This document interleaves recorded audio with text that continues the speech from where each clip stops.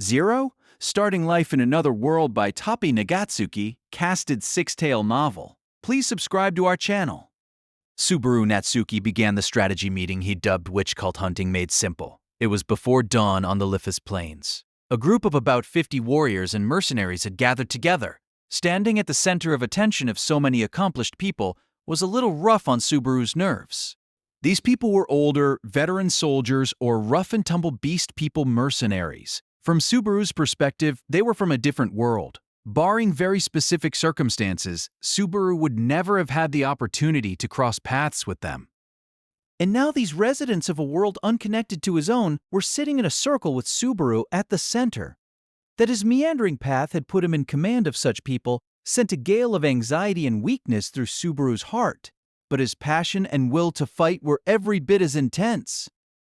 Figures? The scene before Subaru's eyes was what he had yearned for every time he experienced return by death, something that had seemed almost impossible to reach. Subaru's piddling readiness and self-respect gave rise to an urge so great that it was almost painful. He didn't want to fail the innumerable people who had guided him so far ever again. He criticized himself for this more harshly than anyone else could have. "What is it, Subaru? You went quiet all of a sudden." When Subaru put his fist to his chest in self-admonishment, someone watching him from the side called out to him.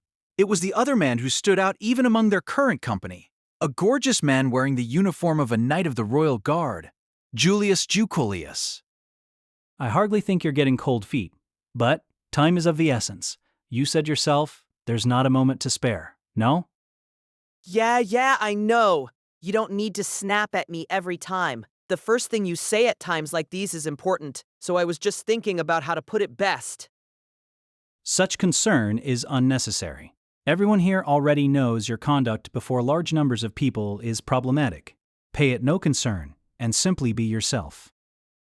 Gahahaha! Ya sure said it, Julius! Hey, bro, he really got you there. Jur. A vein bulged on Subaru's forehead as his darkest moment was dragged out into the open. Ricardo, commander of the Beastman mercenary band called the Iron Fangs, broke into laughter as sympathetic expressions spread among the knights of the expeditionary force. Apparently, news of Subaru's humiliation at the royal palace had traveled further than he'd thought. Yes, now that's enough feeling ashamed of yourself. Subaru, it's your duty to work hard to clean the slate so you can live without shame. Right? And Julius, I understand your urge to needle him, but think about how you say things. It seems you misunderstand, Ferris. I had no such intention. Certainly, it would be a happy day if he has become a better speaker for it. You really have a roundabout way of doing things. Ferris sighed, looking thoroughly annoyed at Julius's sardonic reply. Seeing his reaction, Subaru finally understood the purpose behind Julius's words and deeds. That only gave him the same feelings as Ferris, though. A little banter is fine. That said, I believe we should finally address the subject at hand. Our priority should be countermeasures against the witch cult. It was the sharp-looking Wilhelm who dragged the conversation back from the tangent. Of all his companions, Subaru expected the most out of the Sword Devil, both mentally and in terms of combat. Subaru had cooperated with him in slaying the White Whale, the elderly warrior's mortal foe of many years. In return, he unreservedly lent Subaru his strength. Joining Subaru in Wilhelm's force were the survivors of the White Whale Expeditionary Force as well as the Iron Fang's reinforcements. These 50-odd individuals formed the Anti-Witch Alliance, which would challenge the witch cult. Well, since Wilhelm asked, and because time's a-wasting, I'll get to the point. The topic of discussion today is witch cult hunting made simple. The actual contents are pretty simple. Like with anything, simpler methods give more intense results. Logical. What is your plan then? How about we kick their asses? Go in for a preemptive strike to take the enemy commander's head and victory along with it. Subaru's conclusion sent a faint whiff of surprise through those present. His words were the very definition of audacity. That commander's head belonged to one of the archbishops of the 7 deadly sins commanding the witch cult. Well, that's definitely simple. Assuming we pull it off, it'd be a huge blow to the cult. Amid the group's unease, which was beginning to border on unrest, Ricardo was the first to speak up in admiration. The huge dog man showed off his fangs as he smiled, touching those sharp canine teeth with a finger as he spoke again. That's if we can pull it off, though. Anyone can talk big, can't go counting our chickens before they hatch. Of course I have a plan. I proved I'm not reckless enough to hunt a whale without a fishhook, didn't I? Man, I already believe you. That's why I want to hear your reasoning. Get it? While Subaru was brimming with confidence, Ricardo prompted him to get on with it as he ground his fangs together. Subaru realized his other comrades shared the dogman's feelings when he saw how they drew closer, eagerly awaiting the details of his proposal. Okay, I'll lay this out one part at a time. First, the witch cult is targeting the Mathers domain where Emilia is. This is due to all sorts of background information. We'll leave it at that for now, okay? So those are the starting conditions? Very well. In truth, we anticipated that it was likely an incident related to the witch cult would occur in the Mathers domain. The appearance of the white whale at the same time cannot be dismissed as mere coincidence. So what? The witch cult used the white whale to seal the high whale to seal the Mathers domain. Meow. Looks like the cult is getting serious. Well, considering their dogma, that almost goes without saying. When Subaru began going over the situation, Julius and Ferris both added their thoughts. Apparently, though, the witch cult was still unfathomable in many respects. The fanatics' obscure activities were underpinned by a pervading hostility toward half-elves. Given that, the current attack on the Mathers lands was no doubt due to the announcement that Emilia was participating in the royal selection. That indiscriminate cruelty would eventually result in a massacre of the villagers. Subaru genuinely believed the cultists were beyond redemption. The witch cult is after Emilia's life, but that doesn't mean they'll ignore the humans near her. They don't discriminate, they'll kill women and children without mercy. There is no room for doubt on that point, however repugnant it may be. Seeing Subaru's anger, Julius nodded. His eyes held no surprise in them, only furious indignation. The witch cult's capacity for evil was common knowledge in this world, after all. I want to save Emilia, the people at the mansion, and of course, all the villagers. Now, I thought about getting everyone in the area to the mansion and holing up there, but Against the witch cult, whose members can appear anywhere without the slightest warning, sheltering in place seems a poor plan. yeah, we're gonna pass that one up. The point of holing up was to maintain one's forces and hold out for some kind of impending victory. Subaru's force couldn't count on reinforcements, so it wasn't much of an option. Besides, wasting the fighting strength currently in Subaru's hands on a defensive battle would foolishly squander the one clear advantage he possessed. The information he'd gleaned from Return by Death would be worthless the instant events greatly diverged. If an armed group paraded into the mansion, even Petelgeuse would probably revise his plans. He might change the method of attack, or even call off the attack altogether. Furthermore, if Subaru was to maximize the value of what he'd obtained through Return by Death, We need to go after the witch cult lurking in the forest before they figure out what we're up to. While they're prepped to strike first, we've got to strike even before that and crush them. I appreciate the enthusiasm, meow, but how do we find the witch cult in the forest? No one's managed to grab their tail in 400 years. We need something to go on. Yeah, about that. Long story short, it's like fishing for the white whale. Meow. I used my scent to lure the whale in, right? I can do the same thing with the witch cult, too.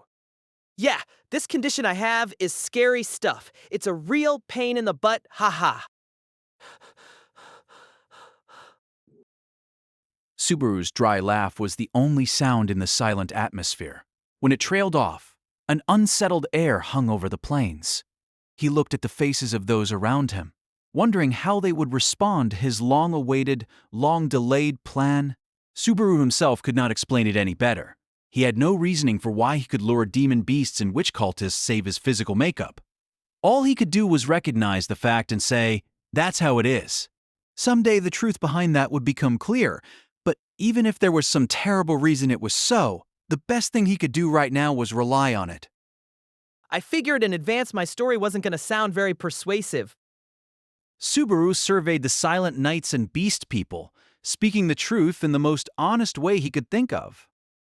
I think calling it crazy talk, unbelievable stuff, is the natural reaction to have. But still, Sir Subaru, please believe me.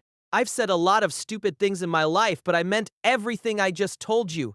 That's how I decided to be, and that's why I want your help.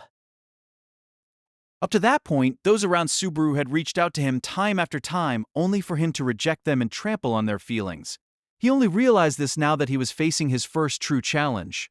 Subaru was powerless and ignorant before the task that loomed before him. On his own, it would be impossible. He needed help from others. From everyone. I only have one head, so it's the only thing I can ask you with. But if this single head won't do, I'll bow it as many times as you like. So please, lend me your strength. Subaru pleaded with them, lowering his head for all to see. Those around Subaru were silent. The only sound was that of the wind crossing the plains. After several moments, the first to speak was a small beast man, a lieutenant of the Iron Fangs called TB. With an adorable face, he adjusted the position of his monocle and stared straight at Subaru. I understand what you are trying to say. However, if you ask us to believe you without any basis for... Gah! What are you worrying about, TB? In the middle of his lecture to Subaru, TB was interrupted by a single blow from his older sister Mimi, who stood nearby. She smacked his back, and as her younger brother groaned, she laughed innocently. Mr. Hero worked really hard to take down that big fish, you know. No one who worked that hard would try to trick us, so it's okay. Sis, could you please be quiet? This is a very important convert. This is a very important convert. You're always trying to be crafty, wait, huh? Crafty. Crafty? That's the one! You won't grow big if you're doing that all the time. Mimi bluntly scolded her teary-eyed younger brother. Then, turning from the wilting TB, she pointed at Subaru. You didn't fight that big fish earlier, TB. So, if you can't trust Mr. Here, just trust in your big sis. Big sis believes in Mr. So since you believe in big sis, you can trust Mr. Right, TB. Besides, Mimi will protect TB no matter what happens. Mimi puffed her chest out as she spoke, brimming with confidence. Though her words surprised TB, they immediately wore him down. The hostility he displayed earlier drained from his face. The sight of the siblings made the others unwittingly break into broad smiles. Amid the unexpected outpouring of laughter, Mimi tilted her head with a curious look and asked, What? Nah, don't sweat it. That was perfect. You said it great. His eyes softening. Ricardo patted Mimi's head so hard that his huge palm almost looked like it would pop her head right off. There's still things that bug me, but haven't come this far. We're not gonna doubt, bro, now. We crossed that bridge a long while ago. Subaru's eyes widened at the unexpected words. Then, in apparent agreement with Ricardo, Wilhelm stepped forward. Sir Subaru, a man should not lower his head lightly. Indeed, to avoid meeting a person's eyes when you ask something of them is unacceptable. Had you looked, you would surely have noticed it yourself by now. The Sword Devil's solemn words urged Subaru to lift his chin and look around. As he examined the faces of those surrounding him, Subaru realized that their feelings had not changed. Not a single thing about them was different since the discussion began. You know, meow, it puts us in a bind if you go quiet all on your own like that. It's not as if anyone thinks your story is a lie, Subaru. With a subdued look, Ferris passed a finger through his own fur as he spoke. The absence of objections proved that everyone present agreed. Under Subaru's gaze, Julius maintained his usual elegant handsomeness as he stood straight. Besides, Subaru, your decoy plan is what decided the fight with the white whale. It was Lady Crush who chose to bet on that, which means doubting Subaru is the same as doubting Lady Crucian, and there's no way Fairy could do such a thing. That is a very Ferris-like thing to say, but Sir Subaru has simply earned our trust through his actions. That is the plain truth known to all who witnessed that battle. Hey, old man Will? Of course, I am included in that. Ferris was visibly nervous, his voice going shrill, but Wilhelm merely nodded strongly in Subaru's direction, paying no heed to the retort. Such unreserved consideration made Subaru's cheeks run hot as he appreciated the surrounding atmosphere. I'm so uncool. Guess I'm as bad at reading the atmosphere as ever. I believe an atmosphere is something to be breathed, not read. Oh, shut up. I knew that already. And that the less you can read it, the more you obsess about it. Julius's comment made Subaru's voice go ragged as he swept away all the excess sentimentality within him. He'd unnecessarily embarrassed himself again. All things considered, though, it wasn't such a bad price to pay.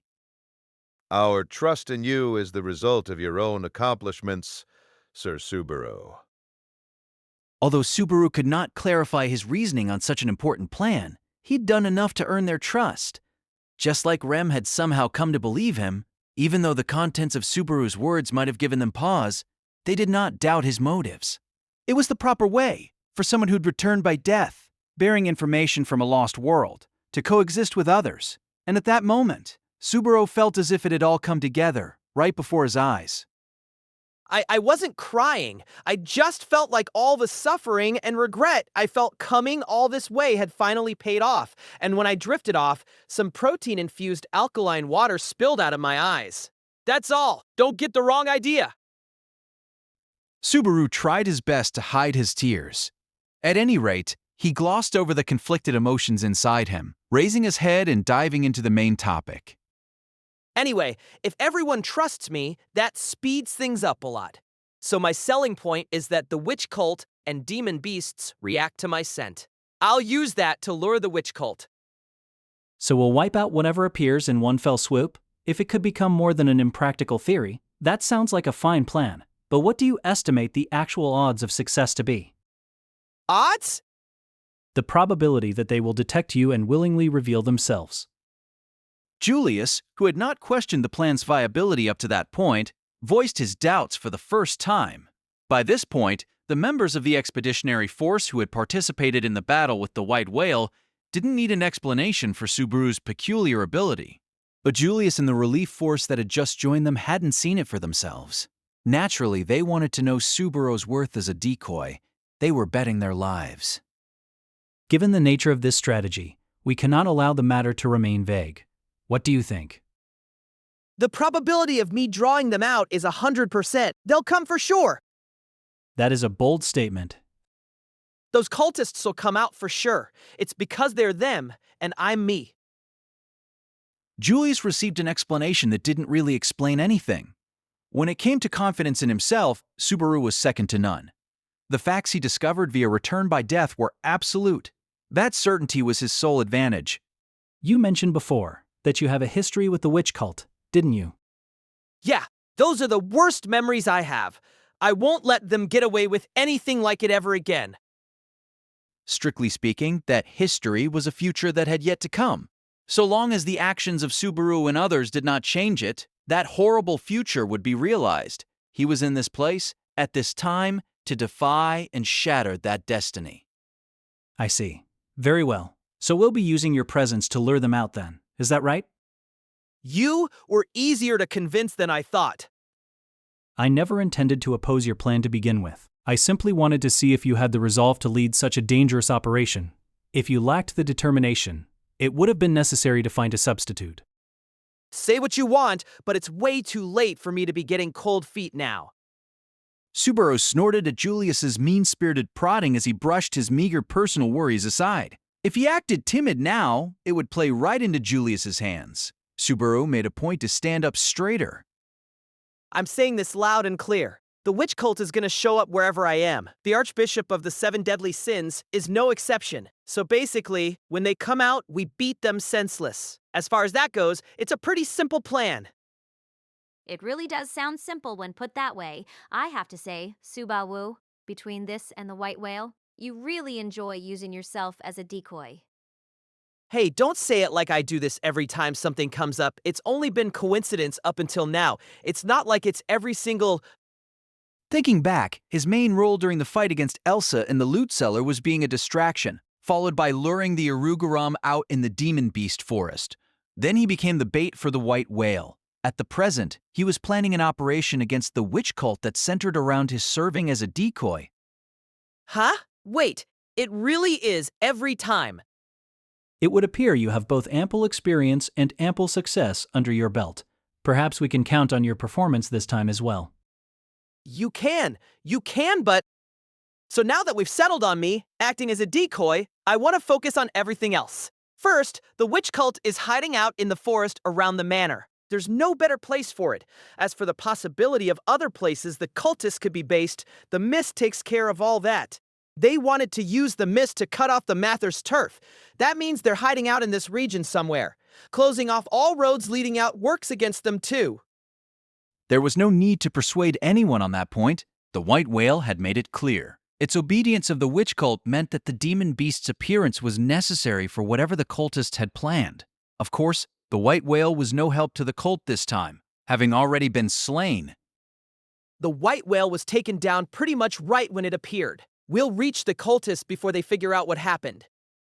Then this will be a battle against time. If we press our blades to the necks of those hiding in the forest, it will come down to a proper contest of strength.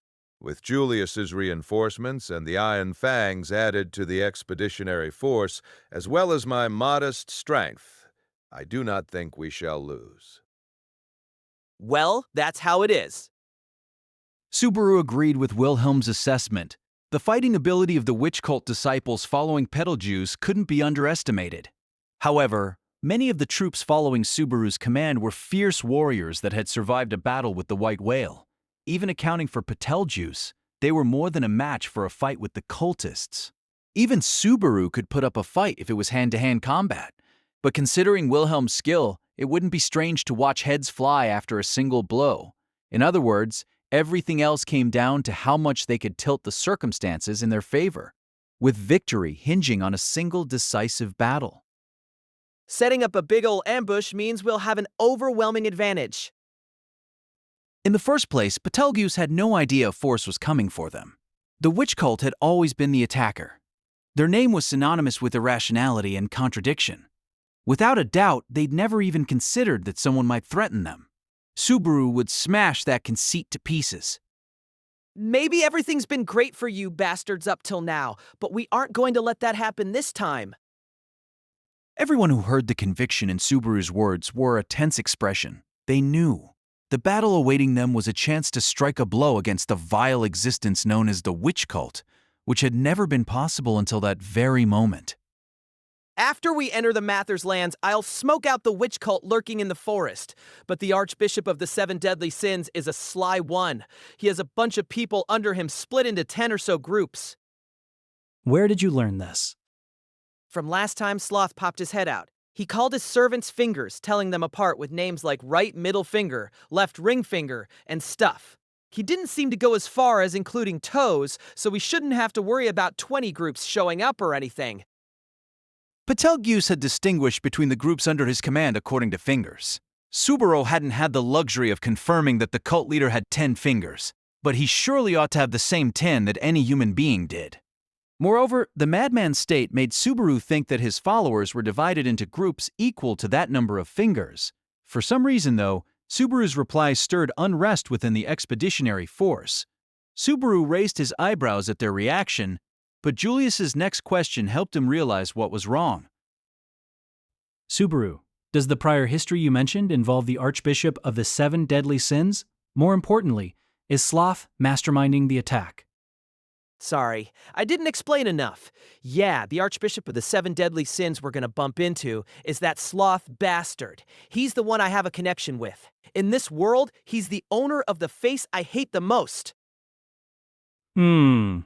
Incidentally, I presume your second most hated face belongs to me? Don't get carried away. Don't be trying to make yourself a big part of my life, all right? It seemed as if Julius joked to hide his admiration, while Subaru could only scowl in response. When it came to ranking faces he despised, Petelgeuse definitely took the top, with Subaru's own following at the number 2 spot. Julius was fairly high up on the charts, but it had taken an awful lot to dethrone the leader and runner-up. That asshole's put me through hell. But thanks to that, I know for a fact my odor's effective, on top of the knowledge that he splits up his followers into fingers. Meow, I see. That's why you're so confident. Better not to ask about what happened. Yeah, that's right. Please don't. I'll tell you about anything that's important, though. Loud and clear. Asking seems like it'll just leave a sour taste anyway. Somehow, Ferris seemed sympathetic when he saw the unbridled rage Subaru displayed when discussing the witch cult. Perhaps Ferris was connecting Subaru's condition with some kind of tragic past of his own. That would have been a misunderstanding, but Subaru made no move to correct him. Also, not to put a damper on our plan of attack, but I've arranged for some insurance too. I asked Anastasia and Russell for that before we set out to take down the white whale. Insurance you asked the lady for? What kind of evil plan is this? It was just a normal request. Jeez, who the hell do you think your employer is? Actually, what I asked both of them to do was touch base with the villages near the highway. I wanted them to hire the dragon carriages from every traveling merchant in the neighborhood. The client is Marquise Mathers, and the condition is that he pays the asking price for everything the carriages are hauling. Ha! That should get him fired up. There's no question this is going to break the bank, but it's a necessary expense to save people's lives. It's the obvious call to make, since Roswal is off prancing around somewhere again right when we need him. The lure of gold ought to attract plenty of helpers. The money actually belonged to Roswal, but it was his own fault for not fulfilling the duty of a landlord that he mentioned so often. Either way, Subaru had finished laying the groundwork for the evacuation plan, getting Emilia and the villagers out before the witch cult attacked, though it had failed before.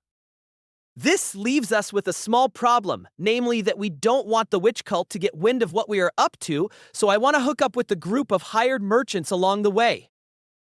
Certainly, it would be wise not to put them on guard when we depend on the element of surprise. We should assign people familiar with the circumstances to guide the merchant group. TB. I understand. If the lady's involved, I think it's best we send people from our camp. We'll dispatch 4 messengers. Your instructions, please. Oh, that was fast. I appreciate it. Subaru felt relieved after witnessing Julius and TB's quick decision-making. Also, I want to send a messenger from Crucius to the mansion.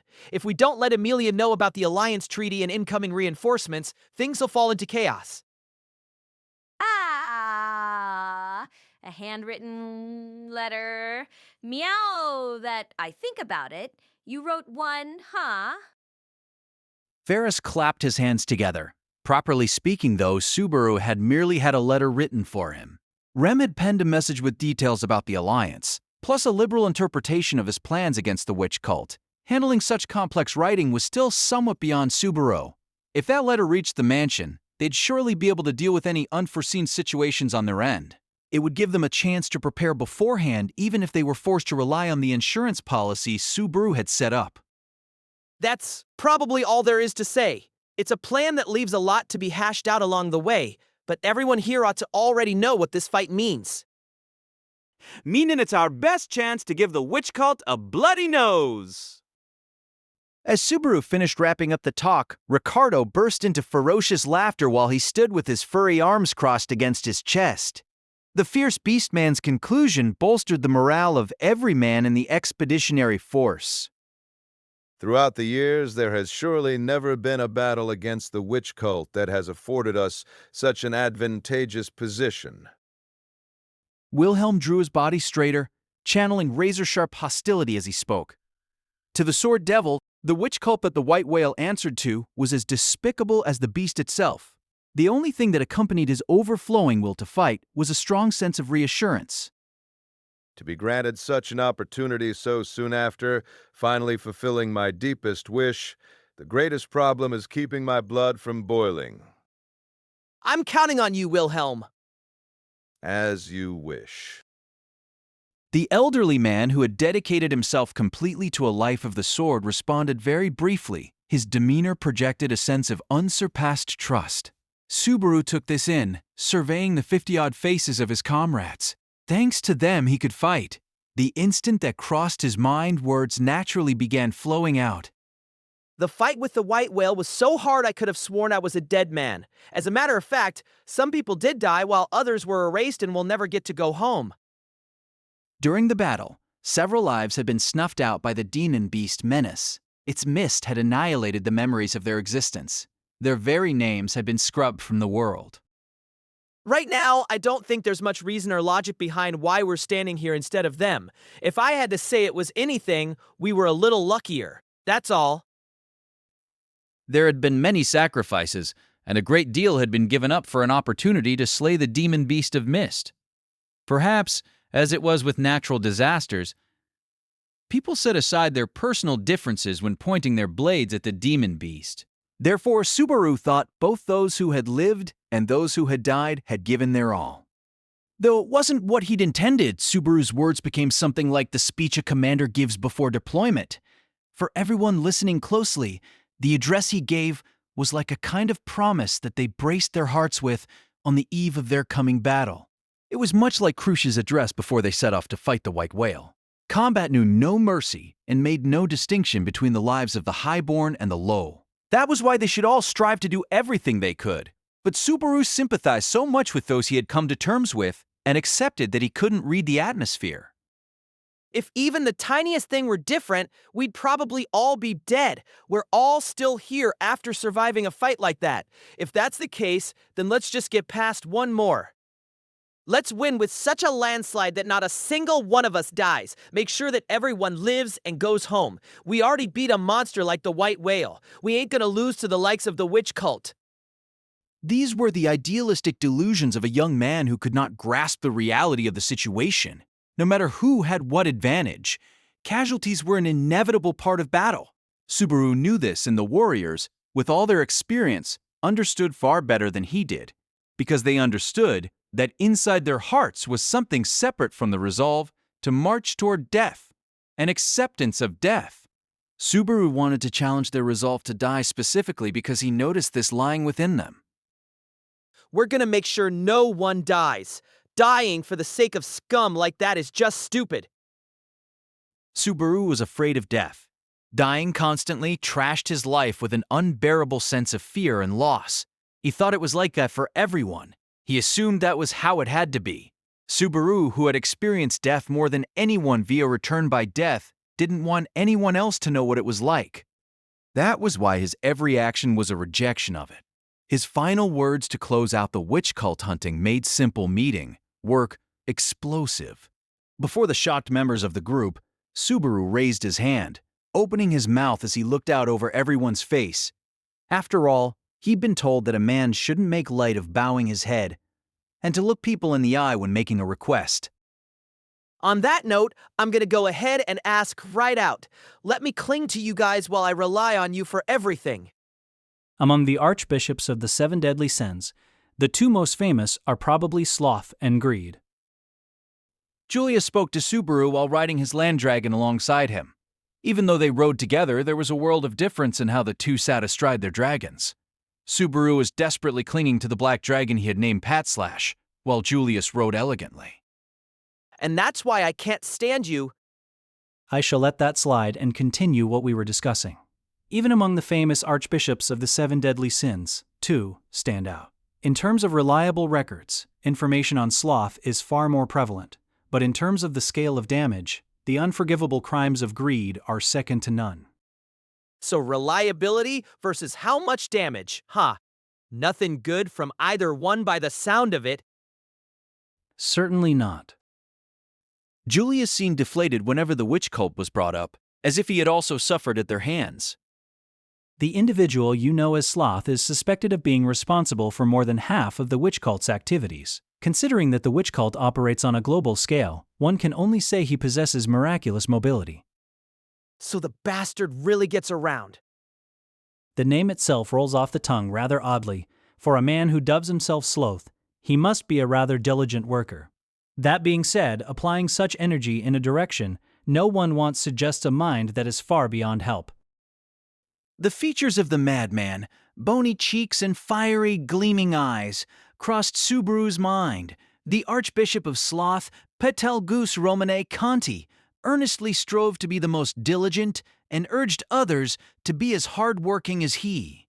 Even though he called himself Sloth, he bore a rather substantial hatred toward laziness. His rate of activity, unusual for the witch cult, must have been an expression of that hatred. It pains me to say this, but the knights have learned little of the witch cult. Since they are hidden to begin with, it is difficult to expose them during peacetime. When they cause harm, the first witnesses are always doubted. Even then, all that remains in their wake is something akin to a charred plane. So the dilemma here is like detectives that don't investigate unless a crime's been committed. I feel you, though. Seeing the regret on Julius's face kept even Subaru from poking fun. It would be wrong to criticize the knight's investigative abilities. After all, it didn't change the fact that the witch cult was at fault. However, this time, it will be different. It was Wilhelm, coming up beside them, who interrupted their exchange. Riding his favorite mount, the sword devil hemmed Subaru in from the side opposite Julius, staring straight ahead. His eyes were quietly filled with an eagerness to fight as he touched the hilt of the treasured sword hanging from his hip. We will take down the leader, allowing none to escape. Just like the white whale, he will pay for all his wicked deeds. That is the will of every soul in the kingdom, and the earnest desire of the knights. Exactly as you say. These cowards have fled from the blade of justice. However, this time we shall not give them the chance. Our swords will find them. Wilhelm nodded, and for once, Julius's expression hardened as his raw emotion became visible. Subaru wasn't the only one with a reason to despise the witch cult. For some people who had lived all their lives in this world, cursing the cultists came as naturally as breathing. Incidentally, since we got fired up talking about Sloth, who's this greed guy? Unlike sloth, greed is a name associated with few calamities. But the content of those records is more than sufficient. The Empire incident in particular is widely known. By that you mean the damage was especially huge? The fortress city of Gakler, located in the Empire of Wallachia, found at the south of the world map, it was known as the most solidly defended city of that nation's border regions. It had a standard garrison of thousands of troops, while the settlement itself was enveloped by a complex set of defensive walls. It was a place truly worthy of the name Fortress City, but greed conquered it, single-handedly, no less. He took down a whole city by himself! This was no mere tale of one night worth 1,000 footmen. Subaru's voice cracked when he heard the shocking account. Soldiers must always be strong. The common people consider this way of thinking to be the imperial way. The empire is a nation that lives and breathes that ideal, and even its basic infantry are fierce fighters. The fortress city was manned by such soldiers, but it fell to a single archbishop of the 7 deadly sins who called himself Greed. It is said that even 8 Arms Kugan, hero of Wallachia, was slain in that battle. I once had an opportunity to cross swords with Kolgan.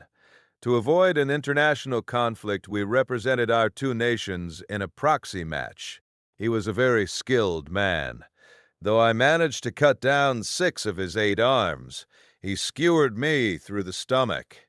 The match was called off with us both on the brink of death, and thus the match ended without either side declared the winner. That was a real casual way to bring up such an intense story. Put plainly, it was difficult for a young man's heart to remain calm after he'd heard a tale about the Sword Devil's prime that was worthy of a novel.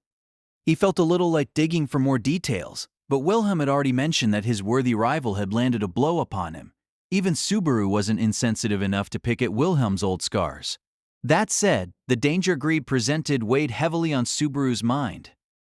Sloth and greed, then on top of that, pride, lust, and wrath, huh? Even without a gluttony, sounds like a pretty grim future to come, huh? You seem to be looking quite far ahead. I'm not eager to see it. I think the odds of meeting them are pretty high, though. On the eve of their battle with Sloth, thinking about what was coming made Subaru's chest throb. The unavoidable clash with Petelgeuse no doubt meant earning the permanent ire of the witch cult.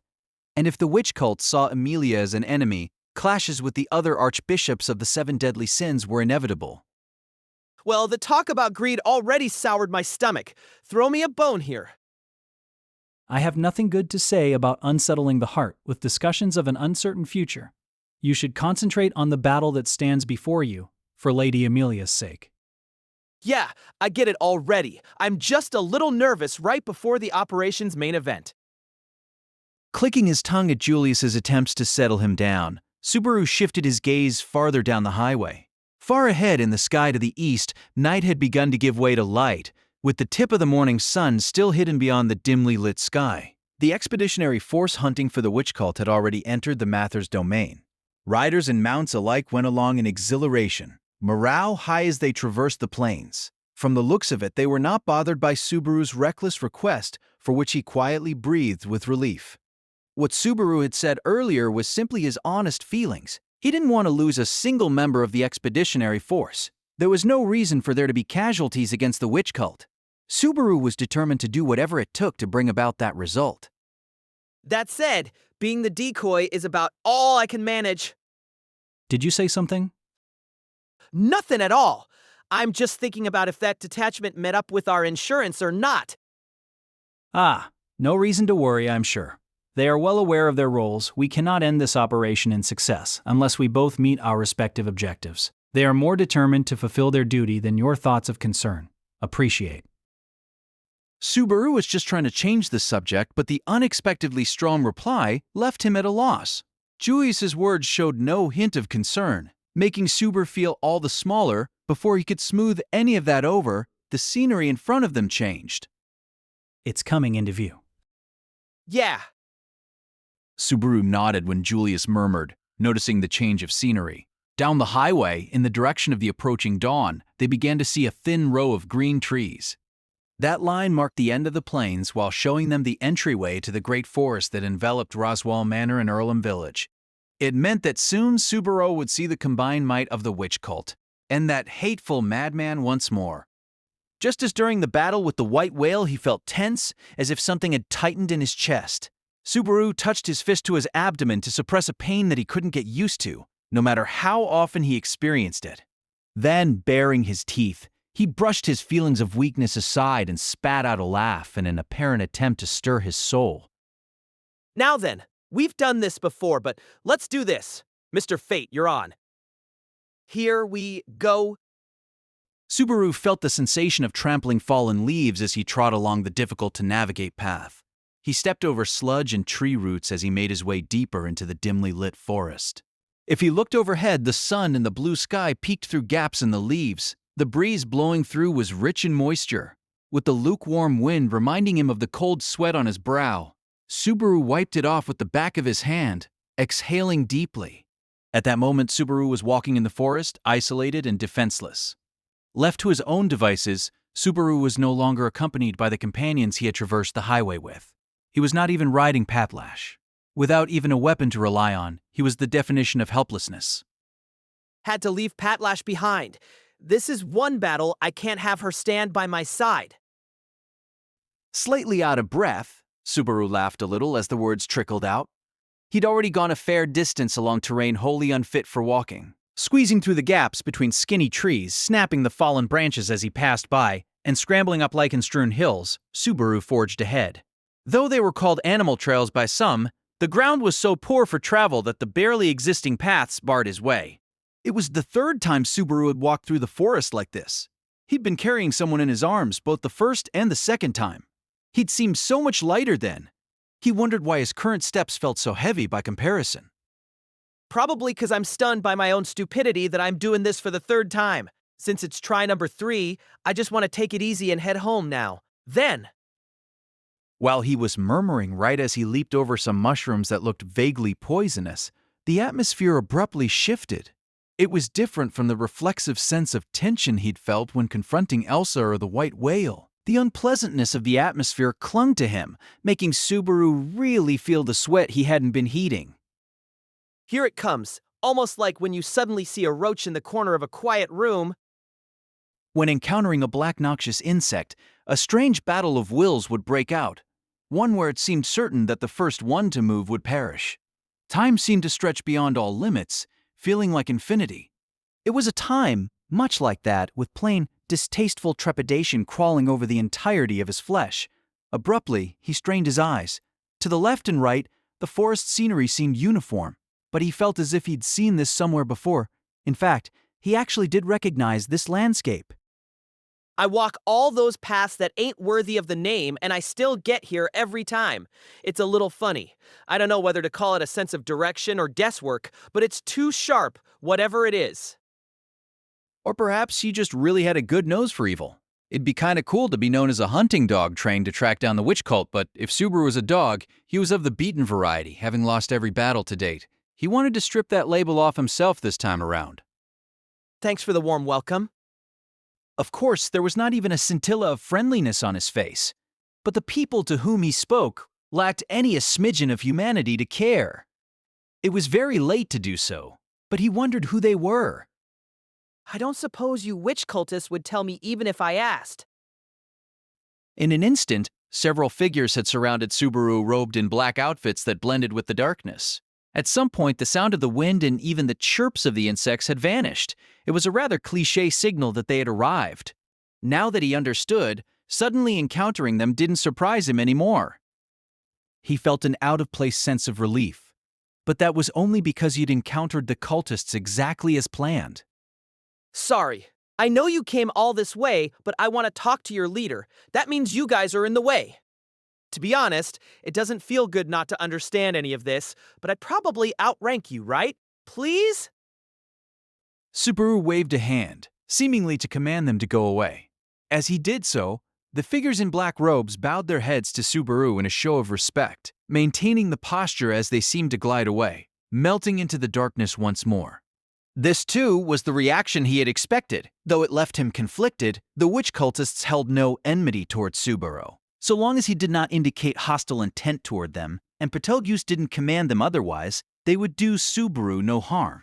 He didn't really want to know the circumstances that lay behind that judgment. Sure would be nice if I could just order them to pack up their things and head back to the family farm. Subaru sighed deeply, his shoulders sinking. Things were never so convenient. Either way, it was clear that he was near his destination. He recognized the scenery around him, and he'd met what he assumed was a witch cult patrol. If memory served him correctly, all he needed to do was keep heading deeper into the forest. His eardrums were filled only by the sounds of his footsteps along the ground and his own breathing. He felt like he was walking through prolonged, never-ending darkness. But that sense soon came to an end. Oh! The trees obstructing his path opened before him, and Subaru leaped into a rocky place. A sheer cliff filled his vision. A sudden break in the forest spread before the tall, precipitous rock face, almost as if the forest had been gouged by a giant claw. Several boulders lay at the bottom of the cliff. The cave within which the witch cult was lurking was hidden behind a particularly large one. The malicious group was surely preparing its cruel schemes within. But it seemed that there would be no need to converse inside the cavern this time around.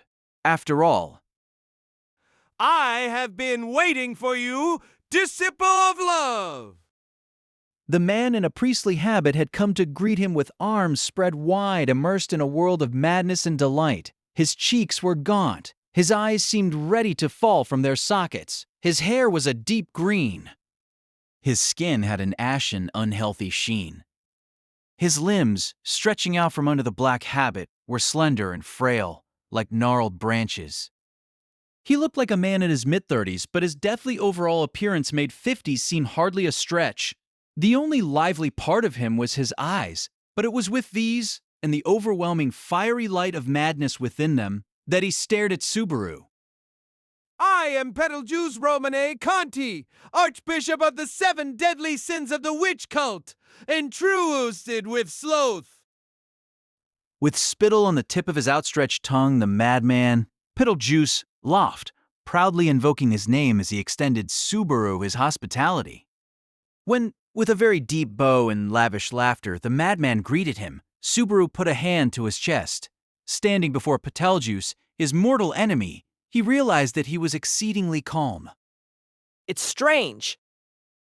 This was the enemy he had hated so much, cursed with his desire to kill, the despicable foe that was the cause of all his woes.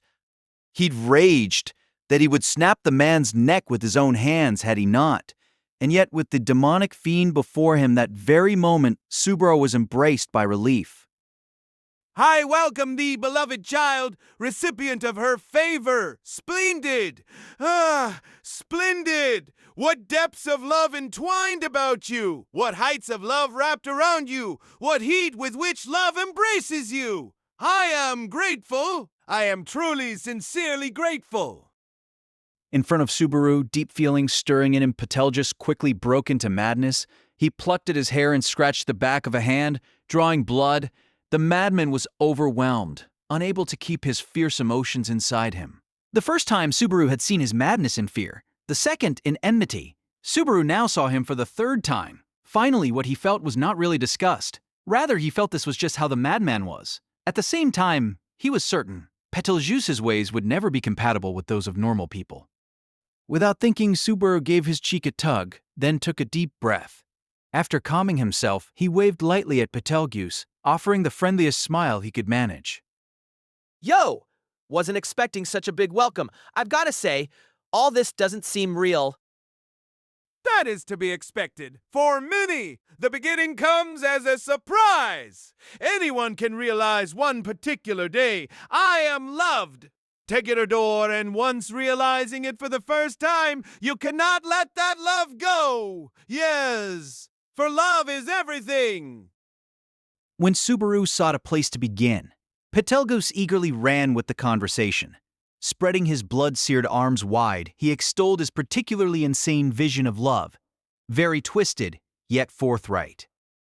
For love, for the love granted to us. We cannot fail to respond with diligence accordingly. We administer the trial, the ordeal, to give meaning to the favor the which has granted to this world, to this age, to me. For love, for love, for love, for love, for love. So you can't be lazy about it. You've got to be diligent to faithfully repay that love. Yes, precisely. When Subaru picked up the gist and pretended to understand, Petelgeuse laughed maniacally, deeply impressed. The understanding and agreement were strictly on the surface. With Subaru keeping pace on the surface and Petelgeuse unable to peer into his soul, the words were nothing more than sweet, empty nothings. Truly, Subaru wished he could end the conversation there and then.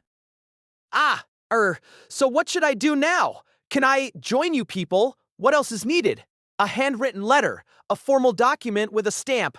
I don't have an actual stamp, so will a fingerprint do? But Subaru suppressed all the disgust welling in him and turned to face Petelgeuse. The longer he kept the conversation going, the more likely it was that he could drag useful information out of the madman. That spirit, that enthusiasm, that forward thinking is to be treasured. However, As the calculating Subaru stepped nearer, Petelgeuse sniffed the air, as if confirming that the scent of the witch was really present. Then, as an ecstatic smile came over him, the madman extended both hands, showing Subaru his 10 perfectly intact fingers. The slender, gnarled digits that resembled branches quivered. the favor that you have been granted is too thick to add you to my fingers at this juncture. I wonder just how rich is the love of the witch I see before me. Even wrath would be envious of this. Could it be that you are pride? Pride? Among the 6 archbishops of the 7 deadly sins, only the seat of pride is currently vacant. None of this generation worthy of the sin had appeared in this era. But the witch factor has solely reached the next generation's pride. You have received your gospel, of course. Taking a step, Petelgeuse closed the distance between them. Petelgeuse's question, posed with his head tilted 90 degrees, could not fail to throw Subaru off. He accepted at face value the good news that the seat of pride among the archbishops of the 7 deadly sins was vacant. But Petelgeuse suspected that Subaru might be the one to fill that vacancy. It was easy for him to claim that he could, but should he do so? And how would Petelgeuse react if he did? It was a hurdle he hadn't anticipated at all, and he didn't have a clue about the gospel the guy was asking about. Was it some kind of code word used among members of the witch cult? Or a trap for the unwary? If the former, it was hazing the rookie witch cultist. If the latter, the madman was engaging in psychological warfare. Well, you see, He didn't want to clumsily say anything rash, but silence would only make him seem more suspicious. Amid that extreme stress, Subaru strongly closed his eyes. Once, behind his closed eyelids, faces rose up, faces of the people Subaru had to protect. That was all he needed to harden his resolve. Setting aside the gospel about this pride, if it takes a lousy personality to qualify, I just might be who you're looking for. I'm interested, but I'd like to hear a few more details first about archbishops of the 7 deadly sins and this trial you mentioned. With few avenues for follow-up, Subaru kicked the gospel issue down the road and pursued the madman's statements about the archbishops of the 7 deadly sins, of which much was unclear, and the trial Petelgeuse had spoken of several times over. Trial given the situation, it was probably the current plan of attack. If he could find out details, perhaps even where the fingers were hiding out, it'd be the perfect intel to gather. Naturally, the meddlesome question might send Petelgeuse flying into a rage, but Subaru was already on guard for that. Behind his light-hearted tone of voice, Subaru was already prepared to commence hostilities when he let the question fly. For his part, the madman slowly stuck his right hand's thumb into his own mouth. My brain is shaking. With a dull sound, he crushed his thumb with his back teeth, sending fresh blood trickling out of the corner of his mouth. There was a slight tremble in his halting murmur, but the mad delight from a moment earlier had completely vanished. His hollow gaze sent a shudder through Subaru, quickening his pulse. His heart beat at such a high tempo it hurt, feeling as if it were slamming against his ribcage from the inside. And right before Subaru's eyes, Petelgeuse withdrew his thumb from his mouth and said, The trial, that is fine. I do not mind at all. It ought to be some time until word reaches all regions that the highway is sealed. Similarly, the trial will not begin yet, for time is something we still possess. In contrast to his disquieting actions, Petelgeuse's words to the eager-to-learn Subaru were, if anything, amiable. A smile came over Subaru at the reaction. He strained not to let his cheek twitch.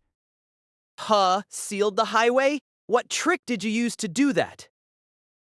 A very simple one. The mist. That is enough explanation, I believe. Yeah, it's plenty. Subaru nodded at Petelgeuse's brief reply. The statement suggesting that the mist and the sealing of the highway were connected was proof positive that the white whale and the witch cult were linked behind the scenes. Furthermore, from that exchange, Subaru learned that word of the white whale's subjugation had not yet reached Petelgeuse's ears. The cultists hadn't realized Subaru had brought the expeditionary force with him. So you sealed the highway so that you could do the trial with no one to interfere. That's a pretty shrewd way to operate, Mr. Petelgeuse. Yes, the trial is sacred, inviolable. To fail to overcome at all costs, no matter the predicament, would be insincerity toward love. Yes, toward love. The love granted to us. Love. The love granted to us. The love poured onto us. We must respond to that love. Yeah. Separate from his statements regarding the trial, Petelgeuse got fired up by his personal thoughts on love. The madman bent back, eyes bulging, stretching his tongue as he gazed intently at the heavens, frothing at the mouth as he searched for something intangible. Ignoring Subaru's double-take at the unhinged reaction, Petelgeuse did not stop. All must be sacrificed for love. The silver-haired half-demon, whose very existence is insolent, must answer for the deep crime of her very life. Those who bear sins must undergo trials. Yes, they must be tested to find whether they are slothful or diligent. And it is my hand that must be first. So the trials are to question their sins to test if they bear sins. For that purpose, the trials. For that purpose, the sins. The archbishops of the 7 deadly sins. Accordingly, I must test her. If she is not tested to see if she truly possesses the witch factor, then whether she is a suitable. Revero, Starting Life in Another World by Tape Nagatsuki, casted 6-tale novel. Please subscribe to our channel. Vessel cannot be. Gripped by madness, Petelgeuse slipped an arm into his habit. Then, after a little rummaging, his fingertips pulled out a small, case-bound book. Subaru thought it about the size of the pocket dictionaries that were common in the world he came from. Deftly opening the book with one hand, Petelgeuse ran his bloodshot eyes along its pages. My duty is recorded within the gospel, and I must fulfill it as proof of my love. If you are indeed bride, you will understand my loosofty ideals. After all, it has been centuries since the vacancy among us, the forsaken bearing the titles of sins, has been filled. Hold on a sec. I need to hear more about this pride in the switch factor stuff. Present your gospel. Petelgeuse suppressed his madness once more, forcing back a sudden wave of emotion. Subaru, unable to keep up with the shift, unwittingly took a step back when Petelgeuse pressed closer. At Subaru's reaction, Petelgeuse, the crazed zeal still absent from his eyes, tilted his head 90 degrees. Present your gospel, the proof of your favor, the proof of your favor. Speaking this, the madman extended his blood-smeared right hand toward Subaru, demanding proof that he was a co-conspirator. His undamaged left hand touched the beloved book within it. From his demeanor and actions, Subaru understood that book was a gospel. And as if to affirm his conviction, Petelgeuse thrust his gospel text toward Subaru. You are not recorded within the text of my gospel. Therefore, who are you, and why have you fortuitously come to appear in this place? Ah, so that book is called a gospel. I see. I get it. Well, you should have said so. On the brink of a decisive rupture, Subaru made a grand show of patting his chest and putting a hand into his pocket. Of course, he didn't have a single page inside it, let alone a book. Petelgeuse's pupils contracted slightly as they watched my pantomime. His madness-filled eyes caused a countdown to destruction to begin ticking down in the back of my mind. The numbers were proceeding with unusual speed. Failure was surely close at hand. Therefore, oh, my bad. So sorry. What is it? About my gospel, you see, I used it as a pot stand and it got dirty, so I threw it out. Therefore, this was the watershed moment. Judging that it was impossible to drag things out any longer, Subaru instantly brought the conversation to a conclusion. Petelgeuse looked taken aback the instant Subaru's frivolous reply reached his ears. But when the statement immediately transformed to an insult the madman's brain, his visage turned fiendish. Proof of her favor, authority of sloth, unseen hands. The madman screamed with a reptilian look as his shadow exploded. No, the shadow swelled up as if exploding, becoming multiple black arms that stretched toward the heavens. These were evil hands, imperceptible to normal people, able to destroy a human body with ease. The hands danced high above like serpentine heads, locking onto Subaru. The black, shadowy, evil hands snapped down like whips, the tips of their fingers aimed at the ground, shooting out at breakneck speed. In a moment before those black tendrils reached him, Subaru beat a hasty retreat from the spot. I told you before, if you can see them, they're not that hard to dodge. What is this? Subaru had said it the last time around, so to Petelgeuse it was an assertion ungrounded in fact. However, the madman did not take the time to dismiss Subaru's statement as nonsense. A total of 7 pitch-black hands bore down on Subaru to tear him limb from limb. On bad, rocky footing, he leaped over them with legwork that could not be called pretty, even if one was charitable. With Petelgeuse to the front, Subaru leaped heavily to the rear, putting as much distance between them as he could. He did this both to escape the range of the attack and to get out of the way of the counterattack. Just now, you saw my unseen hands. Right now, I'm not the one you should worry about. After his all-powerful move was countered, froth rose to the corners of Petelgeuse's mouth as he seemed ready to raise his voice again. To forestall him, Subaru pointed behind the madman's back. That was the signal for the counterattack. Wow! Wow! Ha! Overlapping bestial howls formed a destructive shockwave that rumbled through the air and tore up the ground. The rocky ground was stripped bare, kicking up a dusty swirl of wind.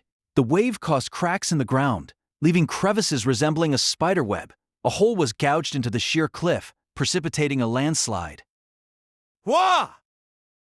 Petelgeuse looked back, raising his voice in shock, eyes bulging as the beast person's siblings landed, unleashing their combo attack. The sleeves of their white robes fluttered as the brother and sister, TB and Mimi, roared on all fours. The two had landed behind Petelgeuse opposite Subaru, ignoring the madman as they pounded a roaring wave into the freshly cut cliff. The ferocious shockwave pulverized the rock face, the blasted pieces flowing downward like an avalanche, clamping shut the entrance of the witch cult's hideaway. Rock and earth collapsed into a massive pile, and in an instant the cavern lair had become a tomb. Awesome! Now they're buried alive. You guys can suffer and regret all that you've done. It was Subaru who raised his middle finger, teeth bared, as he ferociously pounded the insult home. As dust danced in the air, and the impact of the landslide was conveyed by the rumbling ground beneath their feet, it went without saying that the fate of the witch cultists inside the crushed, buried entrance was sealed. How? How can this be? The madman's throat trembled. He plucked at his head, causing droplets of blood to begin to flow. His violent gesture tore hair away, and as the skin on his head bled, Petelgeuse stamped the ground in fury. My fingers cruelly, without mercy, without order, without warning, without provocation, without meaning, slain, murdered, slaughtered. My brain is shacking. Whoa, how? That old guy sure has a screw loose. Sis, I think all the witch cultists are like that. Viewing Petelgeuse's passion with childlike disgust, the siblings, Mimi and TB, exchanged sour looks and light-hearted banter. Of course, their intervention at that juncture was no coincidence or miracle. There were Subaru's reinforcements, coordinating with him according to plan. The two had concealed their presence while accompanying Subaru and had responded to a signal to block the entrance to the witch cult hideout. Now the enemy was Petelgeuse alone, putting Subaru and company at an overwhelming advantage. Ah, yes, that is right. It is fine. However, Petelgeuse's tears were just ceasing to flow as he calmly murmured. The madman slowly looked at the faces of Subaru and the others, one by one, and calmly laughed and laughed. It is fine. It is fine. It is fine. Ah, fine. Fine. Yes, yes, yes, yes, yes, yes, yes, yes, yes, yes, yes. Yeah. The way the madman's mood rose midway through his words, his voice turning shrill, made Mimi's shoulders jump. Having exposed his madness and coated with a thin layer of cold dread, Petelgeuse thrust the fingers of both hands into his mouth at the same time. Then, one by one, he crushed the fingertips with his teeth. It is fine. Now understand. Now is the time for struggle. For love. Yes, for Louvre. Petelgeuse raked the ground with his fingernails, ignoring Mimi and TB as he declared war on Subaru alone.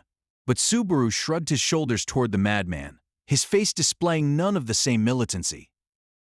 Sorry to disappoint when you're all worked up like this, but What is this? I shall attend to this trial with love, this very moment. When Petelgeuse thrust out a bloody finger, proclaiming vehemently, Subaru said to him, I'm having someone else take you on. The answer made Petelgeuse's eyes widen, and the instant he tried to raise a skeptical voice, Yeah. Petelgeuse lifted his face in shock as the ear-splitting cry crashed down from overhead, and then the sword devil's blade bit into the madman from below the shoulder, slicing him in two.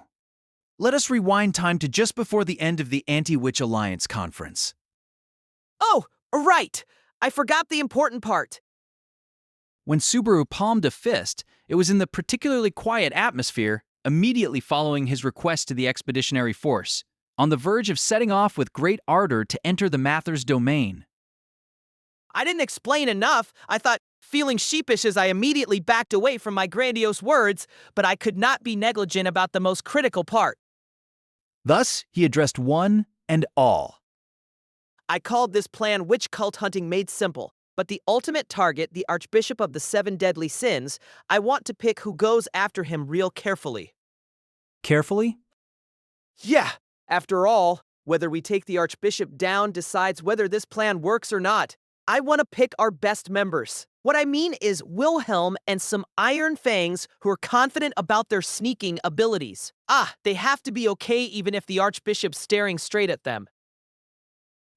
Subaru's condition furrowed the brows of everyone sitting in the circle around him. Their expressions shifted to bewilderment, anxiety, and unease. The men sitting beside one another differed somewhat individually, but their faces surely added up to a sum total of doubt. It was a natural reaction. Subaru, knowing he should explain further, scratched his face as he continued. You see, just like I said, the plan itself is simple.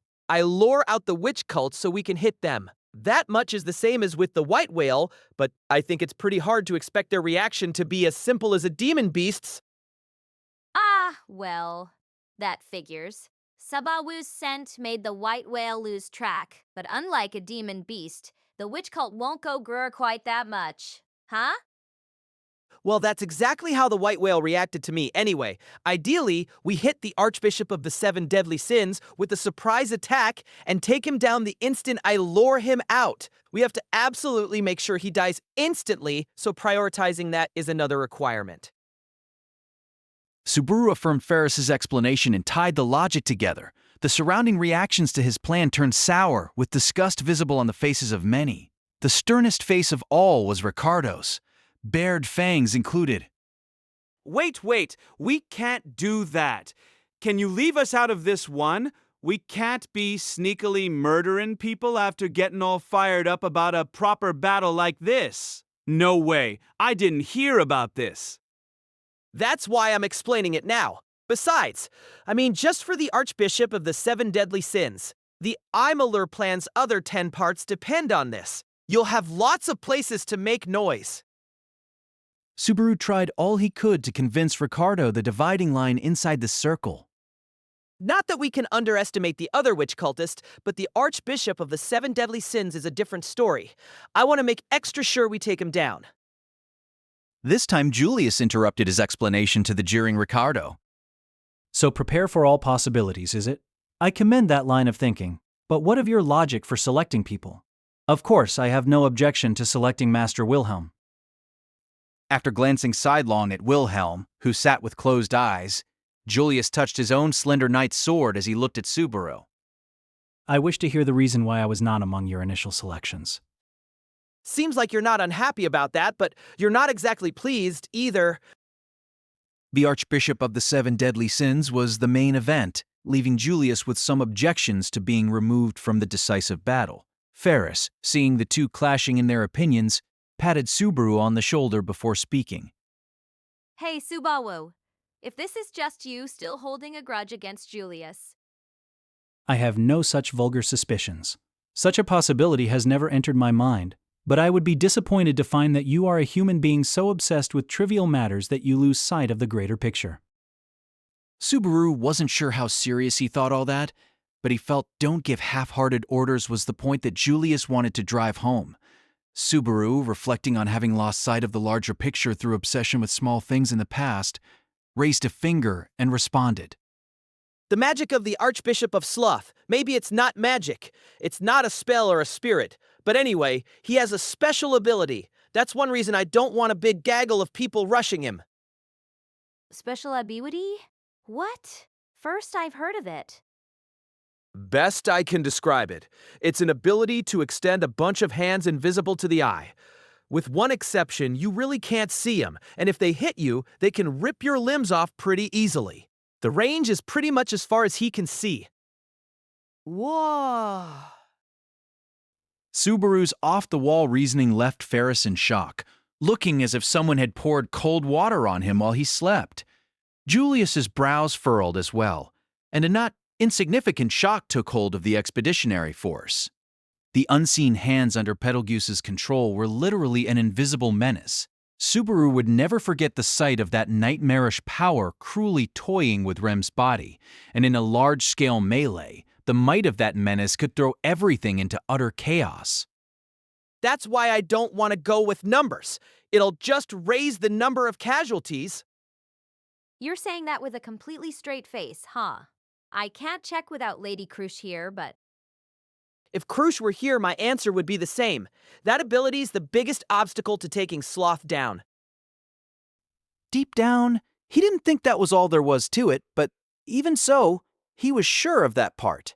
Taking it in, Julius, the first to have spoken up, lowered his eyes, sinking deep in thought before asking, Incidentally, you said there was one exception, and that exception is? Me. I see. A simple tale. Faced with Subaru's simple explanation, Julius could only make that curt reply. Julius sank into thought, but in the meantime, someone else clenched a fist. I get it. It was Mimi who had spoken, vigorously clenching her fist. With an impetuous laugh, she grabbed the shoulders of TB, standing beside her, and shook them hard as she said, "In bid dibberitade." It said. All right, Mimi and TB will go with Mr. And the old man, too. That's best. What, not good? You won't go? Sis, you're being impulsive again. TB, accustomed to his older sister's lack of inhibition, made no move to refute her. Subaru was happy for the volunteers, but he wasn't sure they fulfilled his conditions.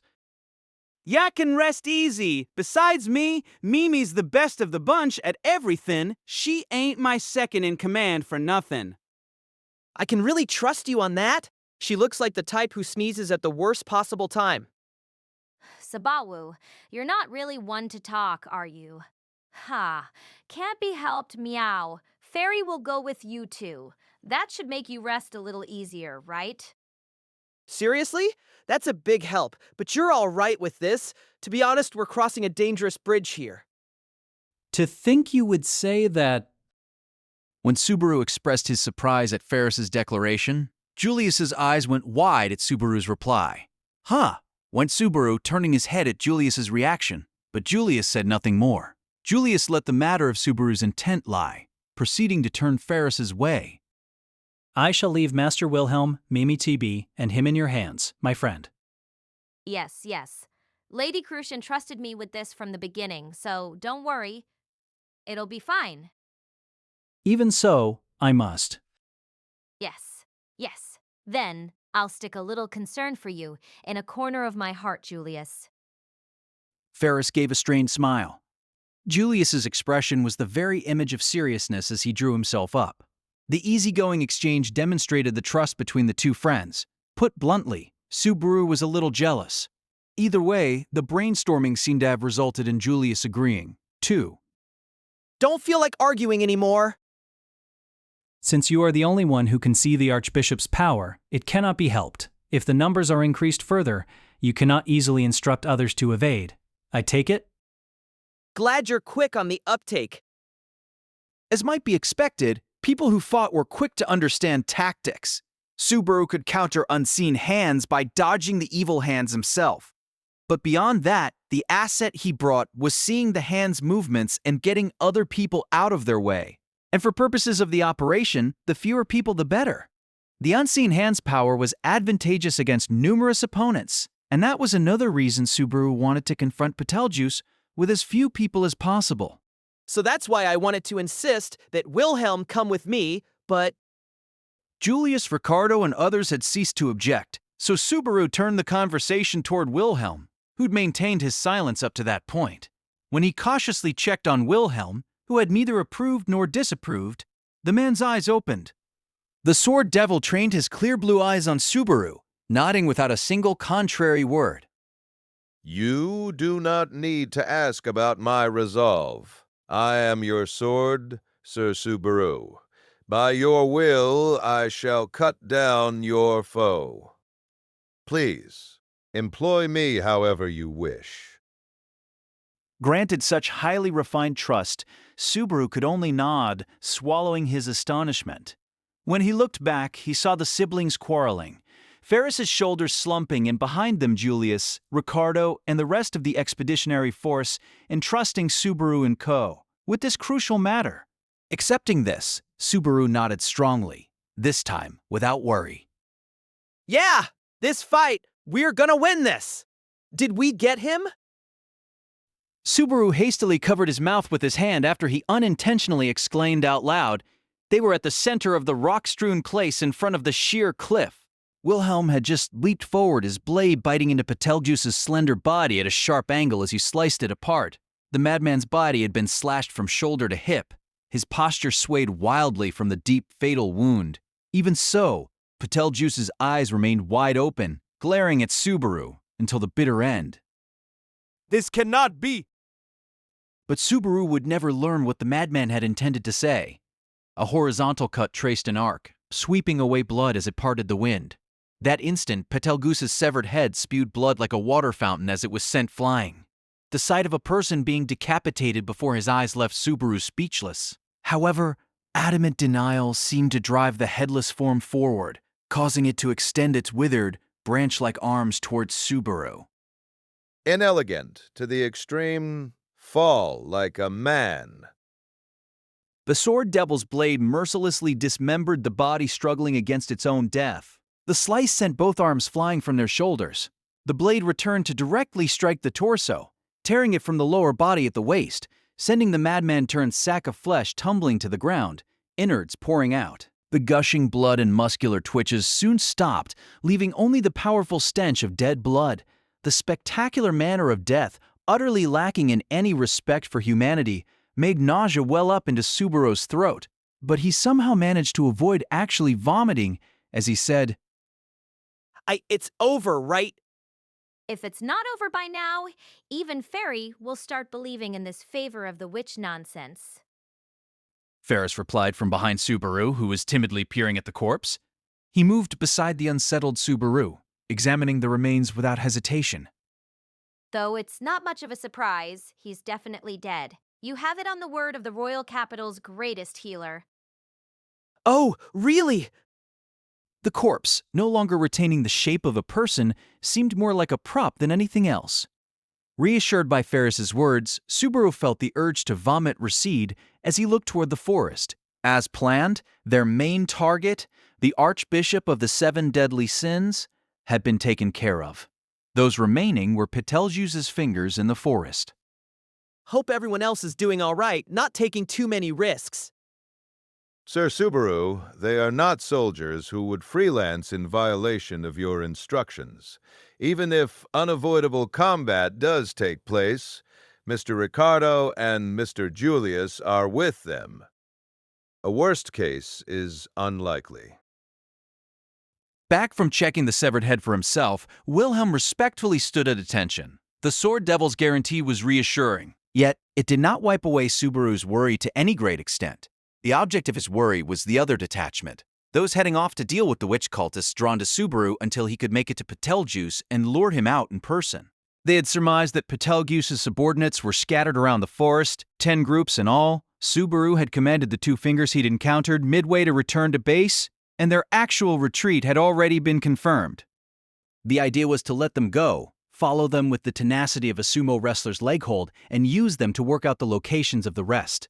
Subaru had strictly ordered his people not to attack, even if they held an advantage in numbers. But if they were spotted by the opposition, combat was no doubt unavoidable. I'm seriously afraid of accidents if that happens. This is the plan I drew up, and it has one crucial hole in it. I don't know what the witch cult people are thinking, and this unexpectedly large number of people fighting scares me. Yes, the plan maker must not show worry. Besides, I've heard this talk from nervous Subaru over and over. It's getting old. Ferris sighed with an exasperated face at Subaru, who was worried about the other side now that his side was taken care of. I understand you're scared, but with Julius and them, fighting shouldn't be a problem, meow. If Julius is fighting seriously, Old Man Will's probably the only one here who can take him on. That's so? He's that strong? Ferris had elaborated to address their young leader's inexhaustible worry, but the details still left Subaru conflicted. In terms of his being a reliable ally, Julius's strength was more than welcome, but given his deeply rooted sense of distaste to date, it was difficult for Subaru to accept Julius's worth at face value. Even if the physical wounds from their duel had completely healed, untreatable phantom pains haunted Subaru even then. It really does run deep. Setting aside whether it's unconscious or not, I do understand your aversion to him, though. What'd you say? Nothing much. In the first place, Julius and them should be much more worried about us. After all, Fairy thought this plan was reckless all this time. Ferris raised his brows and glared at the acrimonious Subaru, who knit his brow in response. Yeah, I get it. But it worked out, didn't it? Subaru said as he glanced at the rocky place that had become their battleground. Looking at the results only, when the Archbishop of the Seven Deadly Sins suspected you, you were nearly done for, weren't you? It was definitely by the skin of your teeth. Fairy hates people in a hurry to die before his eyes. I'm not in a hurry to die at all. Well, not that it sounds very convincing right now. The sternness of Ferris's gaze told Subaru that apologizing further would be meaningless. It had actually been Ferris obsessing over the operation's little details right up until the end. Ferris hadn't objected to the broad outline of the operation itself. Subaru fishing for Petelgeuse, luring him out as a decoy, but he was abnormally fixated on hammering out the specifics to raise their degree of safety. In point of fact, Subaru couldn't deny the low reliability of the plan, given that it greatly hinged on Subaru himself. Everything about luring out the witch cultists, locating Petelgeuse, the main target, slowing him down, gathering intel, was on Subaru's shoulders alone. If even a single thing happened contrary to Subaru's expectations, he would perish. Ferris really hated that. In the end, no useful counterproposal emerged, so he hadn't stopped Subaru from carrying out the plan, but… Subaru, you know how only going by results leaves a bad taste in my mouth, and still you… Ferris's resentful words triggered a memory of other words that had come out of the healer's mouth, spoken close to a half-day before at the height of the battle with the white whale. Ferris had spoken of accepting his role in battle. Just like Subaru, Ferris was decisively unsuited to the field of battle. On top of that, belonging to the Knights meant that, compared to Subaru, he had many more opportunities to feel utterly powerless. The last words he'd thrown out had an echo of loneliness, as if he'd been betrayed by someone who shared his powerlessness. I'm a little surprised, though. I thought you hated me and all. Don't be absurd. I don't choose who I heal based on whether I like them or not. I wanted you to deny hating me, you know. Even if your worth was understood, how you accepted it depended on whether you acknowledged it yourself. When Subaru unwittingly gave a pained smile, Ferris had a sullen face when he touched his only weapon, the dagger on his hip. Whether I like or hate someone has no relation to whether it's worth keeping them alive. It's because that's what Fairy's power is. That others recognize that power. Ferris? Besides, a lot of people died in the battle with the white whale, when someone's squished flat or erased by the mists. Even Fairy, even I can't heal that. The usual composure in his voice absent, Ferris touched the relief carved into his dagger with a finger. This was the family crest of the Lion Rampant, the same crest on the treasured sword his master Krush had carried. The touch of Ferris's fingertip seemed to put courage, and more than that, resolve on his face as he glared at Subaru. Don't get conceited and think you're the only one who doesn't want people to die in this fight. I'm trying to keep that in mind, too. He was trying to, but in truth, trying might have been the extent of it.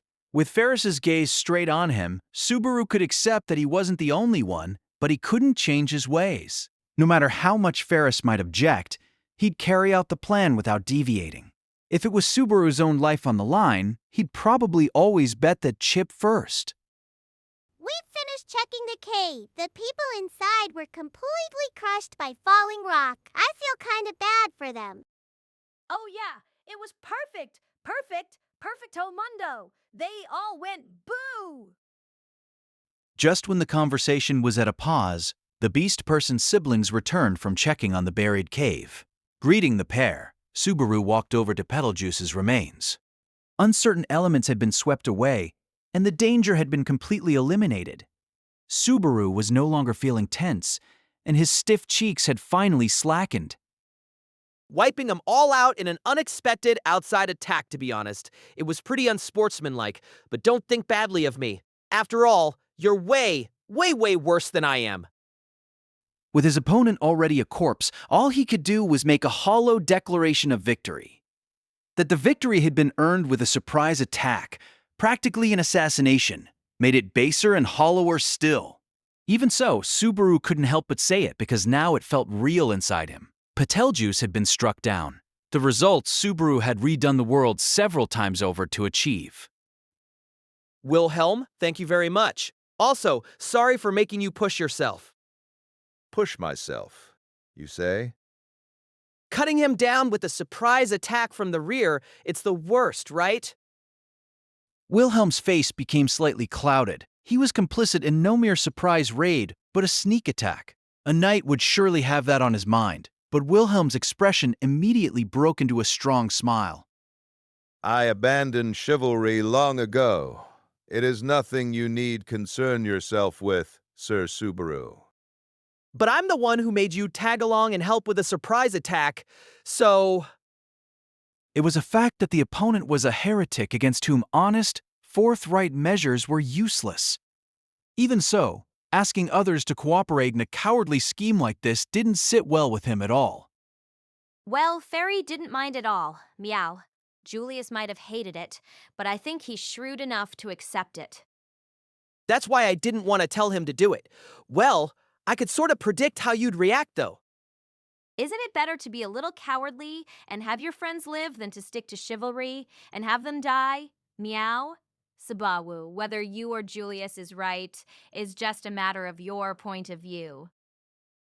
Having Ferris intervene was a big help. Wilhelm said nothing, whereas Mimi tilted her head as if she was wondering, is there a problem with that? She was a mercenary through and through, and what TB then did deserved mention as even more mercenary than that. Having finished looking around the area, the little catman walked over to Petelgeuse's remains, and, without a moment's hesitation, began fishing around in his pockets. Subaru unwittingly gawked at the sight. Seems he wasn't walking around with much on him. Hey, little guy, you're checking a corpse pockets, like it's no big deal. I am that little guy, I am TB, and this is simply checking his belongings. With a practiced hand, TB searched for the spoils of war deep inside the blood-seared habit. Mimi did the same. In contrast to their cuddly appearances, the mercenary siblings really did things their own way. The inside of the habit was surprisingly deep, making TB's hand unexpectedly busy getting everything out. That said, the contents taken out were all mundane articles. Field rations Lagmidor. He has a money pouch too. I'm surprised his inventory's filled with petite bourgeoisie stuff. So what, is pillaging a part of mercenary culture? I believe that it's normally to the victor go the spoils. What is this? As he made the statement, TB, well suited to the mercenary trade, had nearly finished his perusal when a black book drew his attention. Seeing this, Subaru went, "Ah!" with a start. That's probably the book Petelgeuse called his gospel. Mayu, this is a gospel? Wah! I touched it. When Subaru pointed it out, TB hurled the book away. He looked very much like a kitten as he bounced nervously, drawing a strained smile from Subaru as he picked up the book. I know the owner was icky, but you shouldn't mistreat a book, not even a weird one like this. D, don't touch it. I think you should let go right now. Touching it might make you go weird in the head. It might be better to burn it. Ignoring TB's concerns, Subaru opened it and glanced at the pages. However, he was unfortunately unable to identify the characters in which the words were written. They were neither I script nor R script nor even H script, but some other mysterious language. They kind of looked like hiragana scribbled way too fast, so much so as to be illegible. On top of that, the latter half of the book was comprised of blank pages. A reasonable person might call it a misprint. Well, I can't read it anyway. I know it was careless of me, so both of you calm down, okay? My apologies. Well, it's your fault, Subaru. Wilhelm and Ferris dropped the combat postures they'd adopted when Subaru unguardedly opened the book before them. It was for only a brief instant, but the hostility and enmity had been real. With a touch of cold sweat from that, Subaru showed the two the book in his hand, trying to wrap his head around it. Does either of you have a clue about this book? Waita, don't just turn it our way like that. Subaru, don't you do something stupid and try to read a gospel. I genuinely don't know what it'll do to you. Ferris averted his eyes, raging like an inferno toward the book raised before him. Surprisingly, Wilhelm turned his back, displaying his aversion to the book as well. I know TB reacted like that too, but the book's seriously dangerous. The book was about as big and heavy as a pocket dictionary, with binding that was strictly ordinary. As it was from the witch cult, he would have expected a cover made out of human skin, but there was no sign of that. However, the grimaces on the faces of all, save Subaru, made their sentiments easy to read. To the witch cult, having one of those books, those gospels, is proof you are a fellow cultist. Yes, I suppose one could say they are like holy scripture to them. Scripture. Rumor has it that the witch cult sends them to particular people, meow, and when they arrive, that's it, poof, another pious witch cultist is born. Or so they say. Huh? Subaru's voice went shrill at the unexpected and astounding tale. These witch cultists were eerie, creepy people he couldn't understand even the tiniest bit. Yet they had once been normal human beings, their transformation triggered by the arrival of such a book. A deep reading of Ferris's words suggested that the Gospels were books that brainwashed the human beings reading them. If that was so, many of the witch cultists were brainwashed ordinary people. If that's true, then maybe all the people we buried alive in the cave were just... Sir Subaru, you are mistaken. By the time the gospel reaches them, they have already passed the point of no return. They are not innocent people brainwashed into obedience that can be saved. Sir Subaru, did that Archbishop of the 7 deadly sins appear sane to you? And nah, he didn't, but I thought maybe he was an exception. Brought back from the brink of thoughts of regret, Subaru passively shut his mouth. So Petelgeuse's madness, far beyond the norm, was just one example of the dangerous mental states within the witch cult that didn't involve brainwashing. Put bluntly, a part of him was reluctant to take their current conversation as absolute proof it was so. Now, Subaru, I know you did a great job as a decoy against the white whale and the witch cult, but I feel like this is putting you in a lot of danger. Meow, so don't let the gospel get you, okay? I must ask that as well, Sir Subaru. Please do not make me cut you down. I'll try, but is being careful really gonna cut it?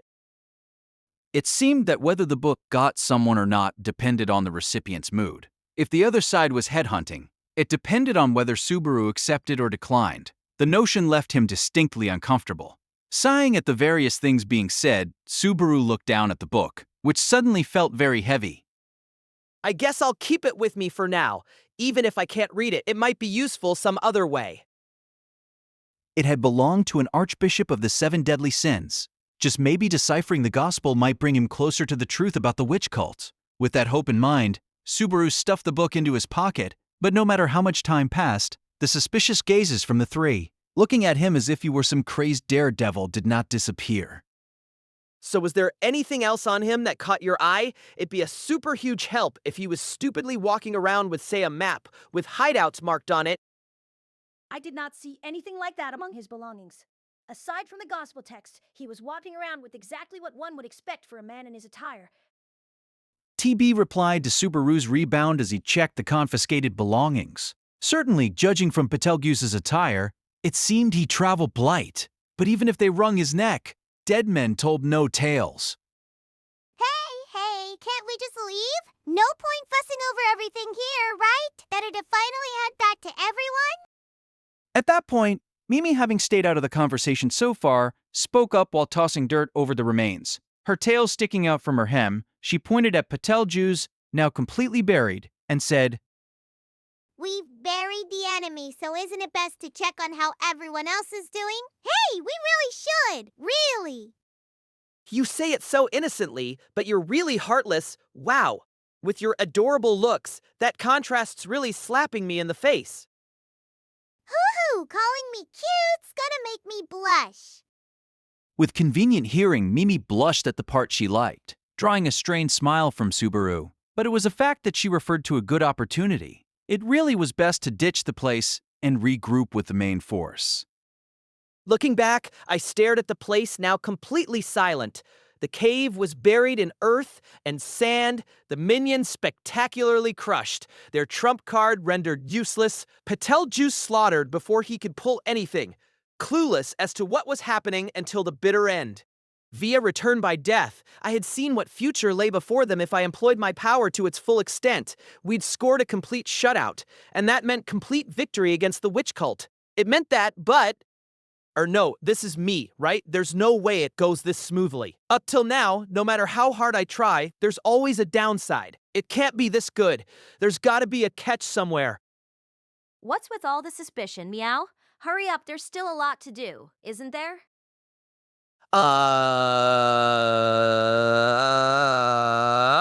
That's right. You're right. Ferris turned a disbelieving eye towards Subaru, who still couldn't believe the fruits of his labors. Nodding at Ferris's words, he tugged on the back of his hair as he departed the rocky place. Victory. Yes, victory. It wasn't an accident. He'd won. What was wrong with that? Maybe he comes back to life as soon as our backs are turned. What are you going on about? Fairy is really angry already. Sheesh. Oh, ow, ow. When Subaru looked back, unable to drop his suspicious mindset, Ferris grabbed hold of his hair and dragged him along. It might have gone without saying, but neither the plugged cave nor Petelgeuse's corpse showed any change. This time, they would truly take their leave. And then, as the icing on the cake, Mister's noisy about it, so just to make sure. saying this, Mimi held her cane in her hand. Magic erupted from it, and Petelgeuse's grave, along with his corpse, exploded. This time, without exaggeration, Petelgeuse, the witch cult's Archbishop of Sloth, was blown to bits. From the look of things, it would appear you return with fair tidings. With a modest, composed smile, Julius greeted Subaru and the others, who were rejoining the rest of the group after taking Petelgeuse down. They were stationed at an expeditionary force field camp, constructed outside the forest and somewhat far off from the highway. With the witch cultists lurking in the forest, they were avoiding prying eyes from there and the highway to not give away their presence. That said, now that Petelgeuse, their top dog, was dead, it was unlikely the remaining fingers would fail to notice for long. Their future movements required not just caution, but audacious haste. What about the finger's base spotted along the way? One detachment is still keeping it under watch. They will surely contact us if anything occurs. But the other detachment made inopportune contact and engaged the witch cultists in combat. Serious? So, what happened then? Did we lose anyone? Having thought this a routine report, Subaru was stricken with nervousness when he heard it had come to a fight. However, when Subaru pressed closer, Julius gave a strained smile. Hand-combing his slightly disheveled forelocks, he gave his cavalry saber a slight tilt with his hand. You may rest easy. Several among the witch cultists were formidable, but all were dispatched without difficulty. The base in question was mopped up, so there should be 9 fingers left. There's no wounded. Also, none of the enemies got away. Rest easy. We have thoroughly addressed all of your concerns. Julius was too classy to conceal his own failures. Hearing there had been neither casualties nor failures, Subaru sighed a breath of relief. Julius gave a slightly pained smile at his reaction as he said, And you were not followed. All went according to plan against the Archbishop of the 7 deadly sins? Wilhelm cut off his head and magic blew his corpse into teeny bits. So that should be it. It should be it, right? Any normal way of thinking, there's no way he'd come back from that, right? You witnessed it for yourself, so I am uncertain why you look so uneasy. Julius skeptically knit his brows at Subaru's lingering suspicions. Then he continued to grimace when he looked at Ferris, standing at Subaru's side. Besides, though I understand the urge to be certain, destruction of remains lacks elegance. And you were with him, Ferris. So I Fairy desperately tried to stop them, but Subaru just wouldn't. Don't say it like it's some tragedy caused by my violent nature. What's with all the excess theatrics? I'll have you know it was the big sis of those kitty siblings that did it. When Julius scolded them for violating the dead, Ferris sold Subaru out with a tear in the corner of his eye. Subaru objected to his statement and pointed to the real culprit, Mimi, who'd returned along with them. Incidentally, Mimi was sulking from having been scolded for her excess by everyone on the way back. Currently, she was curled over TB's back out of spite, sulking to the point of refusing to walk under her own power. I see. Mimi was it? Then it cannot be helped. She had her reasons, I'm sure. Her little brothers do it too, but don't you and Anastasia spoil her a little too much? That is neither our intent nor fact. Incidentally, it was Master Wilhelm who struck down the Archbishop. Evading Subaru's stare, Julius addressed Wilhelm, looking in the latter's direction. Wilhelm reciprocated, pulling back his shoulders as he said, I cut off his head and without doubt severed the thread of his life. I know of no living creature able to live through that. I am relieved. If Master Wilhelm speaks such a thing, there can be no mistake. So this time, we have greatly impeded the future activities of the witch cult led by Sloth. What, you didn't believe it when I said it? I'm not playing around here, so I checked the corpse with my own eyes. 2 or 3 times at that. I would like you to take my not checking with Ferris as a sign of my sincerity toward you. Sincerity is based on the word sincere. You knew that, right? A vein bulged on Subaru's forehead as he rebuffed the unapologetic Julius. But Julius did not reply to Subaru as he raised an expectant hand toward the other knights and mercenaries. At his signal, conversing voices died out, and with all eyes on Julius, he motioned to Subaru. They, too, await your report. It should come from your own mouth. Am I wrong? You're not wrong, but it annoys me to have you set the stage. Petty stubbornness? Meow? Ferris sent an exasperated expression toward Subaru and Julius, arguing regardless of the situation. Boys really can be so stupid, and Subaru especially stupid. Seen from the outside, a man's pride might often be seen as trivial. Does this ring any bells with you, Ferris? Who knows? There might have been someone stubborn like that once upon a time. Somehow, Ferris's reply to Wilhelm's words sounded awkward. Turning his face away, seemingly to avoid the aged swordsman's gaze, Ferris made a heavy sigh. With that exchange taking place off behind Subaru, he reported the good news to everyone focused on him. So things went pretty much as expected. We took down the Archbishop of the 7 deadly sins.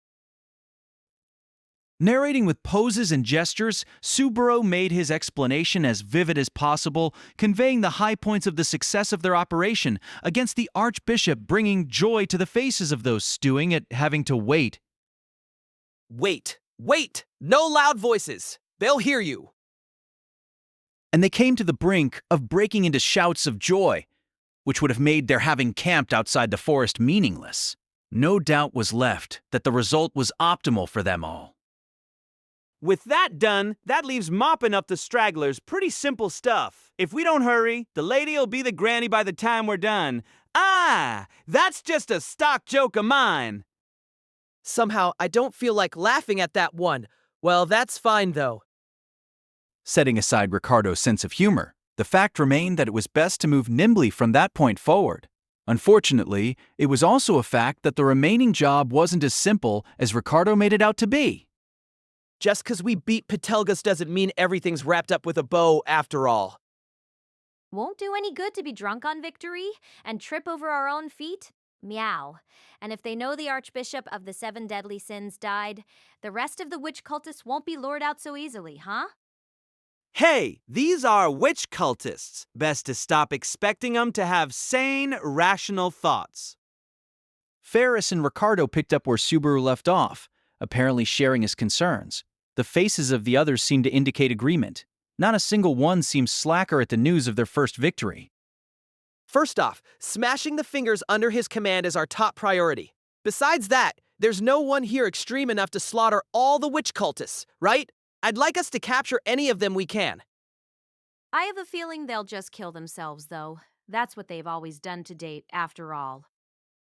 With Subaru plotting to capture some alive, Ferris's lips thinned in dismay. This was not a rebuttal of the idea, but rather an expression of his disgust toward witch cultists who would kill themselves to seal their own lips. To a healer such as him, such craftiness from the witch cult was probably a hard thing to take. I understand your skepticism, Ferris. But if we can refrain from taking their lives, it is incumbent upon us to do so. I agree that we should prioritize capture when we confront the remaining witch cultists. Having said that, we must not lose sight of the fact that our own well-being comes first, to avoid any sudden reversal of fortune. With Ferris sullen, Julius was considerate toward him while agreeing with Subaru's opinion.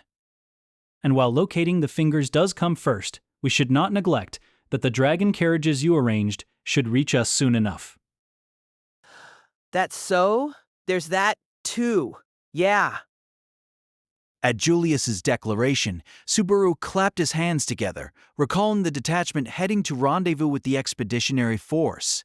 The dragon carriages, which they'd recruited by gathering traveling merchants together from neighboring parts, were for evacuating Emilia and the rest. That said, with Petelgeuse struck down and nothing left of the witch cult but remnants, it seemed highly likely that there would be no need for a wholesale evacuation, making all that extra effort for nothing. Though that is as planned, it would surely be difficult for the expeditionary force to act in concert with the merchants concerned. We should order them either to remain at the camp or to go into the village to proceed with the evacuation as agreed. In that case, we should take care not to cause a panic from the arrival of a large force. What do you think? Think about what? If there is someone familiar to both the village and the mansion, I believe unnecessary panic can be avoided. Having blithely followed Julius's lead, Subaru now bit his lips, holding his emotions back. The implicit message was exceedingly simple. Now Subaru could return to the mansion in the name of a just cause. Considering that someone had to explain everything, sending Subaru to the mansion as an envoy made even more sense. But don't make me mix public and private business. I still have things to do out here. Surely you two are in high spirits. None here would call it mixing the public and private. I volunteered to be bait against the witch cult, and I'm still the best guy for the job. Besides, I don't deserve to go back to the mansion yet. Shaking his head at Julius's suggestion, Subaru looked toward the forest and the mansion that lay beyond. The proposal was Julius being considerate in his own way. Even Subaru wasn't suspicious enough to view it as an act of malice. But neither was Subaru dishonest about believing he couldn't show his face there yet. You still think so after all this? Subaru's moment of reflection made Ferris's eyes go round as he spoke with a look of disbelief. Ferris spoke the words because he knew all that Subaru had done to that point. He'd formed an alliance with Krush and her people and cooperated in subjugating the White Whale and crushing the Archbishop of Sloth. Lined up in a row, these successes were more than enough to earn words of admiration. But inside Subaru, their combined weight was not sufficient to wipe away his own stupidity. No matter what you do, you can't change the past. When you make a mistake, you have to clean it up. That's what Anastasia said to me before. It's harsh, but I think that way too. Over in the mountain of things I've piled up to date is a big blob of stupidity. That's why I can't let myself stop halfway. In reality, those words had been spoken to him the last time around. Accordingly, Anastasia had never scolded him so sternly in this world. But it was not so inside Subaru. Even if no one else remembered, Subaru would not forget, nor was it something he ought to.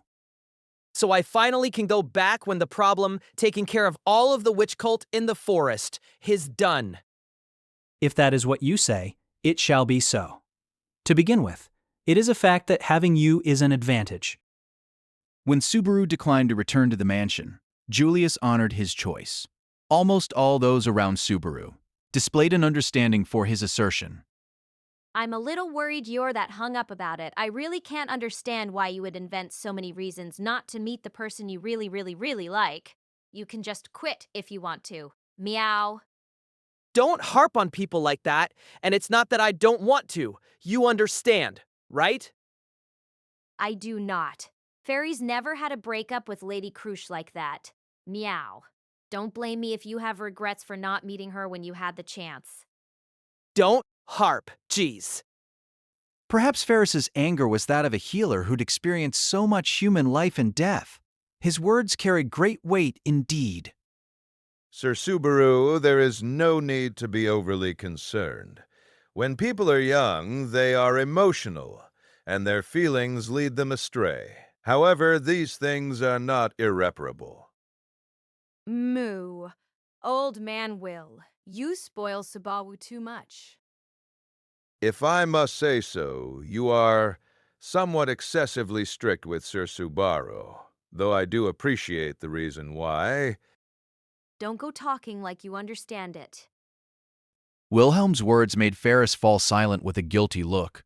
The conversation between the longtime acquaintances conveyed sentiments that only they could understand, flying well over Subaru's head. Though he didn't know the details, Subaru gave Wilhelm a light wave and said, Thanks for the follow-up. I feel a little better about it now. It's not like it didn't bother me at all. At least you seem more at ease. After all, if all it took to solve misunderstandings between men and women were one piece of advice from an old man, far fewer human beings would need worry about such things. Wilhelm, you felt bad when you argued with your wife too, huh? The way Wilhelm seemed to speak from personal experience made Subaru inquire with renewed interest. When he did so, Wilhelm closed his eyes, seemingly reminiscing about days long past. Of course, in my case, my wife was physically invincible when brought to anger. She pounded me into the floor quite a few times.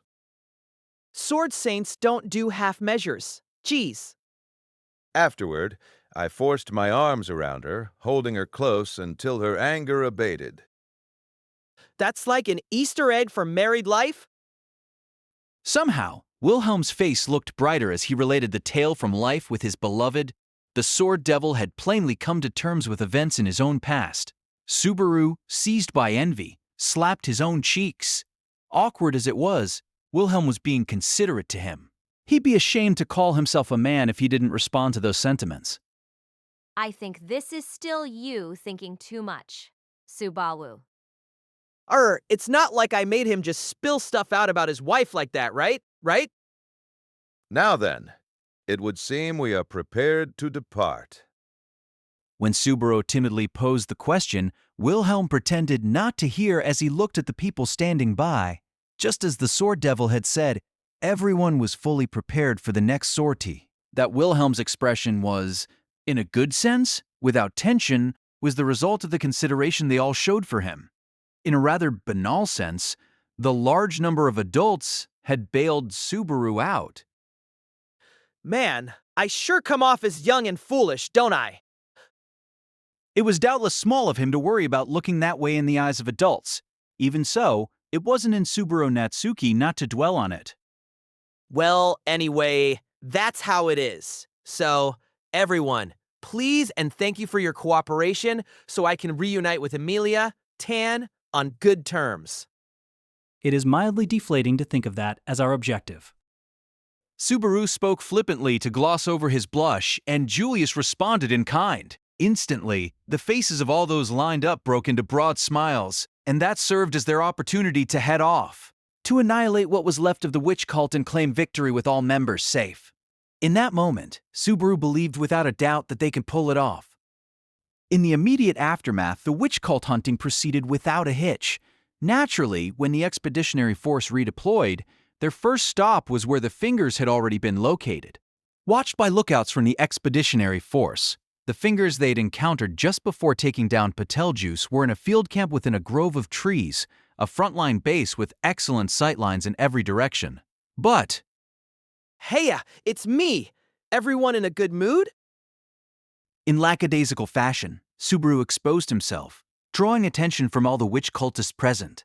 They did not regard him with enmity, but rather with indecipherable solidarity that only ran one way. If Subaru had known nothing of their wicked deeds and acknowledged them as mere enemy combatants, he might have felt pangs of guilt. But Subaru knew the results of the witch cultists' vile endeavors, and that their wickedness rendered them unworthy of sympathy. Sorry to trick you, but no, that's a lie. I'm not sorry at all. Pricked by their upturned eyes, Subaru tossed such words to the witch cultists standing in place. They mulled the declaration over, but it was already too late for them to realize that Subaru was hostile. A number of silver flashes crossed the battlefield, and the witch cultists, reacting too late, tumbled one after another. This was more effective than I. Jahahaha! What the heck? That's the witch cult, and look at Obme! Hey bro, this might turn into one hell of a big achievement for ya! The conquest of the camp was finished in a matter of seconds. Julius's eyes went wide at the witch cultists, cut down with little resistance, while Ricardo, carrying his great hatchet, grinned in high spirits. By rights, a camp built in a grove like that was to be abandoned at the first sign of an attack. The terrain, open on all sides, made it easy to scatter and escape. Worst case, some might slip through and reach other camps, alerting them to the enemy's presence. Such measures had ended before they had a chance to begin. It was all the result of being taken in by Subaru Natsuki Cult Killer. Having said that, even I didn't think it'd work this well. The overwhelming results scared Subaru himself more than anyone. It was a perfect victory. The expeditionary force had suffered no casualties, and none of the enemies had been allowed to escape. If anyone there had doubted Subaru was the driving force behind their success, they doubted no longer. However, sowing confusion immediately after contact with the enemy was the limit of what Subaru could do. If he had to put what that meant into words... Ah, darn it. This one's done for. And this one, what's with these people? It was Ferris, his tail standing on end, letting up an angry shout as he bound the witch cultists. Several black-robed figures rested tumbled at his feet, never to move again. They took their own lives? Slipping past the indignant Ferris, Wilhelm stripped the hood from one of the fallen figures in black, revealing the face of an ordinary-looking and very dead middle-aged man. Blood had flowed from his eyes, nose, and ears. As he expired, if anything stood out, it was his neutral, expressionless look in death. The tongue is intact. No sign of using a blade on himself. They probably all have magic crystals embedded in their bodies, the sort that kill you by sending poison through your system when activated. Antitoxins won't work if the magical elements aren't deciphered prior to death, so they took the time to plant different rituals for each one. The sophistication disgusts me. Ferris, mortified, vented as he checked the abdomen of the man-turned-corpse and found a faintly colored magic crystal. 7 witch cultists had killed themselves, but Subaru had no doubt that all 10 of the cultists at the camp had such crystals embedded in them. Maybe it's not just them, and these things are stuck in all of the other fingers too. So they killed themselves with poison even Ferris can't stop. Unforgivable. This is blasphemy against life. What do they think life is? As Subaru's voice trembled with shock, Ferris used the back of his hand to roughly wipe away the tears brought on by fierce emotion, transferring blood to his pale cheek in the process. However, viewed from the side, his righteous anger at those who would toy with life itself was covered with both ghastliness and exquisite beauty. It was no doubt because, as a healer, Ferris knew the uncertainties and miracles of life and death more than anyone. He stared at his battlefield, one separate from sword and spell, with a different kind of resolve. Standing astride that righteous fury, Subaru couldn't take his eyes off the witch cultist corpses lined up in a row. Anyone could see that Subaru lacked the composure to look at them and say, "Here are the fruits of my labors, victory without losing a single drop of blood." With the hooded robes stripped from the lined-up witch cultist corpses, their faces, hidden in life, were exposed. But the faces that emerged were all those of ordinary men and women. It was hard to believe they did idolize the witch cultist way of life. Sir Subaru, it may be best not to pay them so much heed. Wilhelm stood in the way of Subaru's gaze, shaking his head. You are not accustomed to this, and there is no need to force yourself to be. If you feel responsibility or guilt, these too are unnecessary. You mean because of the kind of enemy we're facing? That is correct. The firm, unhesitant reply to Subaru was Wilhelm's idea of consideration. Subaru tried to give a pained smile at the harsh show of concern, but he failed. He could only sigh at himself. It's not that I sympathize with them or that I am beating myself up with guilt. Even I get why I can't be doing either of those things. Subaru had no right to lament the witch cultists' deaths. He wouldn't even if he did, but it was he who had asked the expeditionary force to annihilate them. Even Subaru wasn't that stupid. But looking at their corpses, Subaru was uncomfortable with the thought that he'd become accustomed to death. Not that I'll ever be used to my own death. Subaru had already experienced over 10 deaths, but he wasn't used to death at all. The sense of loss from his death was always raw, and his fear of it would likely never diminish. In spite of this, Subaru's heart was becoming numb to the deaths of others, and this fact frightened him. Seeing their corpses lined up like that makes them look like dolls to me. That scared me. Certainly, they might resemble dolls doing whatever they are told. However, Subaru had not accurately conveyed his sentiment to Wilhelm. This time, Subaru managed a strained smile at the Sword Devils agreeing with that part. As was exceedingly natural, their view of life's worth differed. Subaru, seized by modern Japanese notions of life and death, accepted death differently from Wilhelm, a man who'd seen countless lives ended on the field of battle. Accordingly, the chasm between their perspectives could not be filled. But Subaru didn't think it needed to be. These witch cultists. When Wilhelm knit his brows at Subaru's strained smile, Subaru continued without switching topics. Aside from matters of death, gazing at their corpses brought a different issue to mind. I wonder why they wanted to do all this stuff. The witch is this weird being hated the world over, so why do they adore her so much? His murmur deepened the creases of Wilhelm's brow. Stern looks came over the faces of people around them who'd managed to overhear their conversation. But it was a young boy who broke the silence. Perhaps they yearn for destruction? It was TB who spoke, his own cane in hand.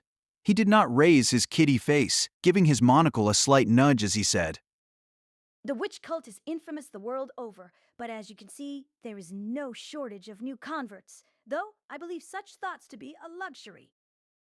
Luxury? I believe it is a choice to make time for such thoughts when we could be taking action to destroy them. It is not as if they deserve such thoughts. Keeping his head bowed till the last, TB fell into silence. The sight of his adorable kitten face rejected further pursuit of the matter. Perhaps he was reminiscing about painful memories from his past. Mon, what? Mister, something happened? Though, the fact that Mimi, who ought to have shared his circumstances, did not react to her younger brother's words meant that even she couldn't guess what he meant. But TB had a point. Despair at everything and yearning for destruction, huh? I can't say there's no part of me that understands, but Surely anyone pressed by despairing circumstances would have a yearning for destruction, a desire to lash out and wreck anything and everything around them. That inclination was especially strong in Subaru, so he could understand that part. You don't need to understand people like them. One tiny bit. Don't make me say it over and over. Listening to Subaru's comment, Ferris turned stern eyes toward him. Having finished examining the witch cultist corpses, he glared at Subaru with a look full of exhaustion and anger. You can't give witch cultists the benefit of even a single hair of your fur, or else you'll be sucked into the darkness, too. You're particularly vulnerable, Subaru, so be careful. I did it already. You don't need to keep pounding it into me. So enough with the suspicious gazes, please. It just bothered me a little. Responding to Ferris's sharp glare, Subaru raised both hands, excusing himself as he looked at the corpses once more. Now that the witch cultists' faces were exposed, they seemed to truly be male and female, young and old alike. He couldn't even guess at what had spurred them to join the witch cult. Considering the creepiness of that fact, dismissing them as incomprehensible monsters might be the wisest choice. It was just that Subaru, the trigger for their deaths, felt that dismissing them as incomprehensible monsters was running from it somehow. Subaru? Nothing. Did any of the witch cultists have useful info on them? Nothing whatsoever. They were walking around with nothing but weapons on them, not even a gospel, like they never intended to return home alive from the start. So stupid. They'd reaped neither info nor a sense of success. From the smoldering anger and hostility in Ferris's comment, it'd really gotten under his skin. So Subaru would let him handle raging toward them for the time being.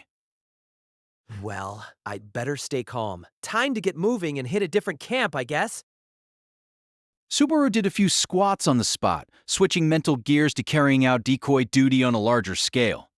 Unlike dealing with Petelgeuse and the Finger at set camps, luring out the witch cultists lurking in the forest would be witch cult hunting's main event. Subaru began forging ahead into the forest, searching for a new fishing spot. You just watch, you miscalculating bastard. Don't underestimate the power of my posse. Real roundabout way of talking. I can't tell if you're worked up for this or not. Hearing the declaration, a fervent appeal to the power of others, left Ricardo beside himself as he grinned. But despite Subaru's faint-hearted statement, their advance continued apace. Subaru, the traveling merchants you arranged have rendezvoused with the outer camp. Julius reported in just after the expeditionary force had annihilated the Fourth Finger. After the camp in the grove, they destroyed 2 more camps, one on a riverbank, one in a marsh, and had determined 2 things about the witch cult. The groups called Fingers were organized 10 to each camp, and without an Archbishop of the 7 deadly sins, the groups were more fragile than they'd ever expected.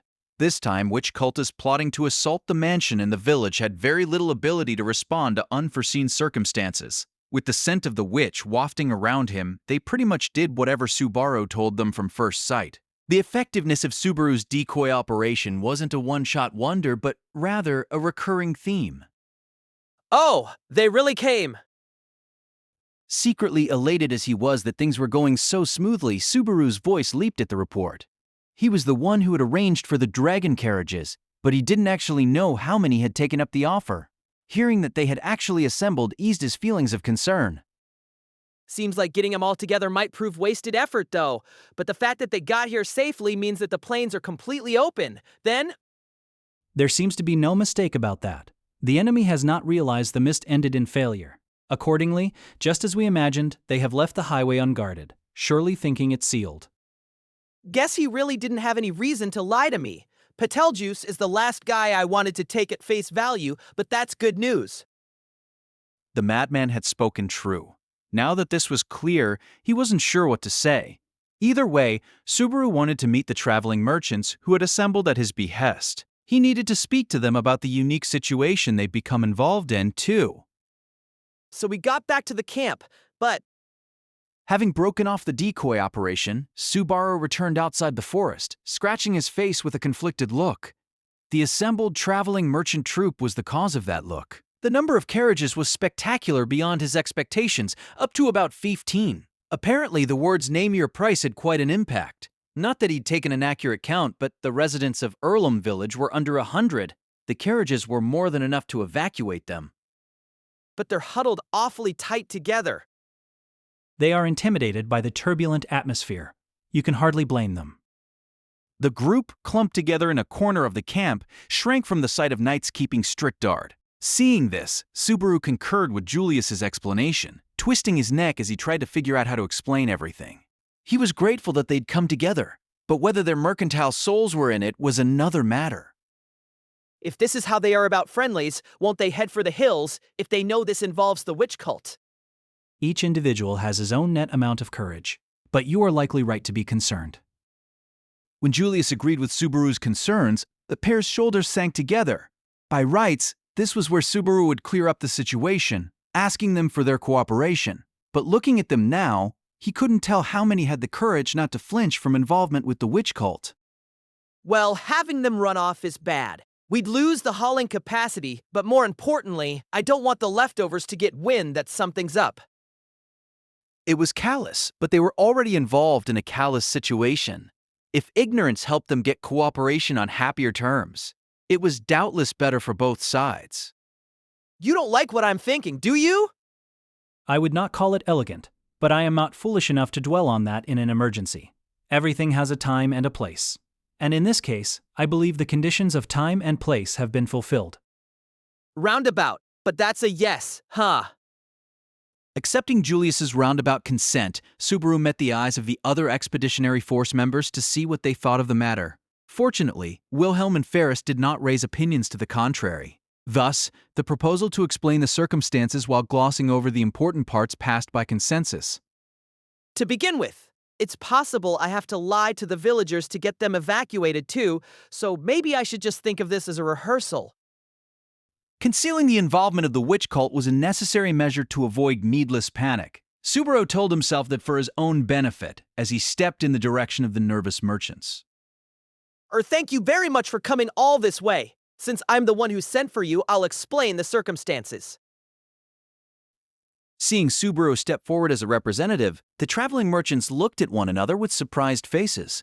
Their reaction brought a pained smile over Subaru as he recalled the leading lights in the expeditionary force. With the aged Wilhelm and the chivalrous Julius present, no one had expected Subaru to represent them.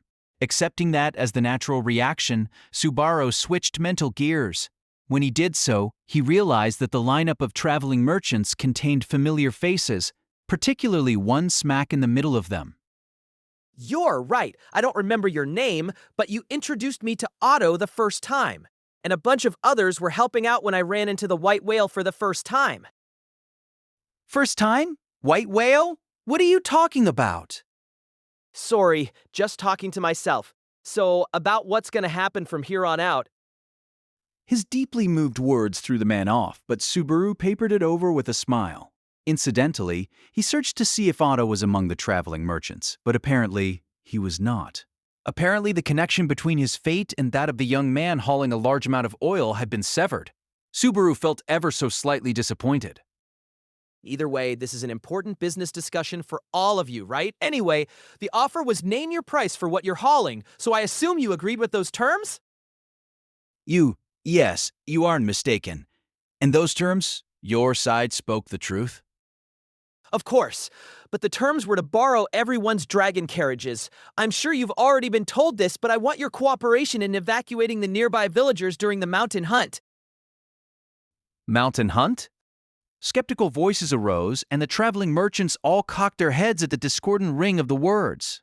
It was true that, at present, they were engaged in a mountain hunt to wipe out the witch cult. But he couldn't just come out and tell them that, fueling the flames of their cowardice. So this was Plan B. Demon beasts called Urugaram have built a nest in this forest. As you can see, we've put together a pretty large expeditionary force. I want you to help us get the villagers to safety during the mountain hunt. A brazen, shameless exaggeration of the situation, some 2 months out of date. You put together a rather lifelike tale. Perhaps you have talent as a fantasist or a writer. That's not a compliment, is it? That was how Julius assessed Subaru, who had eloquently persuaded Team Merchant and secured its cooperation. The details seemed to be resulting in a fight, causing a vein to bulge on Subaru's forehead. Cut it out, Subaru. This is just Julius being his normal self. Besides, to be honest, Fairy thinks it was a well-done story too. Geez, both of you in the first place, I didn't have to make up very much. It's a real story from 2 months ago. When Subaru received Ferris's sad assessment, perhaps an attempt to smooth things over, and perhaps not, he let the comment slip with a look of resignation. As he did, the two knights exchanged glances at that particular detail. By a real story, were you referring to this forest being colonized by demon beasts? I'm not sure I'd use the word colonized, but they were here, yeah. But barriers in the forest split the demon beast habitat away from people. Here's a human being area, no problems at all. Seeing the wariness in the pair's eyes, Subaru quickly explained why the area around them was safe. The explanation set Julius at ease, but Ferris thinned his lips in Julius's place. Subaru, you're not leading Fairy and the others blissfully to their slaughter, are you, Meow? We can trust you on that? That's putting it way too harshly. Didn't you say that? Rediro, Starting Life in Another World by Tappy Nagatsuki, casted 6-tale novel. Please subscribe to our channel. Krush decided to trust me, so you're not going to doubt me either. With all this coming after the fact, it makes me want to start doubting. Meow. As for the demon beasts, though, I think Marcus Mathers has a screw loose for building his mansion near a demon beast habitat. Subaru grimaced at the sight of Ferris looking toward the mansion and talking like that. To be blunt, to Subaru, life at Rosewall Manor had felt like this world's idea of common sense. Thus, he'd assumed it was normal to have a residence isolated from a nearby demon beast habitat by barriers. But There's no way that could be true. Meow. Without exception, demon beasts instinctively strive to slaughter living beings. They are simply dangerous creatures, unsuitable for domestication or sustenance. Barriers or not, placing residences next to them is unthinkable. the pair's instant denials made clear just how nonsensical it had been to place the mansion and village there. Apparently, Rosewall's eccentricity went well past his appearance and personality.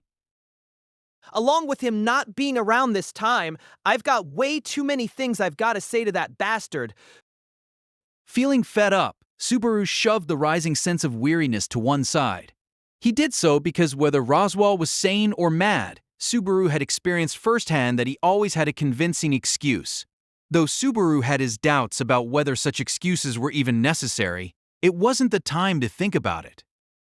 Anyway, Team Merchant is happily lending us their resources. That said, we can't bring them on the mountain hunt, so they'll wait at the camp, ready to move anytime we need them. Then we should demand no evacuation. No reward as part of the dibby. As if I could do something that vicious.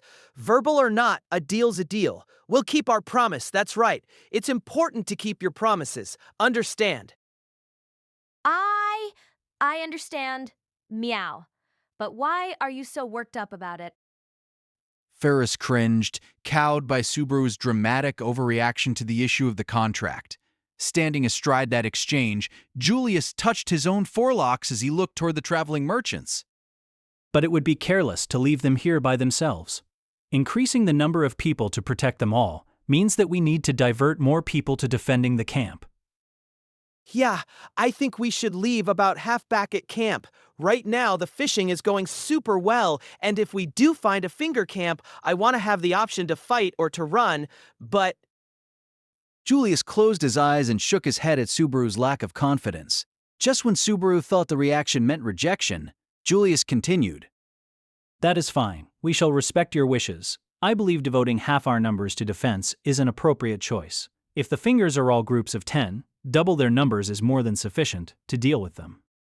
The way you act makes it super hard to know whether you're agreeing or not. I am often told that it is charming.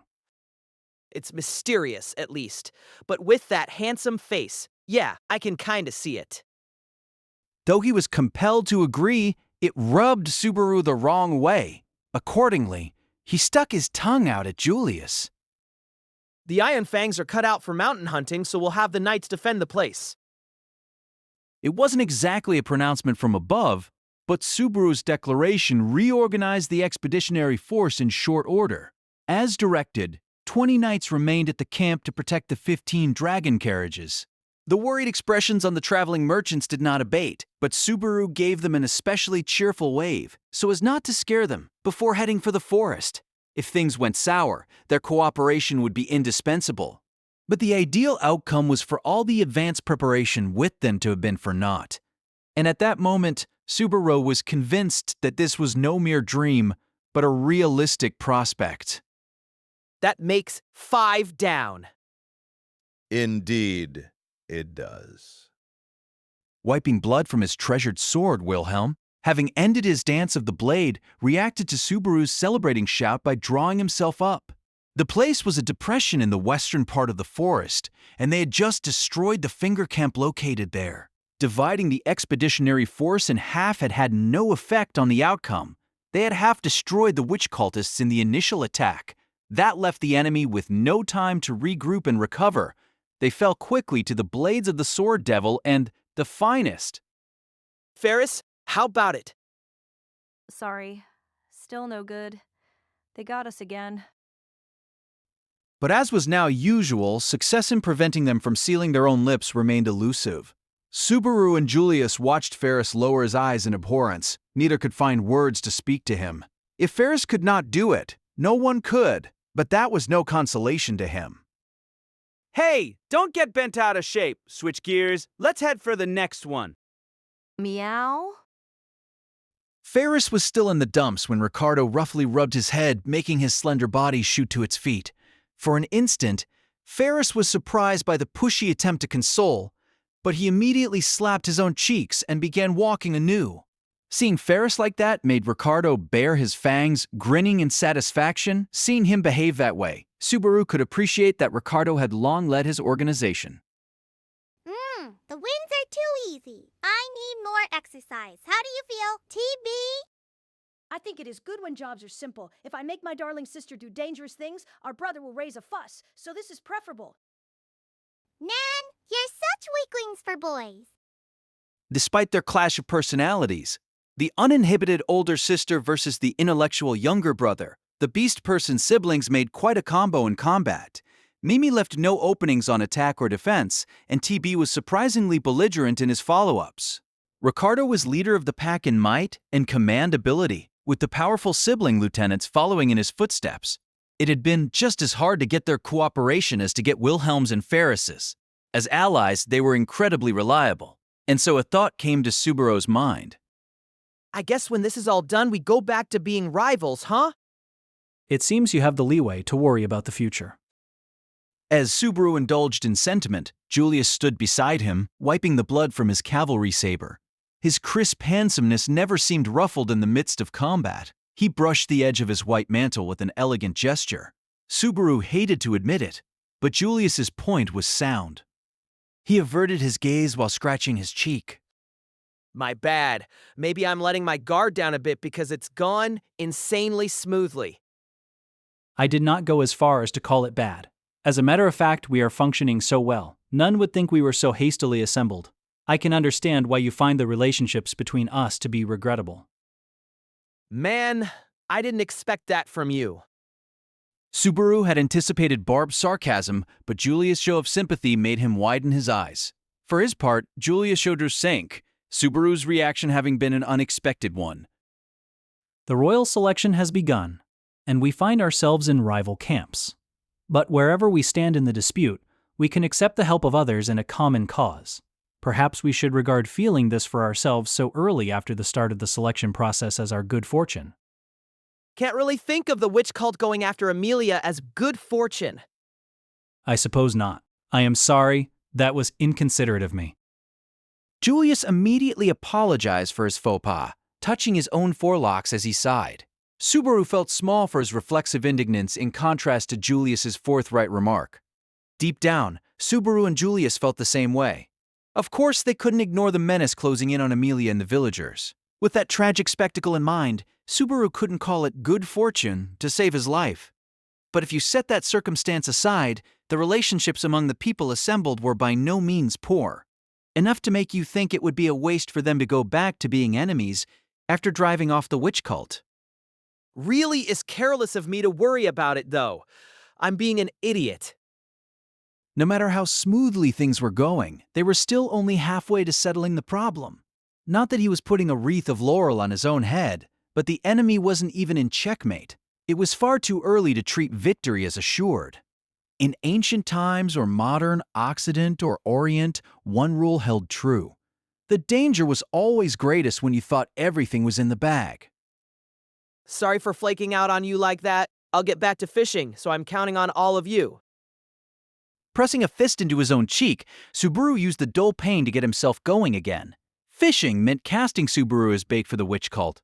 In practice, that meant Subaru coming into contact with witch cultists without anyone else's intervention. Accordingly, during the time they'd walked around the forest searching, Subaru had acted alone, or at least, with his allies nowhere to be seen around him. The expeditionary force was tailing Subaru from a medium to long distance behind. His allies needed to leave no trace to find, the better to draw the witch cultists to Subaru like moths to a flame. And the next time proved no exception. Oh. When they finished searching deep in the western part of the forest, he immediately judged that they should switch to the riverside. Subaru was just feeling the cool air around him when he saw shadows gliding in front of him. 4 witch cultists appeared, the largest number he'd bumped into. This development, differing from events at the 3 camps already crushed since the start of the fishing, made Subaru's heart strongly leap. Clapping his hands together was the signal that something unforeseen had happened. But if the fishing failed once, the other fingers would become suspicious, and straight-up combat with the witch cult would become unavoidable. Therefore, Heya, mind if I take a look around? Subaru forced his contracting heart to expand, somehow managing to toss a smile their way. The witch cult looked fondly upon his smiling face, which they would have judged harshly in normal times. As was typical, the witch cultists were still silent. Even in numbers, they displayed no enmity for Subaru. Good thinking. Moving in bigger groups, but there's no problem over here. There's no problem. You can go back to your place.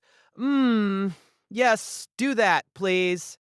I outrank you here, right? Best to grease the wheels and do as you're told, I think. The silence after he gave the directive was bad for his heart. As a matter of fact, stress and unease made its sound and pace skyrocket as cold sweat broke out on the back of his neck.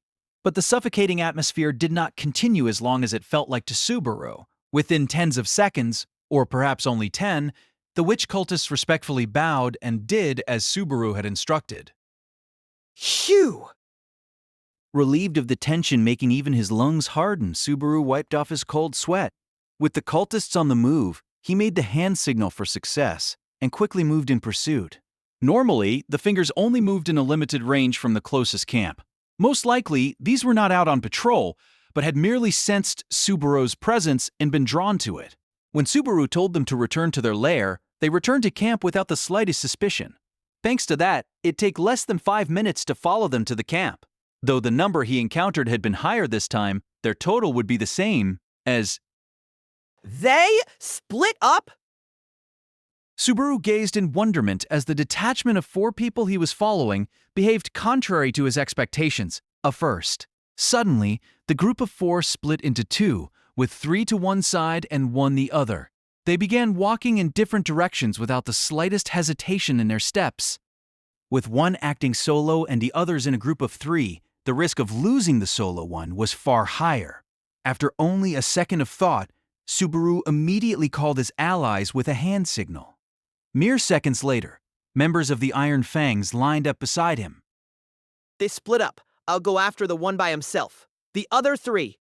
Right on. We got this. Do not lay a hand on them. If you spot their camp, regroup with the others. You got it. Giving his slender mustache a flick, the Foxman leaped into the forest to Subaru's right without so much as a sound. Subaru watched him go but had no time to rest on his laurels. He urgently resumed his pursuit of the witch cultist heading off solo. Fortunately, he immediately caught up with the lone witch cultist. Gently and carefully, he followed the figure deeper and deeper into the forest. Keeping his head down, Subaru roughly wiped away the sweat threatening to get into his eyes. In point of fact, it was pointless for Subaru to keep his breath down and tail the witch cultist in secret. Subaru possessed no ability to conceal his presence, and the witch cultist walking before him had probably been aware of Subaru's pursuit the whole time. He said nothing in spite of that because he was obeying the directive of Subaru, who attranked him. He judged that Subaru's inexplicable actions were for the benefit of the witch cult. Not that he could see into their minds, but he could deduce it was probably along those lines. But if that was so, Subaru wondered even more why the 4-man team would split up. Not that it was his intention, but Subaru held command authority rivaling that of an Archbishop of the 7 deadly sins. He didn't know what would make someone go as far as to defy his orders to head off by himself. Subaru's heart beat a little faster as he wondered if this was connected to some kind of fatal oversight on his part. He squinted, focusing on the movements of the cultist ahead of him. The surrounding scenery was bothering him, perhaps because he was abusing his eyesight. The forest all seemed the same to him somehow, as if he'd stumbled into a place giving him déjà vu. He felt as if he was stepping into familiar territory. Is that really just a feeling? As he went down a game trail unworthy of being called a path, stepped over big tree roots, leaped over a gully at his feet, and walked past mushrooms that looked poisonous, the unease inside Subaru changed to certainty. It can't be. The biggest alarm bell in Subaru's skull went off. He clenched his teeth and ran forward. When it seemed he might stumble, he toughed it out, plunging forward until the forest before him opened wide. Then, What the hell are you doing? When green fell away from his field of vision, he leaped into the ash-gray scene before his eyes. Some several hours before, the rocky place that had become a battlefield had been a caved-in cavern and an unmarked grave. But the writhing witch cultists were defiling the grave, seemingly trying to unearth the remains of the madman buried there. For this was the final resting place of Petelgeuse Romanée-Conti. When Subaru spontaneously raised his voice, the witch cultist's eyes gathered upon him. The witch cultist defiling the grave numbered 9. The lone man he'd followed made 10 a finger. They'd noticed Petelgeuse's death. At the very least, this finger had to be annihilated. The finger moved as one at about the same time that Subaru internally came to that conclusion. The witch cultists who knew Petelgeuse was dead instantly reached out towards Subaru. Subaru didn't know if they were trying to kill him or nab a replacement for their Archbishop of the 7 deadly sins. He would never know, for the results were permanently erased by the running silver slash that followed. The black-robed figure spewed dark red as he collapsed. His silent death throes signaled the start of the battle. Sir Subaru, get behind me. Wilhelm, taking the first kill, lightly pushed Subaru behind him. As Subaru tottered, Ricardo's huge frame and Julius's slender physique slipped past his flanks, with their differing forms of enmity flying. The battle was one-sided. Because of Subaru's blunder in impulsively leaping forward, the battle began under fairer conditions. But the expeditionary force paid no heed to this, crushing the witch cultists with overwhelming martial force. In a few tens of seconds, the battle was decided, and the battlefield soon contained only the fallen corpses of the cultists. What were they trying to do here anyway? Watching the end of the battle, Subaru raised his voice in the barren place-turned battlefield once more. No one replied to his question. The witch cultists were silent, saying nothing. The last one killed himself in Ferris's arms despite the latter's best efforts. They had no time to be elated at crushing a new finger. It is as if they were digging in the earth, searching for something. What they were digging up is the Archbishop of the 7 deadly sins grave. Well, I call it a grave, but Mimi just buried him with dirt, and it was Mimi who blew him up, too. Having been unearthed from the grave, the madman's corpse was on the surface, lined up with the others. In the first place, the remains were nothing but a headless torso. As a result of the explosion, even that had been cruelly changed to fragments. Subaru couldn't even guess what the cultists had been looking for among the fragments, little more than clumps of flesh. But I've got a bad feeling about this. the witch cultists had disinterred the Archbishop of the 7 deadly sins in search of something. They'd had a reason to unyieldingly persist in the work, even so far as to disobey Subaru's command. There were 4 fingers left. Let's regroup with the other ones following the group of 3. Gotta hurry. The disquieting worry stirring deep inside his chest would not subside. Pressing a fist to his chest, Subaru forced himself to ignore the ache as he hurried to rejoin the Foxman's detachment. They returned to the forest, following that detachment to a different site. He trusted that the unease would pass once they caught up. Lukewarm air wafted among the trees, and the stench of scattered internal organs pricked at his nose. White-hooded leather outfits were strewn around the area, each with its contents still inside. None remained in one piece. Some supernatural power had torn them limb from limb. Don't look like any survived, huh? Subaru was in shock, unable to speak. In front of him, Ricardo spoke with a snort. A dogman like him, with sensitive smell even among beast people, had sensed something amiss before anyone else. Breaking into a run, when Subaru and the others caught up, he looked back and spoke those words. They succinctly summed up the tragic end. Healing. We've gotta heal the wounded, or... I told ya! No survivors! There ain't no wounded here, man. When Subaru spoke with a shaking voice, Ricardo shook his head, his usual haughtiness muted. He wasn't trying to rub it in. It was simply obvious at first glance, namely, that the comrades supposed to be there had been slaughtered, leaving not even a single survivor. A disturbing situation. The fight was entirely too one-sided. Agreed. Considering how well the Iron Fangs are trained, it is difficult to think they could be so overwhelmed. With Subaru's mind struck by the surreal sight, Unable to keep up, the conversation continued without him. When he looked around, he saw Julius and Wilhelm agree that it was disturbing. One-sided. It is precisely that. There are no corpses save those of Rajan and our other allies here. It is unnatural by any measure. Even against the witch cult, it is unthinkable they would be killed without putting up resistance. The Iron Fangs are so elite, it is barely imaginable the enemy would strike down even one. A strange situation, is it not?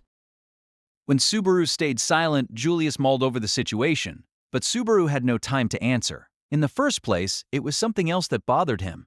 It wasn't simply the situation disturbing Subaru's thoughts. It was the initial impact well before that which he couldn't move on from. Why are you acting like this is normal? Subaru? We came rushing and our buddies are dead, So why are you acting like this is no big... We cannot change what has happened, just as one cannot change the past. Subaru was speechless, and Julius pulled his gaze away. Walking toward Ferris, Ferris had said nothing to this point, but unlike Subaru, he hadn't been standing still.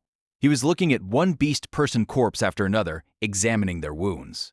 When joined together, these clumps of flesh would surely turn into their former comrades. Subaru wondered if the young fox man pursuing the witch cultist was the one Julius had called Rajan. Subaru recalled his aloof face and witty phrases, uttered in Kararagi dialect. He and the other 4 beast people had been cruelly ripped apart to the point that they were unrecognizable. Ferris, have you learned anything? Let's start with no survivors. Based on the state of the wounds, it seems like they were taken down by the same person, but these aren't blade wounds. Of course, it wasn't magic, either. They were torn apart by force. Some guy was saying there were demon beasts around, huh? Give me a break. When Ferris calmly gave his report, Ricardo gave an appropriate sound through his canine teeth. Subaru, brought back to reality by the sound, wobbled into the exchange.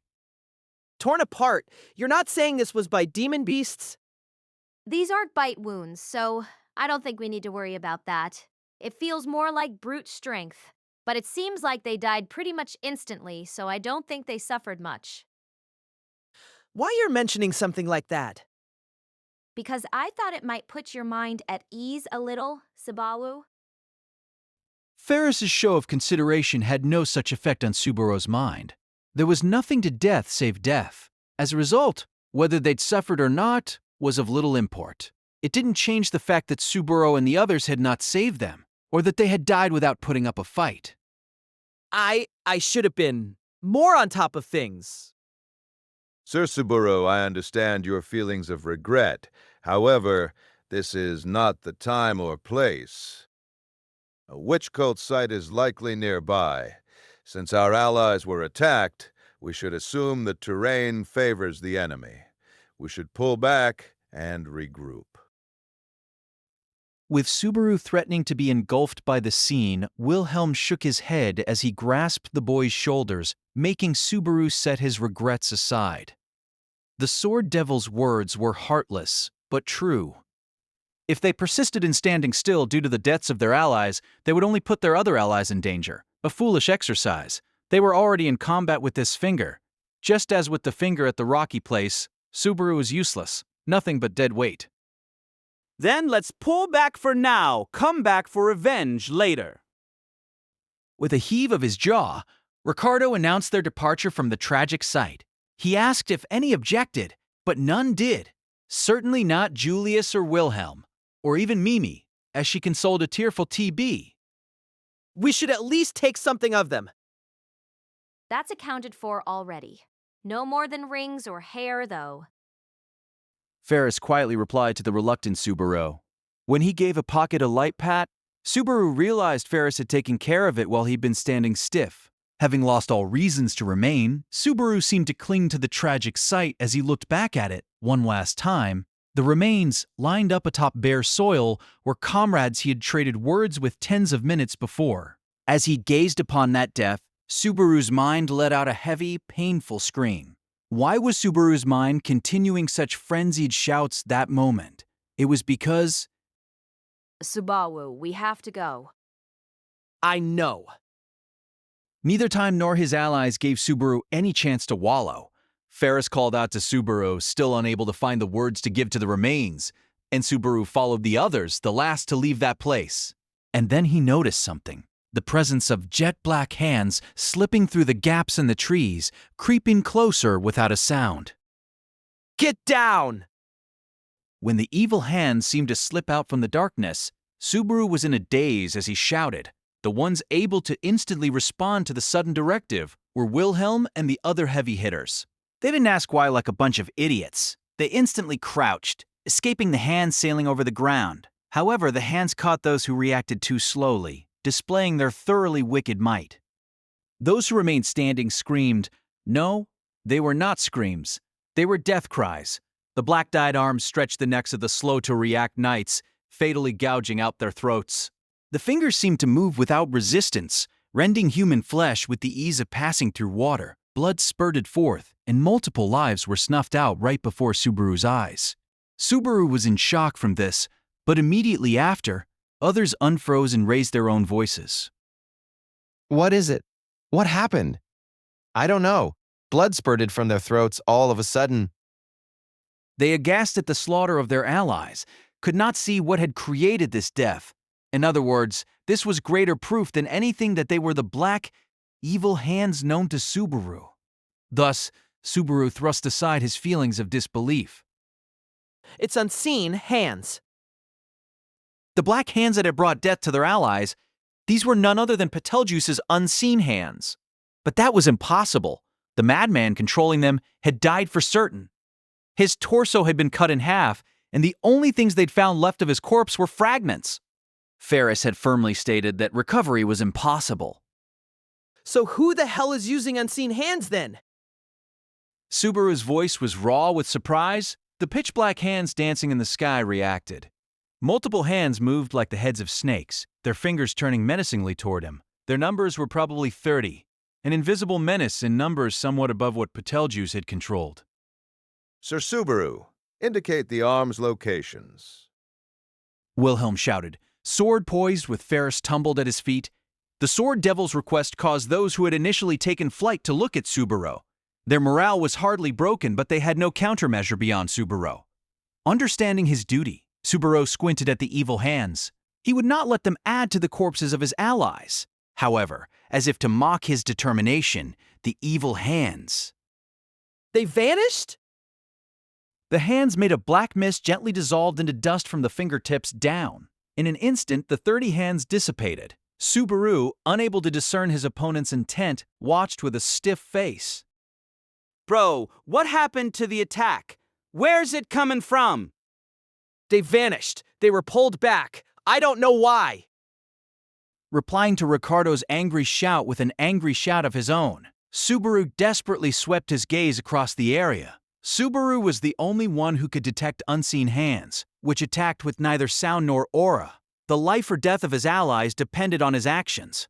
That fact made Subaru earnest in his efforts. Accordingly, he neglected to care for himself. The bad feeling suddenly arising at the back of Subaru's neck made him raise a cry of pain. The next moment, his neck bones seemed to creak from the powerful grip raising him, pulling his feet off the ground. Floating in the air, he could neither kick at the ground nor stand firm. His limbs writhed and flailed, but Subaru's body was pulled into the darkness in a single swoop.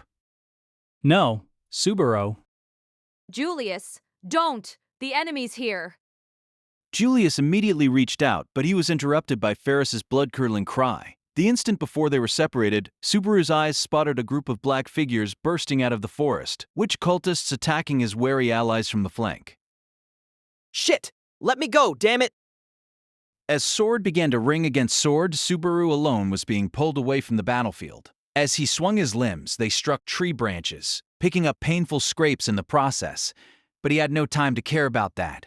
The hand restraining him possessed tremendous physical strength, carrying Subaru with movements impossible for any man-made device. That, and the fact that he couldn't break free, made it easy for him to guess what was pulling him. That very moment, Subaru was being whisked away by unseen hands. Therefore, his enemy was... The impact forced an interruption in his thought process. The forced floating in midair came to an end when his back was slammed against a large tree. After that, Subaru was pressed against the trunk, legs still off the ground, suspended in midair as he came face to face with his foe. Gia! Shit! Who the hell is? My brain is shaking. When Subaru coughed, turning his eyes toward his surroundings, that phrase froze his heart. The nonsensical line seemed to flow into his ears as if it were teasing him, but it was far too evil to ignore. Slowly, the darkness seemed to dissolve as a slender figure walked out of it. So far as Subaru knew, the witch cultists all wore the same hooded black robes, and this figure was no exception. But this individual left the hood down, leaving a face exposed.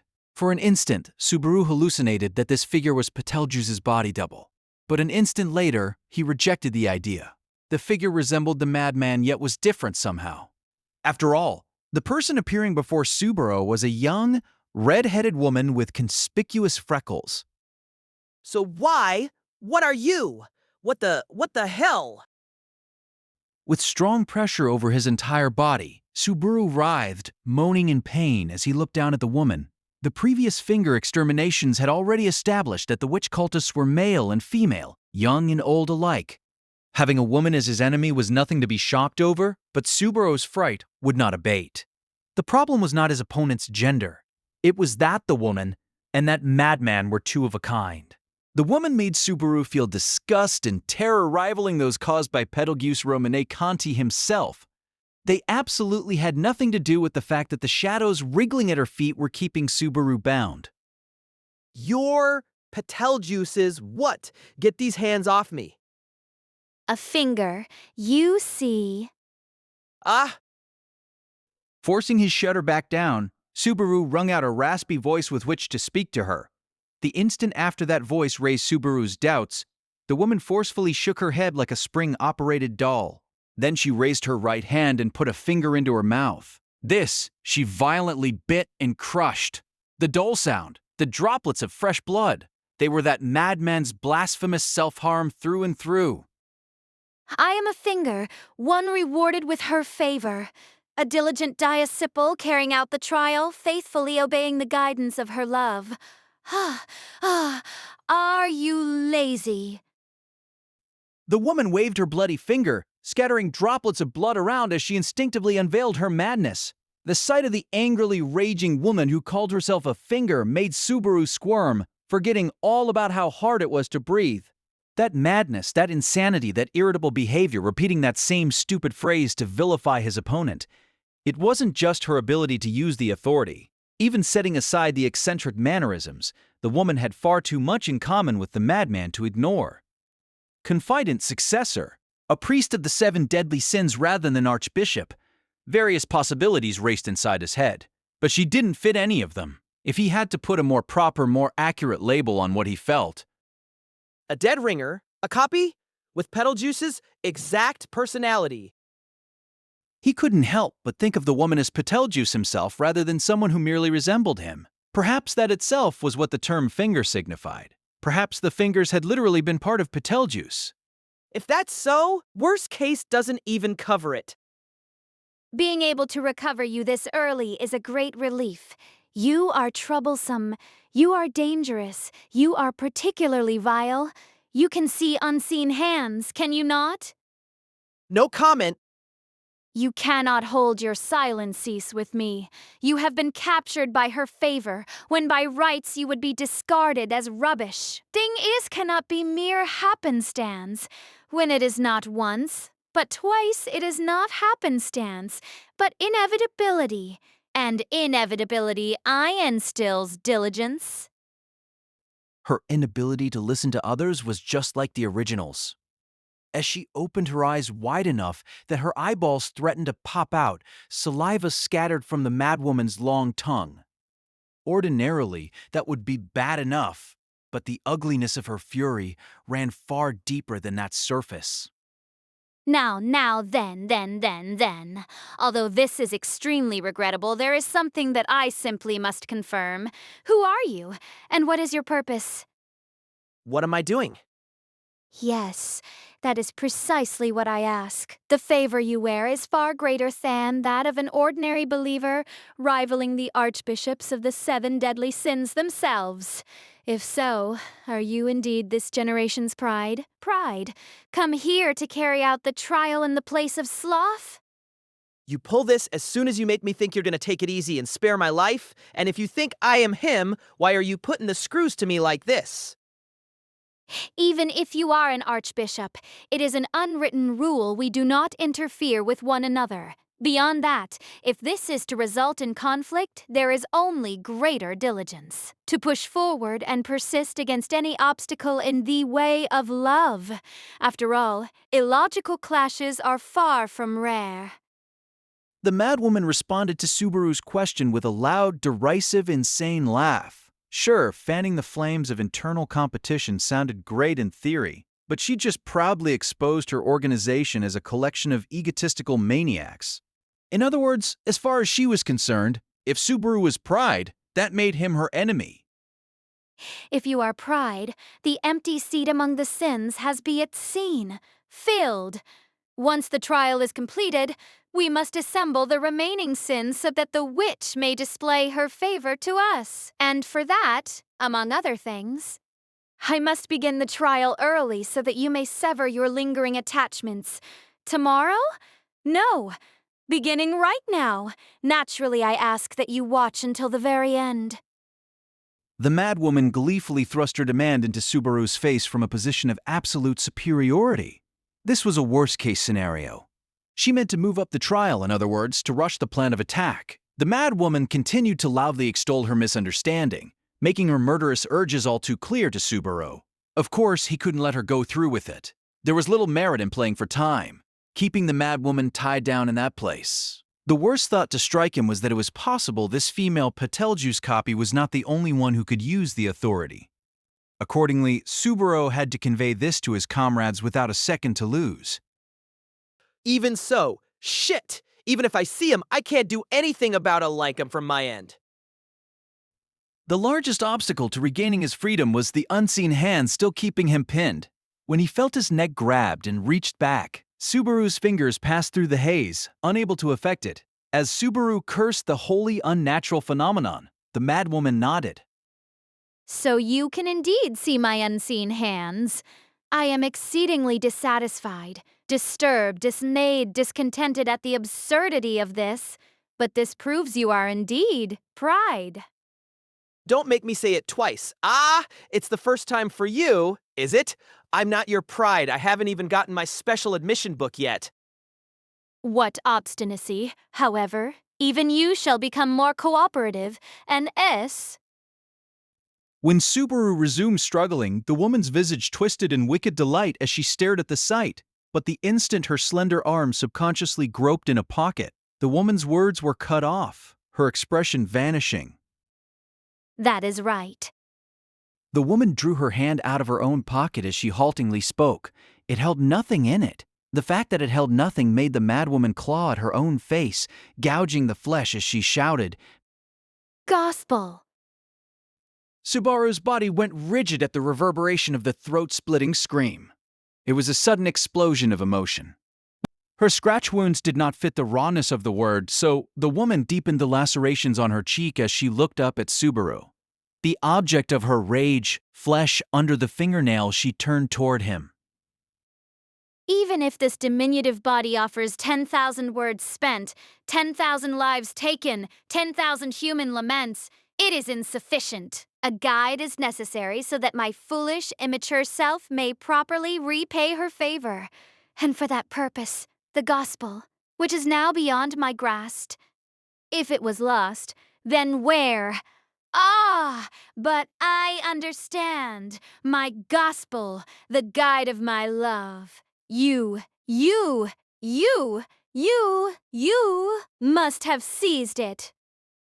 When she directed her unstable hatred toward Subaru, the malice thrust through him, chilling his spine. The madwoman, rightful heir to Petelgeuse's spirit, brought her bloody visage close to Subaru. Stay back. Her approach made Subaru feel the presence of death, something he had not tasted in some time. When death drew near, it had a scent that only Subaru could pick out. It was this death that hovered around the woman's body as she came to seal Subaru Natsuki's fate. It is futile to struggle any further. This is as far as you... Responding to the madwoman's mocking voice, the evil hand's grip made Subaru's neck bones creak. He was on the verge of losing consciousness, sinking into a lethal abyss. What is this? The questioning voice led to a slackening of the grip, letting Subaru breathe easier for that single instant. Subaru forced his hazy eyes open to see for himself what had created that time for him. Then Subaru saw it, a wavering, flickering cluster of red light, right before his eyes. What this? Spirit. Before Subaru could figure out what the light was, the madwoman raised a vivid, hateful shout. For its part, the light responded with vibrant clarity. The light surged, as if about to explode, burning Subaru's and the woman's eyes with white light. Zero. Starting Life in Another World by Tapi Nagatsuki casted six-tale novel. Please subscribe to our channel. Compared on a hunch, it became clear as day. I think the same sloth-like cultists have the same setup. So this setup, it's the trigger for that authority thingy. I don't know that far, but when I think of some of the cultists getting the special treatment, it makes me suspect it has something to do with the weird power the Archbishop of the Seven Deadly Sins controls. The information suggesting there were multiple sloths had already been shared within the expeditionary force. Given Ferris's examinations to date, the possibility loomed ever larger. If that's so, the problem is how many sloths besides these two are there, huh?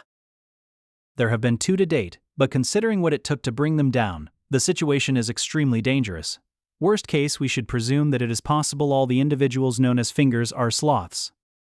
That's jumping ahead a little much, ain't it? If they could all use that authority, they'd use it to hit back at us, right? But no one's done that. It would be so if the individuals known as fingers appeared as a group under the Archbishop's command. Julius's reply didn't really answer Subaru's question, but Ferris and Ricardo registered agreement on their faces. I see. In other words, I think Julius means the fingers are like the Archbishop's right hand and left hand. Aren't the right and the left hands both part of the same body? Not that, more in the sense of your confidant or right-hand man. Weren't you the one to guess what the fingers were to the witch cult to begin with, Subaru? Ah! After all that, I finally clued into what the three of them were saying. I knew of several cases where Petelgeuse had referred to his subordinates as fingers, but I'd had to guess heavily as to the details. In point of fact, I had thought that the term fingers was what Petelgeuse used to refer to groups under his command. But what if, instead, fingers was the name borne by several special cultists, and the same authority as Petelgeuse resided in each of them?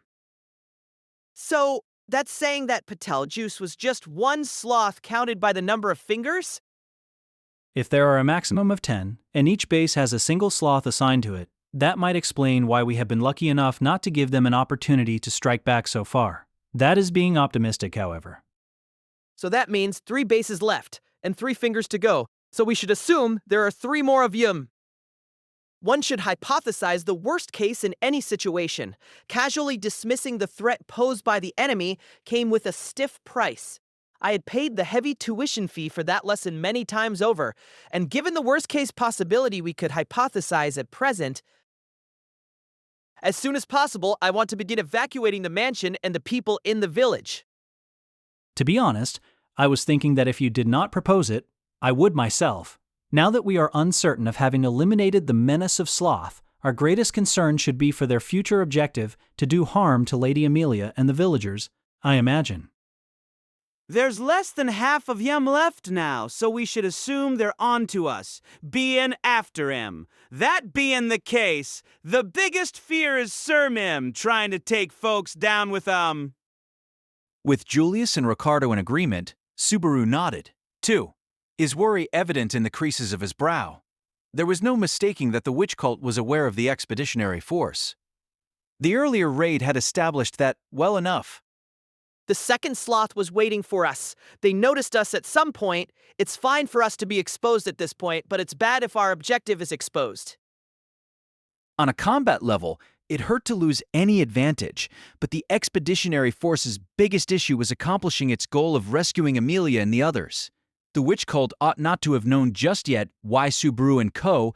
had entered the Mathers' lands. If the cult knew that both sides were after the mansion and village, both were certain to become battlefields. Right now, the witch cult hasn't noticed that the plain is wide open yet. If we can get Emilia and everyone on dragon carriages, they should be able to make a clean getaway.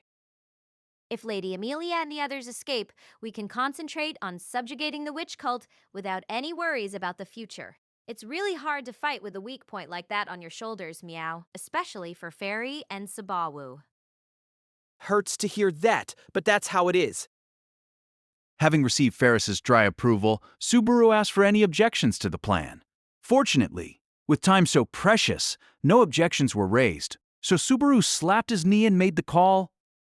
Thanks, big help. We'll take the traveling merchants with us and all go to the village. No leaving me behind, okay? From here, there is no telling when the remaining sloths might attack. Your eyes will be irreplaceable, yes? With Julius's roundabout ascent, the expeditionary force's plan was set. Oh, so you're finally calling on us then. It's a relief to get some work. As it turned out, the traveling merchants were unexpectedly eager when they finally received the order to move out.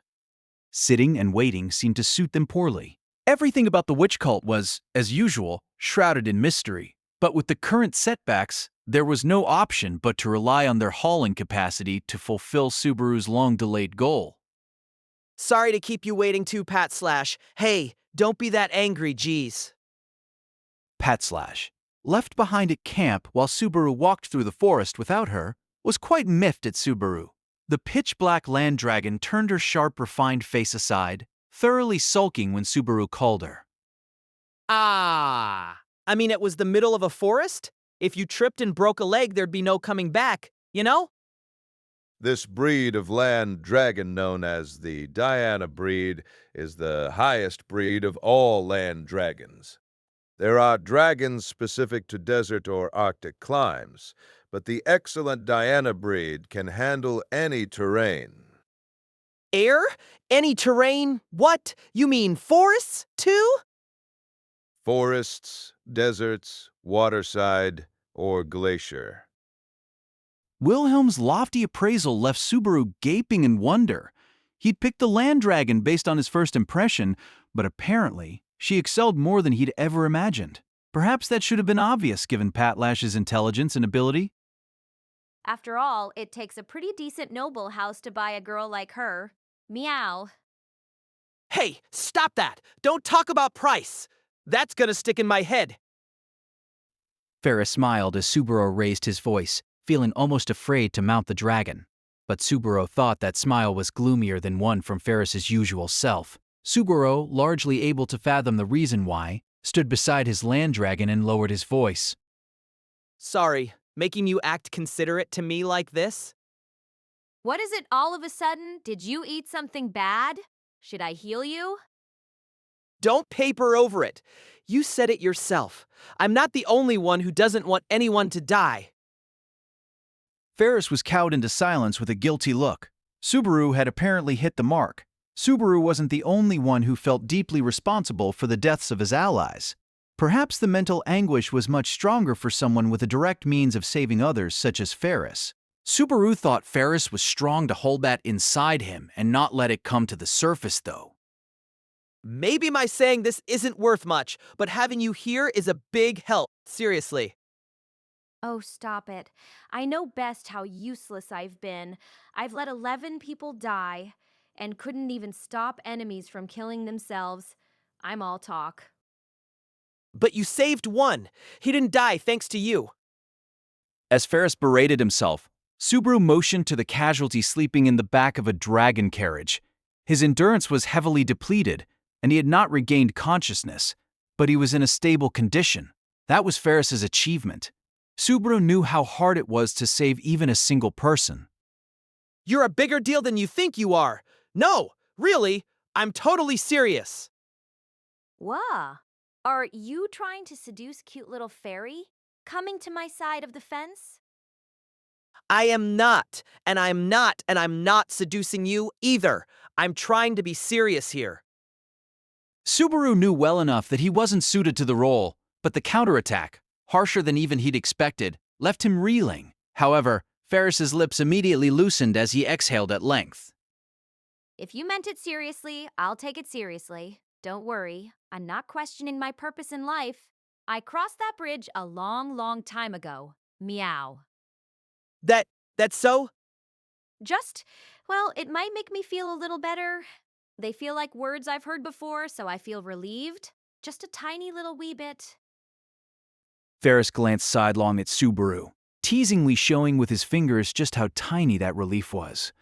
From that reaction, Subaru felt he'd contributed some small part to cheering Ferris up, which left him relieved as well. So, this is a good time, so Fairy is going to say it. Subaru, you really should make up with Julius as soon as you can. Ferris switched subjects so abruptly that Subaru's eyes popped wide. It's not a soon or not soon thing you saw, right? It's not making up, but our clashing is water under the bridge. On the surface, sure. Deep down, you're still snapping at him subconsciously. That's why when something comes up, you're dropping Julius off the list of choices first thing. You can rely on Julius. Though I grant you that he's hard to deal with and tough to understand, meow. Fluttering his palm to indicate the end of the conversation, Ferris concentrated on examining the magic crystals from the witch cult. In contrast to Ferris, those last words had unsettled Subaru's mind. Am I subconsciously snapping at him? When I thought about it, I couldn't conclusively say I hadn't been. Of course, I hadn't judged based on such personal feelings to that point, but I had no confidence that I had my subconscious under control as well. He turned his still stern face forward when suddenly the sweet aroma of flowers leaped into his nostrils. A lovely little flower with blue petals was blooming on the edge of the road, swaying in the wind. Subaru recognized it and its scent, which triggered a memory of a vivid flower garden. The flower garden where he and Emilia had once spent time together. I really wanted to put an end to all that and have more of a triumphant return, but emotionally, I wanted to hurry and hesitate in equal measure. If we continued along the highway and entered Earlham Village, I'd begin to urge the villagers to evacuate. Naturally, that meant the people from the mansion as well. In other words, a reunion with her would have been much cooler to see her again after taking care of it all partial. Everything was halfway. The subjugation of the witch cult was halfway. So, too, the duty entrusted to me at the royal capital. More than anything else, my heart was only halfway prepared to face the future, my mindset not having changed since I'd aired my feelings several hours prior. I had yet to make up for all that I had done in the royal capital. I couldn't puff up my chest while reuniting with Emilia in a situation like that, and the knowledge caused a harsh throb in my chest. Of course, my discomfort was not something I could weigh against her safety and that of others. I committed 3 sins, he said.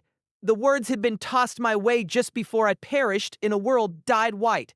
The words had convicted me as the fool who had broken my promise to her, trampled upon her feelings, and even robbed her of her life. Such was the curse left from when Puck killed him the 3rd time around. Cut that out.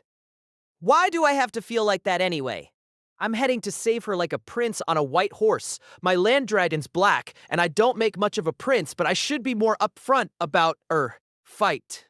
Had Wilhelm not told me this, that mindset was not only for the battlefield, that mentality was precious strength, bolstering your spirit against any aspect of life threatening to crush you. That's how it is, huh, Wilhelm? Yes, it is so. When he prodded Wilhelm, riding a little ahead, for agreement, the Sword Devil hesitated for a brief moment before giving his assent. That is not something you should bother Master Wilhelm about. It is natural for you to be thinking of certain things. But would it not be better if you retained a little composure? In the first place, the stuff I'm thinking about has nothing to do with you. I thought you should admit you are in the wrong in this, so as to clear the air, but... Well, logic's different from sentiment. Sheesh, that's right. Push comes to shove, that's how it is. When Subaru berated himself in a ragged voice, Julius inclined his head, watching uncomprehendingly. In the middle of the exchange, Subaru became aware that he was snapping at Julius, just as Ferris had told him, even if he accepted it logically. Accepting it emotionally was a different matter. But as Ferris had pointed out, letting it compromise his judgment was getting his priorities mixed up. Yeah. There might be something I need to say to you before we move on. Without looking at Julius as he rode beside him, Subaru haltingly and carefully broke the ice.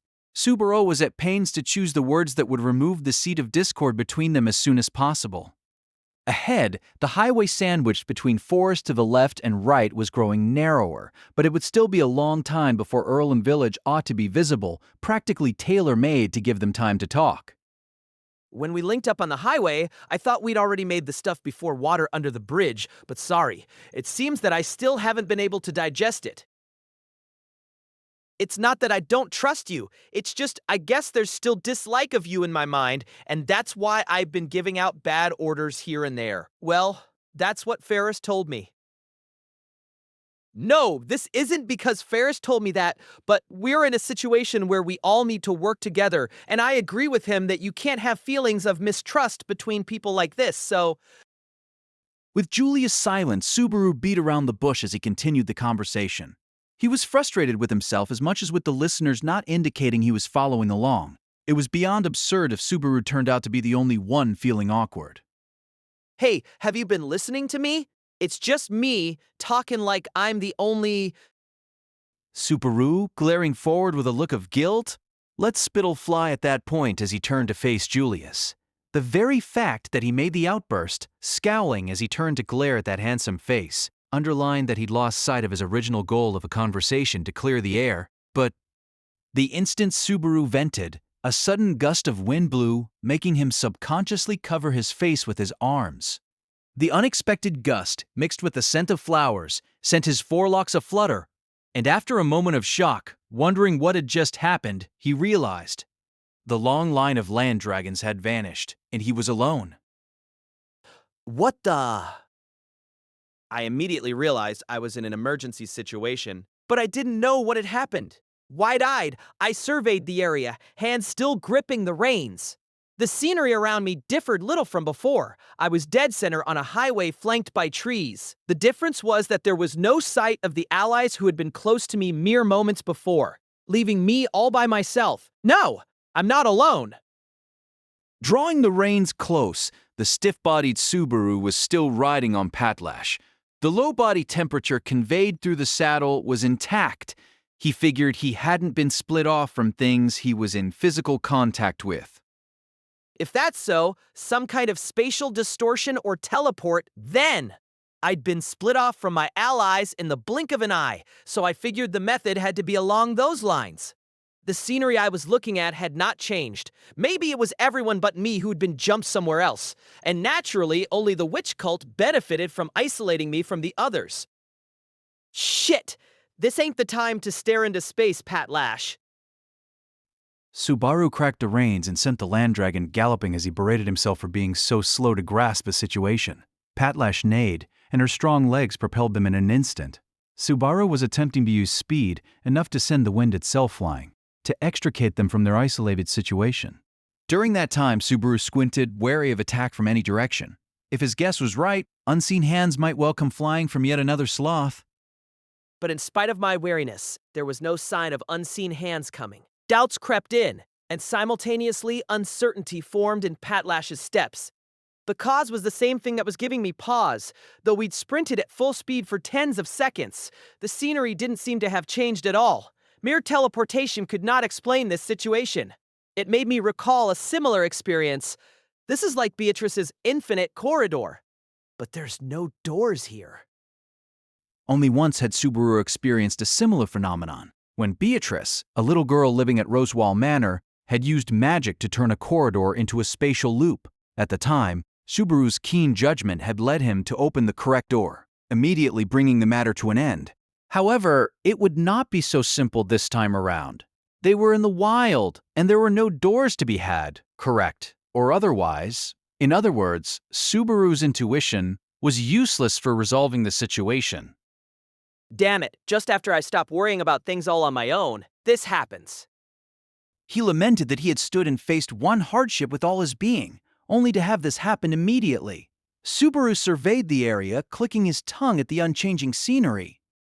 Hey, anyone there? Is it just me here? Answer me. Someone.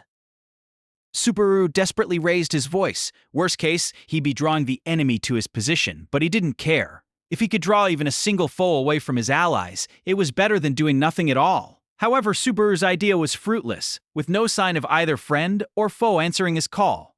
It was odd. It was strange.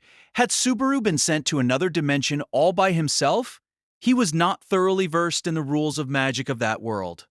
Was such a thing even possible? Hold up, Patslash. Let's be cool, calm down, and think. Accepting Subaru's instruction, Patlash slackened the speed of her run and came to a standstill. That instant, when they were stopped, was the perfect moment to strike, but there was no sign of that either.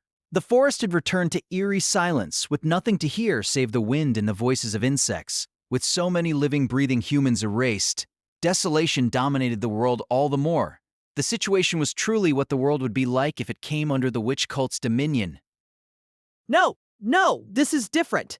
Once I'd thought that far, a palpable sense of wrongness made me jerk my head up.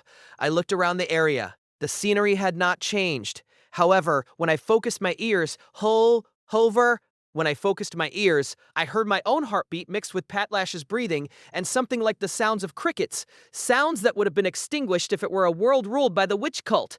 It's not teleportation. Then, what the hell is it? He hadn't been transferred to a place under the cult's dominion.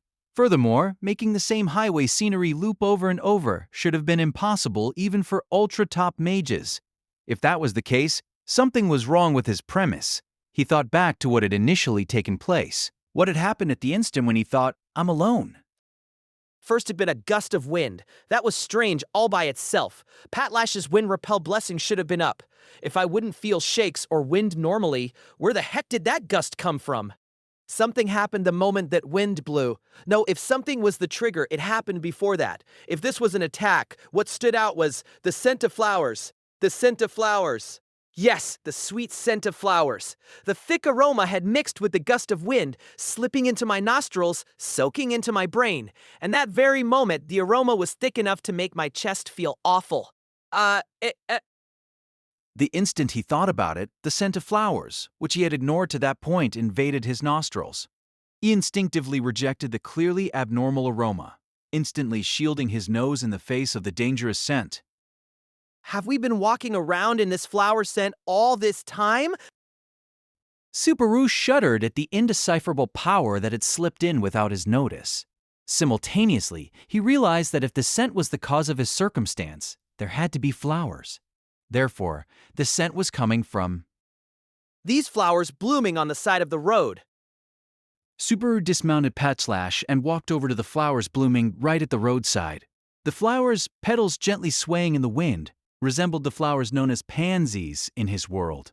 However, now that Subaru had determined that flowers were the cause, he was suddenly at a loss. If the flowers were the cause, should he uproot them?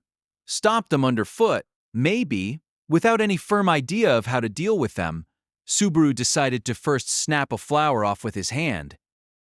The instant he tried to touch the flower, wriggling vines became like whips, lunging for Subaru's neck. With incredible strength, the narrow vines wrenched Subaru, the power of the unexpected attack drawing out an anguished cry. Falling on his backside, Subaru tore at the vines as they tried to strangle him. Hard. The vines were so tough that you wouldn't think they were plants, rejecting his fingernails, trying to kill Subaru with the bloodlust of an animal. Subaru bent back, reaching out with a hand, calling for aid from Patlash. The black land dragon stood behind Subaru, quietly staring at his battle with the flower. She merely watched, with no sign of making any move. Subaru lamented with a sense of despair, but that despair was overshadowed by the sense that something was off. Having served me so faithfully thus far, it was unnatural for Patlash to overlook this situation. Why, then? Was this the case? The possibilities were twofold. Patlash had abandoned me, or she didn't see the struggle. I dismissed the former out of hand, concluding it had to be the latter. Patlash didn't see it. Flower scent. Hallucination. Hallucination. There is No, flower. I denied it. The flower bringing death right before my eyes. No such dangerous flower existed. I was seeing a world that was not possible. Accordingly, it was a sham. Tears clouded my vision. No, something other than tears was clouding it. Patlash's form wavered, and the fraud that I'd thought was my companion vanished. There was no one else in my virtual world. It was all a fraud. Ahoo! Gaha! Gaho! Hoo hoo hoo! The instant he shook it off, the sensation of the vine wringing his neck vanished. With the chance to breathe at last, Subaru coughed as oxygen filled his lungs, trying to see what had happened with his teary eyes. Right in front of Subaru, the flowers that had put him through a terrifying experience were burning. Petals, vines, roots, all were enveloped in crimson flames, burning black and falling to pieces. And the one doing this was a flickering red light floating right above the burning flowers, a minor spirit. You again. It was the red minor spirit that had also saved Subaru earlier when he was the mad woman's captive. While he gasped for breath, the spirit that had rescued him from peril came right before his eyes. Subaru immediately put his hand out, receiving the light's warmth with his palm. This means... He took in that heat at the same time that the flowers finished burning away. The petals had become ash and the sweet aroma had been swapped for the stench of something burnt. Immediately after, the world changed. The highway he had thought infinite began to waver, bleeding into the sky and the forest to the left and right. The world was warping like a painting being dissolved by water. Then, in an instant, it seemed to snap right back. The world had reconstituted itself. No, he had been freed from the illusion and returned to the real world. Subaru. A voice called out to him. Raising his head at the sharp voice, Subaru returned to the world as it was. Standing right in front of him was Julius, calling to Subaru as the red spirit rested upon his shoulder. So it was you? There is no mistaking that abusive tongue. I do not believe anyone could reproduce your invective toward me this faithfully. Subaru was sour at Julius's face being the first he saw upon his return. Julius responded with mild sarcasm. However, Julius immediately pulled Subaru's arm, bringing him to his feet, and motioned with his chin toward the surrounding area. When Subaru followed suit and looked around the area, he stood dumbfounded, gaping at the state of the expeditionary force. All the neatly lined members of the expeditionary force, man and mounted beast alike, were at a complete standstill. Someone has attacked us. An illusion-type incantation, but it only sent my mind astray for several seconds. At present, only you and I have returned from it. How did you come back? A few seconds? On my end, it was minutes. Maybe because it was all in my head? I never would have thought that you possessed the power to resist such magic. How did you make it back? Wait, everyone got trapped by this? Seconds or minutes? At this rate, we'll all be stuck in place and make a real nice target. We've got to do something. That's why I'm asking you how you came back. With their mutual doubts clashing, the lack of headway aroused Julius's anger. The rare reaction shocked Subaru. Realizing it was no time to argue, he switched gears. It was burning the flowers inside the illusion that caused it all. When I say burning, it wasn't me who burned them, but anyway, the flowers are the trigger. So by getting rid of a Flowers, you say? I see, a suggestion incantation carried by a flower's aroma. But Julius let his words trail off as he surveyed their comrades still under the spell. Then, in front of Subaru, who was wide-eyed and at a loss for what to do, he slowly raised his arms. As he did, his arms served almost like a perch as several lights emerged into view. They glowed in different colors, 6 in all. Among them was the red light that had saved Subaru. That's... This is the radiance given off by my little buds. I shall henceforth inform everyone of how to break the illusion. In Nez. Julius, indirectly responding to Subaru, spread the fingers of his outstretched hands. The lights that seemingly glided onto his fingertips were colored white and black. The two lights intermingled, growing in intensity, and before Subaru's amazed eyes, their light enveloped the world around him. What's Going on? Subaru was about to say, but the change jabbed into Subaru's brain faster than he could say the words. Choya. Choya! Huh! No one's here. Where is this? Huh! He heard the girl's faint speech expressing incomprehension of her situation. No, strictly speaking, it was not speech. This was not a voice, but rather thoughts, not sound, but emotion. Her will conveyed not to Subaru's eardrums, but rather directly to his brain. Nor were the thoughts hers alone. I've gotten lost. No, split off. This is bad. At this rate, darn it, this is the worst. I keep wrecking the forest, and it don't change a thing. This sort of trick at a time like this. Lady Crush! Sis! Sis! Where are you? TB might be crying by now. Gah! They were flowing into him. The muddy stream of thoughts was merciless, slipping through his ears into his skull, through his skull into his brain, and pressing down upon that brain with a weight beyond what it could handle. The big helping of multiple thoughts and emotions, barbs and all, leaped around inside Subaru's skull, leaving him moaning in anguish. He couldn't really tell if it was pain or suffering. It wasn't really pain. It wasn't really suffering. It was simply heavy. Was the sensitivity too high? I'm sorry. Please breathe deeply and bear it. Error! You jerk! Right now, I have no time to calibrate solely for you. Getting everyone back takes precedence. That was all, Julius said before closing his eyes and ceasing to move to concentrate on his incantation. Amid his agony, Subaru levied curses upon the handsome young man responsible for that suffering. Even when he did as told and took a deep breath, not even a smidgen of relief was forthcoming. Then, as before, his brain was filled with a multitude of thoughts. At this rate, it would soon liquefy and pour out of his ears. I've got to put these thoughts in order. The muddying of thoughts and stirring of minds was Julius's doing. He'd used some kind of magic to produce that situation, allowing him to convey the means of breaking the illusion. Think. Someone spread the flowers around inside the illusion. Several people are free of the illusion and are breaking through the vortex of thought. Still so many. So many still captured. Brainwaves intermingled time and time again. But like thorns being removed or teeth being pulled, the number of thoughts was dropping. People were returning from the illusion's evil hand to the real world.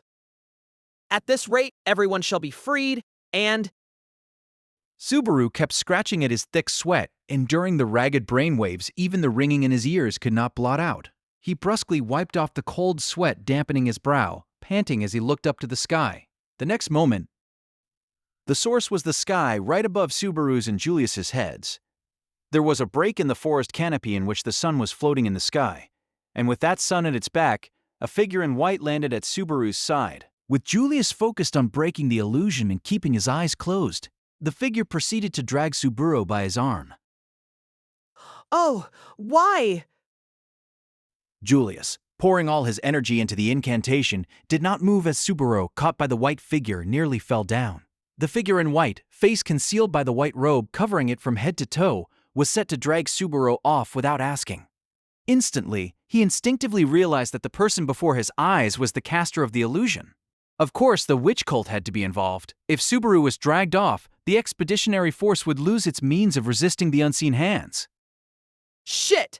Wait, there's no way anyone's letting you do whatever you... Ooh? The instant Subaru braced himself, trying to resist, his planted foot was swept away, sending Subaru flipping over, unable to even cry out. The off-the-charts martial arts skill didn't even let him get a word in. At that rate, the figure in white would try to drag Subaru right out of that place. Dua? But a cloth-rending cry and the unleashing of silver light interrupted the attempt.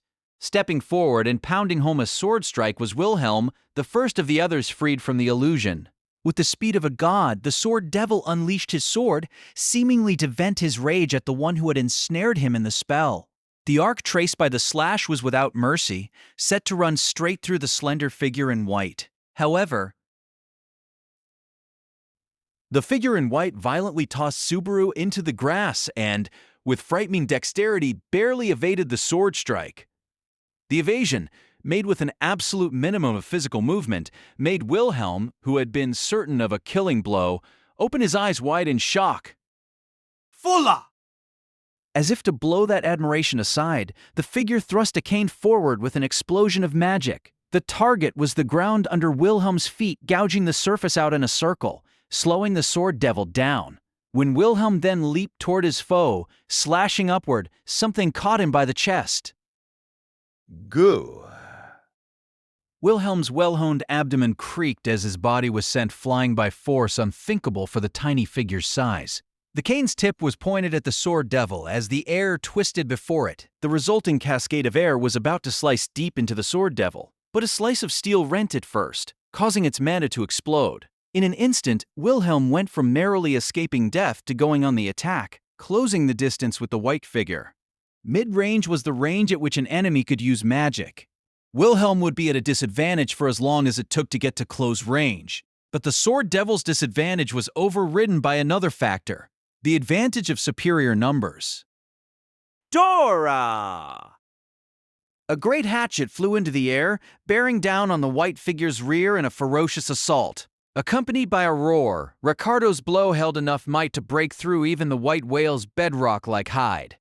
The attack, which could only blow its target away, slammed into the defenseless figure in white, sending its slender body ferociously flying away. What the hell? But Ricardo, having delivered a blow of certain death, shouted not in victory, but in shock. The cause of that shock was the white figure sent flying. No, the enemy spinning through the air of its own volition. Frighteningly, the figure in white had turned in concert with Ricardo's strike, diminishing the power of its impact. Subaru could only guess at the level of skill required for such a feat, which could only be called godlike. Your skill is splendid, but You're making a big mistake if you think you're walking away from this. Between the sword devil's praise and the great wolf's roar, the enemy twirled the short cane in its palms and engaged in combat. The raging great hatchet in vertical and horizontal silver slashes leaped forth, creating a zone of certain death. The white figure seemed to dance while slipping past, weaving magic in the meantime to take both warriors on. It was an unbelievably good fight against the two forming the main striking power of the expeditionary force. But as the battle raged between combatants beyond the ken of man, the third blade to intervene decided the matter. Though you are our foe, I am captivated by your skill. However, this has gone far enough. The white figure held its breath as Julia's sword rested against its neck. During the battle, the entire expeditionary force had been freed from the illusion. Having lost all opportunity to buy time and escape, the white figure ceased to resist. It was not just Julius, but also Wilhelm and Ricardo, from the right and left, holding the figure in check. The battle has been decided. There was nowhere to run, a fact their opponent conceded. Kill me! I will not be defiled! Surrounded by hostility, the white figure accepted its own demise with extreme apathy. The voice was high-pitched. The shoulders under the robe were slender. From the tone of voice, Subaru knew it was a girl. Wilhelm's eyes widened at the prideful declaration. Julius's and Ricardo's eyes met. Unrest spread as the expeditionary force, now back to reality, grasped the circumstances. Wait a sec, please. It was then that Subaru, covered with grass from his tumble, raised his hand in his voice. After being thrust into the weeds, Subaru had watched the battle, unable to help in any way. But with the match decided, the sound of the girl accepting her defeat made him come rushing to the spot. He did it not because the opponent was a girl, but because he knew that voice. And when Subaru leaped forward, the opponent recognized him as well. Baruso. Been a while since I was called that. Wait, it seriously is you? Deflated at the unexpected assailant's identity, Subaru let out a very long sigh. At Subaru's reaction, the person in the white robe pulled down her hood, and so the girl's lovely stern face appeared with pink hair and pale red eyes. Ram. It was Ram, maid of Roswell Manor. Now I suppose you will explain the meaning of all this, Barusu. Having plunged the expeditionary force into unprecedented crisis and spectacularly giving Wilhelm and others the runaround, Ram brushed dirt off her body as her extremely displeased eyes stared daggers into Subaru. What's the meaning of this? Isn't that our line? Squirming under the stern gaze, Subaru surveyed the sorry state of affairs along the highway. Along the highway and forest were traces of the recent battle. along with allies now freed from the illusion. Fortunately, the after effects from the incantation were limited to light headaches, and there were no wounded, Ram included. However, the lack of casualties did not in any way mean that the issue was settled. How in the world did it come to this? Thought Subaru, holding back a sigh as he looked at Ram. The gist is, you launched a preemptive strike and people fought back. Fighting your own side really sucks, Wilhelm. You're not hurt? A small scratch from wind magic. I will ask Ferris about it later. More importantly, I am glad I did not get ahead of myself and slice her down. There would be no taking such a thing back. Wilhelm lifted an arm up, showing off his sliced cuff with a strained smile. Responding to the magnanimity, Subaru put a hand to his own chest in relief. Wilhelm Van Astria? Ram, arms folded while listening to Subaru and Wilhelm speak, murmured thus when she heard the old swordsman's name. Addressed by his full name, the sword devil turned toward her. I did not imagine the sword devil would be my opponent. I can accept having lost. Compared to my glory days, 'tis little more than a nickname. Each day I strive to resist decay, but I cannot defeat old age. My skills are 2 steps behind my former peak. Having been laid low by such dulled skills, those words feel like irritating sarcasm. Ram crisply cast Wilhelm's modesty aside. The sword devil seemed to like that attitude from Ram, but Subaru did not. He pressed Ram about the rude tone of her words. Hey, what's that attitude you're giving Wilhelm? Setting aside you're always like that with me, you should be politer to other people at low. Receive outsiders in the manner of guests, you say. I see. It is as you say. My. There is no excuse for my repeated rudeness, dear guests. Flicking Subaru's nose with a finger when he drew near, Ram proceeded to elegantly bow to everyone present. As she behaved like a perfect servant, a cold smile came over her beautiful, doll-like face. I apologize for my repeated rudeness, but the mansion of Marquis Roswell L. Mathers lies ahead. At present, at the command of my master, I am not receiving outsiders, so I ask that you please detour and leave. Slip the dagger in at the end, huh? Besides that, what the heck's that supposed to mean? It means what it says. Currently, the environs of the mansion are in a state of heightened alert. I cannot allow outsiders to approach, though I suppose such words are wasted on an ingrate such as you, Barusu. Ingrate? Subaru's expression clouded over at the appraisal he could not dismiss. Yes, is it not so? Having received such great favor from Master Roswell, you curry favor with another master as soon as he seems done with you. Or perhaps it was all an act to enter our good graces to begin with. If so, it would seem that you received your just deserts. Wait, you're getting this all wrong. You're completely misreading the circumstances. So this is what a dog that bites the hand that feeds him is like. Listen already. Ram's acrimonious demeanor was a daily ritual, but the hostility included with it was the real deal. The gaze she shot Subaru's way was frigid enough to make his insides tremble, telling Subaru that something was badly wrong. There was a reason for her to be this rigid. It was to prevent this, to not allow for any misunderstanding that he'd... Right, the letter of goodwill. That's what writing that letter was for. Didn't it reach the mansion? Letter of goodwill. Subaru had taken pains to clear up any possible confusion about the circumstances. When he spoke the words, Ram's eyes narrowed, her reaction demonstrating that she recognized their significance. But her reaction to the ring of those words was absolutely not a favorable one. Ram, what are you angry for? Certainly, a letter arrived from the royal capital, but it is useless to characterize that thing as written in goodwill. Ram's voice had little intonation, barely holding back the fires of a burning rage. When Subaru failed to understand the meaning of her emotion, Ram snorted as she spelled it out loud and clear.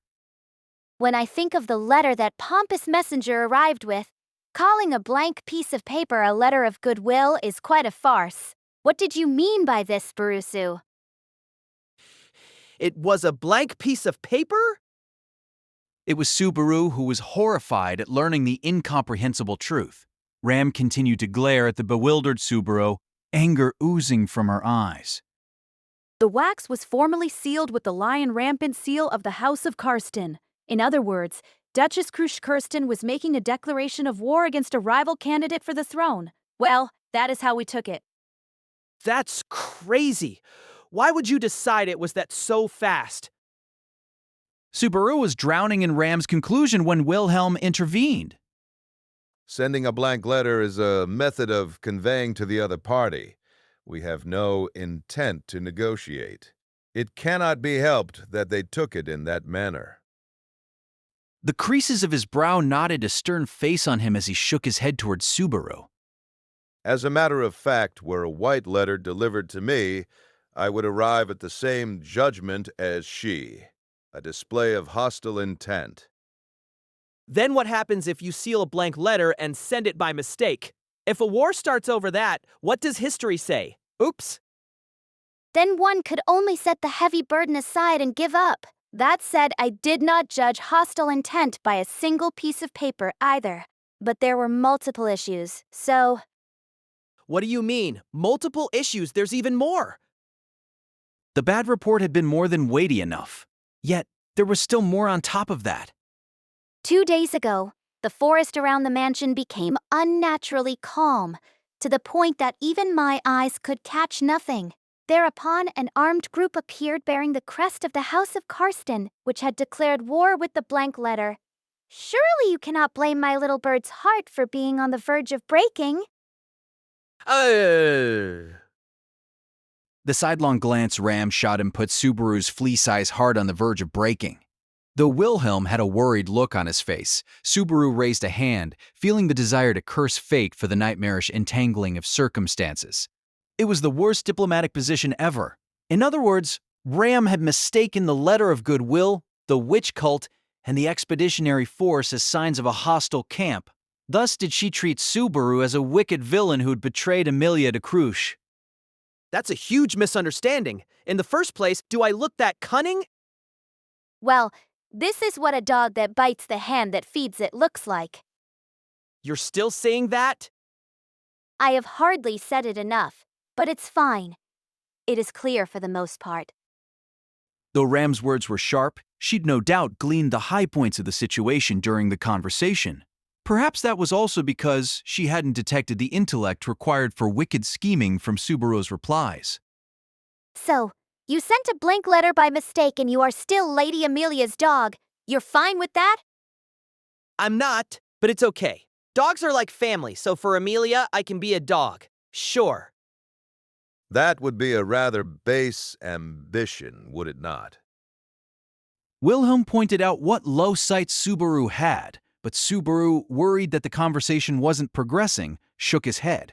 At any rate, with the misunderstanding cleared up, he had to get right to the point. Wilhelm included, everyone here is reinforcements. We're on your side. Anyone making you worry, we are gathered together to send him packing. The worst of all misunderstandings threatened to bring the hard-won alliance crashing down. Aghast at that fact, Subaru puffed his chest out, establishing his goodwill toward Ram. Ram furrowed her brows, so Subaru got to the point.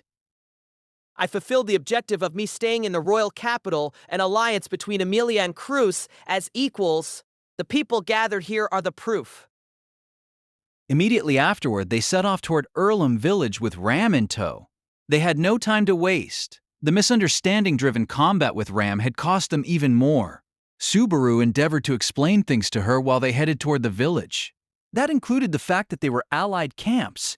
He was grateful his comrades in the expeditionary force were taking things so well. They'd accepted Subaru's earnest apology and Ram's gratitude for their help after her initial hostility, taking it all in stride.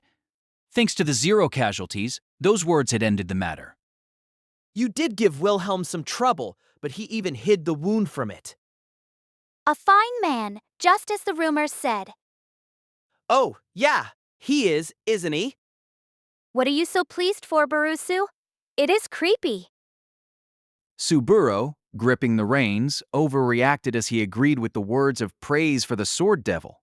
The sight of it brought a genuine scowl to Ram's face. One of the hands on Subaru's hips jabbed him in the flank. At present, Subaru and Ram were riding together on the jet black land dragon's back. Subaru turned his head just enough to look at Ram, who was sitting behind him, as he thought back to the earlier battle. I have to ask, what was with that illusion attack earlier? I thought the only magic you could use was wind magic. No one told me about that part. It is a mixture of wind-type magic and a hallucinatory drug. I had truly intended only to whisk the commander away while the others were weighed down, but I never imagined you would be able to break free. Their Ram's words trailed off. She nodded to herself a few times and said, You probably gained a resistance to the drug. The drug is derived from the leaves in the tea you always drank, after all. I was drinking that poison every time. I am kidding. It hadn't sounded like she was joking, but Subaru did not press the issue further, not purely because he was afraid to know whether it was true or false, but also because he felt the trembling in the arms with which she touched him. Realizing that her trying to break the tension had resulted in him blurting something out in plain sight, he said, Sorry I made you put your guard up like that. Whatever the cause, you were pretty serious back there, huh? I suppose serious enough to be resolved to take my foe down with me. Can I truly trust the gentleman behind us? Or what? They'll seize the chance to march on the mansion. A pretty nasty bunch is after the place, after all. Even Krush doesn't really want that much trouble. So it is outlaws lurking in the forest that are after Lady Emilia, then. I really did write about that in the letter, you know. with Ram unexpectedly hinting at the witch cult's presence. Subaru could only lament the cause of the jumbled circumstances. Upon his opening the lid of his painstakingly acquired insurance, it had turned into the greatest of all traps. However, the singular fact that a blank letter of goodwill had arrived brought a different problem into sharp relief. Namely, that someone out there had swapped his letter of goodwill, aiming to turn Emilia and Crucia against each other. What happened with the messenger who brought the letter to the mansion? We politely granted him our hospitality. After all, I thought that he might prove useful in the event of a prisoner exchange. Prisoner exchange? Even if a prisoner exchange with the Crush camp truly came to pass, the only people from the Emilia camp to have returned were Subaru and Rem. When Subaru thought back to the surprise attack, he remembered that Rem's first move had been to try to drag Subaru off without a care as to appearances. Perhaps the purpose of that aggressive operation had been to get the imprisoned Subaru back, though even if he asked Ram about it, there was probably no way in hell she'd give him a straight answer. Either way, she already had someone from the most powerful candidate in her grasp. If the messenger proved to be a spy, she would interrogate him. Simple as that. Anyway, you can relax about the enemies hiding in the forest.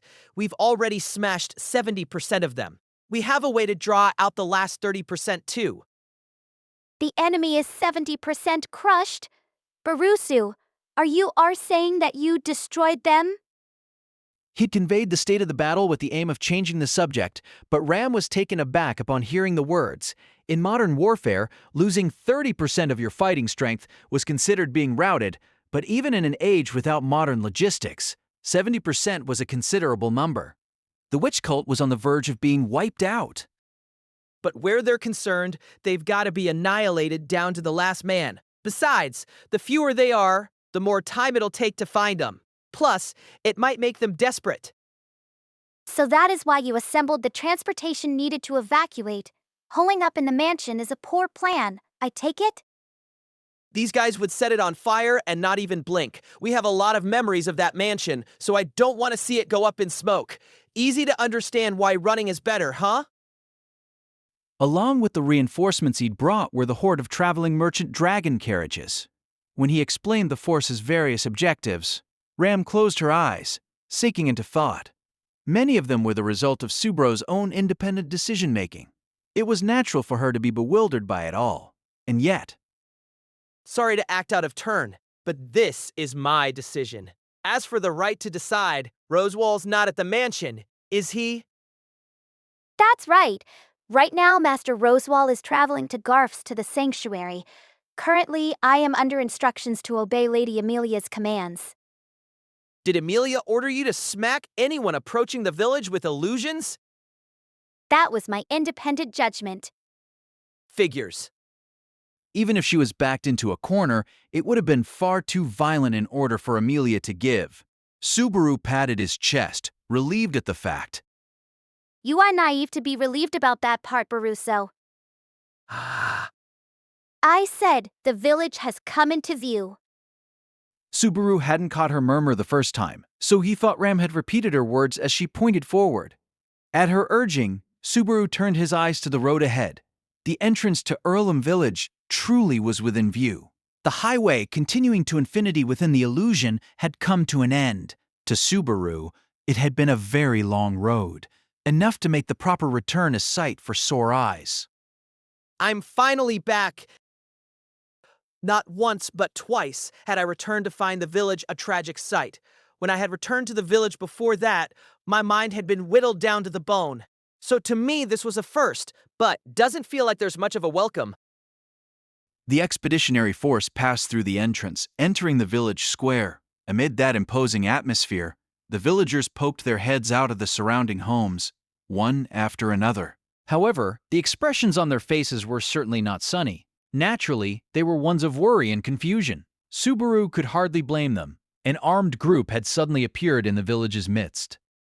Ram, how much did you tell the villagers?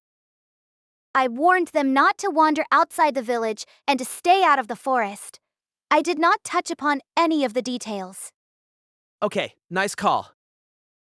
If the witch cult was even guessed at, the village would surely be in chaos. Perhaps Ram was to be commended for keeping that part a secret, considering that she had thought the Krush camp was her enemy. Hey, isn't that Master Subaru and Miss Ram? It really is. So Master Subaru has come back. One by one, the villagers began to realize that it was Subaru and Ram on Dragonback. With all eyes upon them, seemingly in charge of the group, Subaru got off Patlash, judging it a good time to do so. He was probably best suited to explain the situation. Baruso. Just wait a minute. I'll talk to him. Wilhelm, Julius, Ricardo. Subaru put a hand up to Ram and addressed the three heaviest hitters of the expeditionary force. He chose them because they would amplify his persuasiveness to the villagers. They weren't just reliable, they looked the part. Subaru brought the three with him as he walked straight into the center of the village square. Subaru, it would seem that they are concerned. Do not neglect to be considerate. Nodding at Julius's whisper, Subaru took a deep breath before loudly clapping his hands together. Seeing the Subaru they knew so well do this made the villagers widen their eyes, wondering what was going on. Seeing from their reactions that he'd nicely gathered their attention, Subaru opened his mouth to set their concerns at ease. Yes, everyone's attention, please. Hi, it's been a while. It's been a few days, but is everyone doing okay? I know coming back like this is really sudden, but today, I'm asking everyone to do something. After a modest greeting, Subaru switched to the topic at hand. The way Subaru raised his voice made the villagers surrounding him from a distance look at one another's faces. They all knew Subaru, and he knew all of them.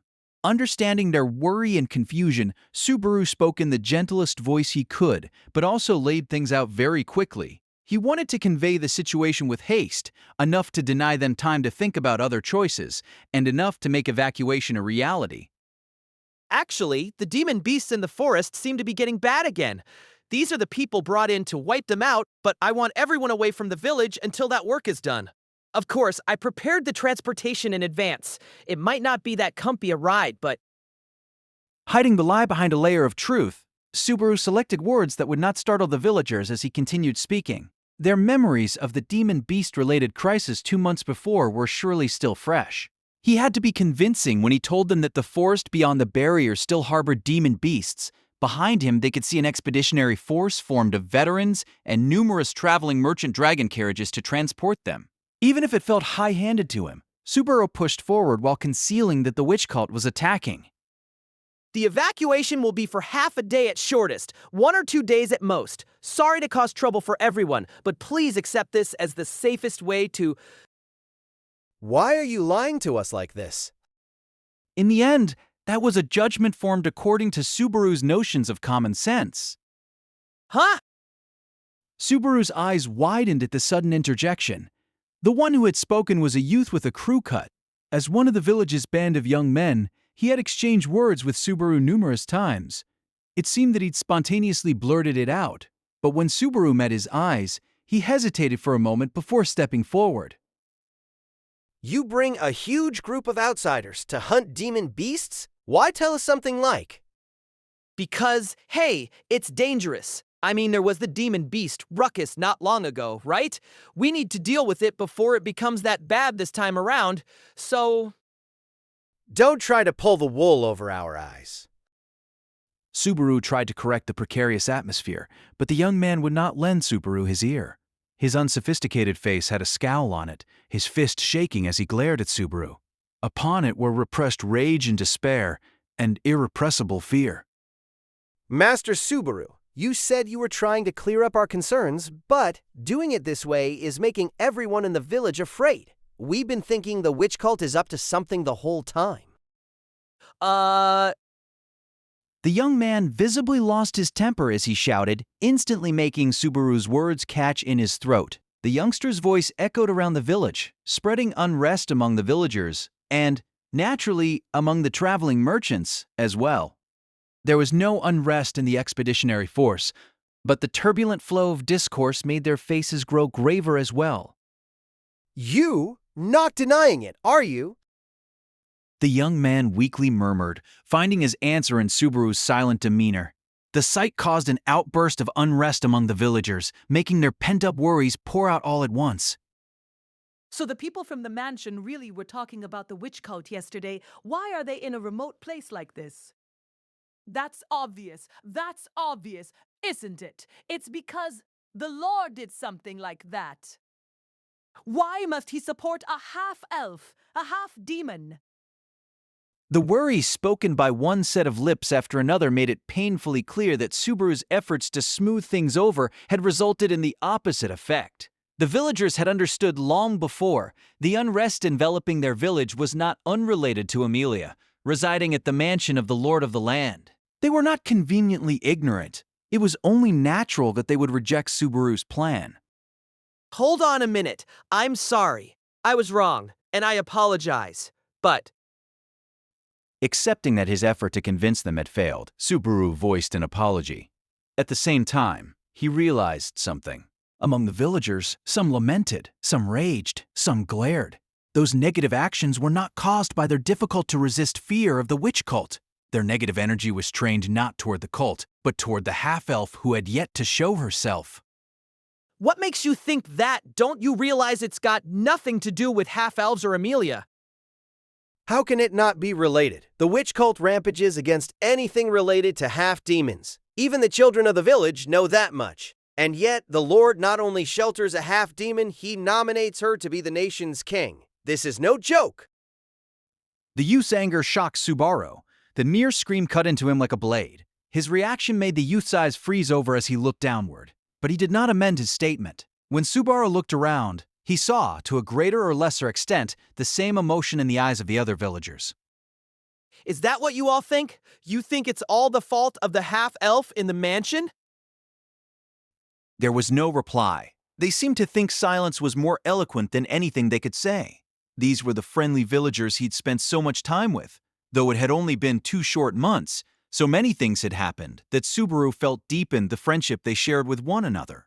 That was why he'd been so desperate to save them. He believed that they would accept his feelings without suspicion or doubt. And yet... This was just me getting ahead of myself again?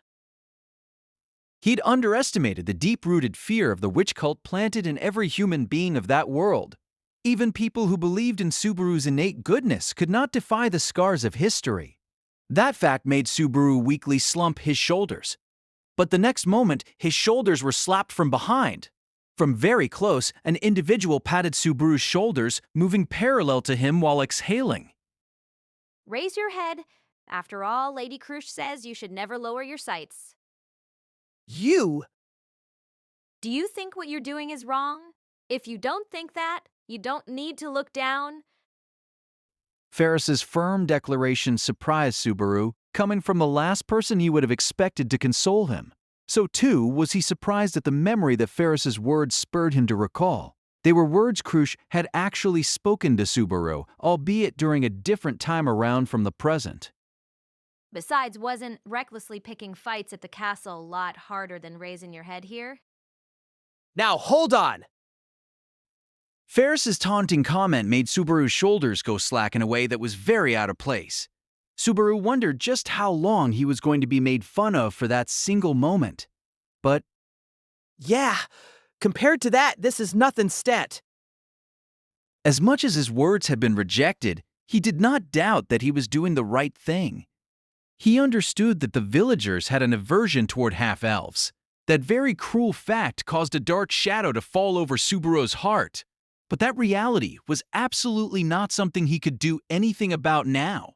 It was something to be changed by Emilia's future actions, with Subaru at her side. It's not something I can do anything about just by saying I'm gonna change it.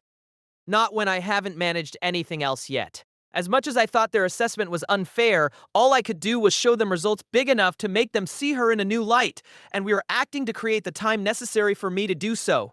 I wanted to believe that was the reason I had come again like this. From what you've said, I understand how you all feel. I won't tell you, drop everything and come with me. It's natural you all have your thoughts on it. It hurts, but I get that too. Master Subaru. But for now, please, swallow it down. I really do understand all the feelings you're trying to put into words. So please, do as I say right now so we can speak properly about it later. The village really is in danger. When Subaru spoke those words, training earnest eyes toward them, the villagers kept their silence, saying nothing. With silence falling over the village, Subaru thought their reaction very sad. At this rate, all he'd have done was spend time in futility. However, it was Ram who sternly smashed the stalemate asunder. The words of a servant of our house are the commands of Master Rosewall, lord of this land. You serfs never had any right of refusal to begin with. Come now, hurry and obey your instructions. Having observed on the sidelines up to that point, Ram had stepped out of the ranks of the expeditionary force to stand alongside Subaru as she confronted the villagers. The overbearing glint in her eye and the authority of her statement surprised and unnerved the villagers. Hold on. I get why you're putting it harshly, but you don't have to put it like that. Everyone has their own lives. It's only natural they'd be thrown off like... It would seem you, like these villagers, are insufficiently aware of the greatness of your lord. When Subaru objected to Ram's high-handed statement, Ram glared at Subaru with an exasperated air. If you incur issues or damages due to the evacuation, our landlord shall take responsibility and compensate you. If any of you object, come forth and state your names. This is Master Rosewall's decision. The way she said it was stern. Her meaning was severe as well. But though she had been uncompromising, the contents of her proposal soothed the concerns of the populace, leaving Subaru and the villagers in awe. Everyone understood. By backing up Subaru's words with the authority of the landlord, Ram gave the villagers what they needed to agree. Sorry for Ram's harsh way of saying it, but what I want hasn't changed. Everyone needs to evacuate the village. I realize that it's so sudden you can't properly prepare. That's why I'll take responsibility and talk to Rosewall about proper compensation for damages. I want everyone to at least believe me about that. Please. Accepting Ram's viewpoint, Subaru appealed not to emotion but to logic. Between Ram's calm and Subaru's urgings, the villagers were silent for a time. Then they nodded in apparent resignation. They were a long way from liking it. However, they'd given their consent. The evacuation could begin. When, with one thing settled, Subaru breathed out with relief, he was joined by the comrades standing in a row behind him. Everyone had been tense and anxious, but somehow they had climbed that mountain. I've gotta say, though. What? Subaru shared in his comrade's relief before proceeding to look at Ram standing right beside him.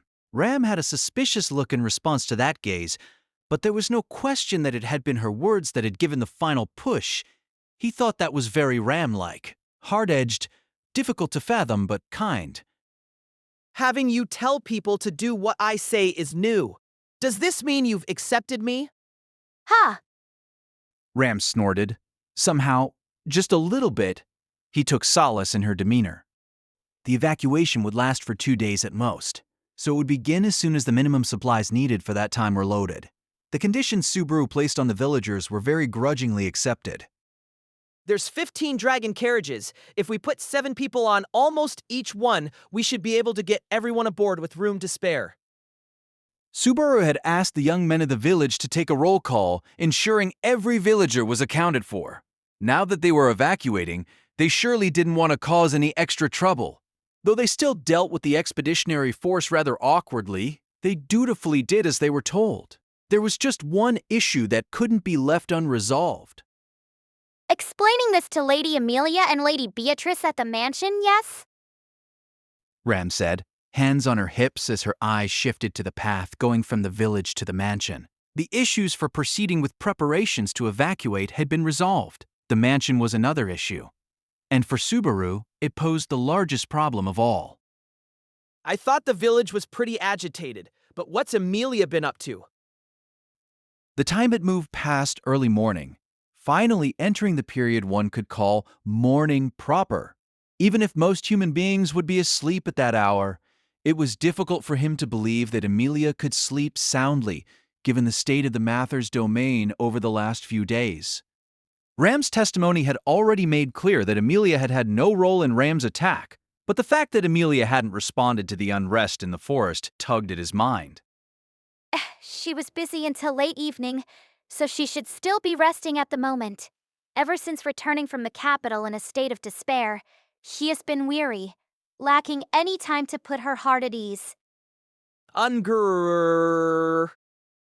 She has the look of someone who has been put through a distasteful ordeal by a man. Don't attach distasteful to it, okay? Not that I am denying it. Her third-party opinion magnified Subaru's feelings of guilt all at once. It was natural that the events at the capital had greatly wounded Emilia. He could not disagree with Ram's scornful opinion of him. While Master Rosewell is absent, it is up to Lady Emilia to deal with anything amiss at the mansion and the village.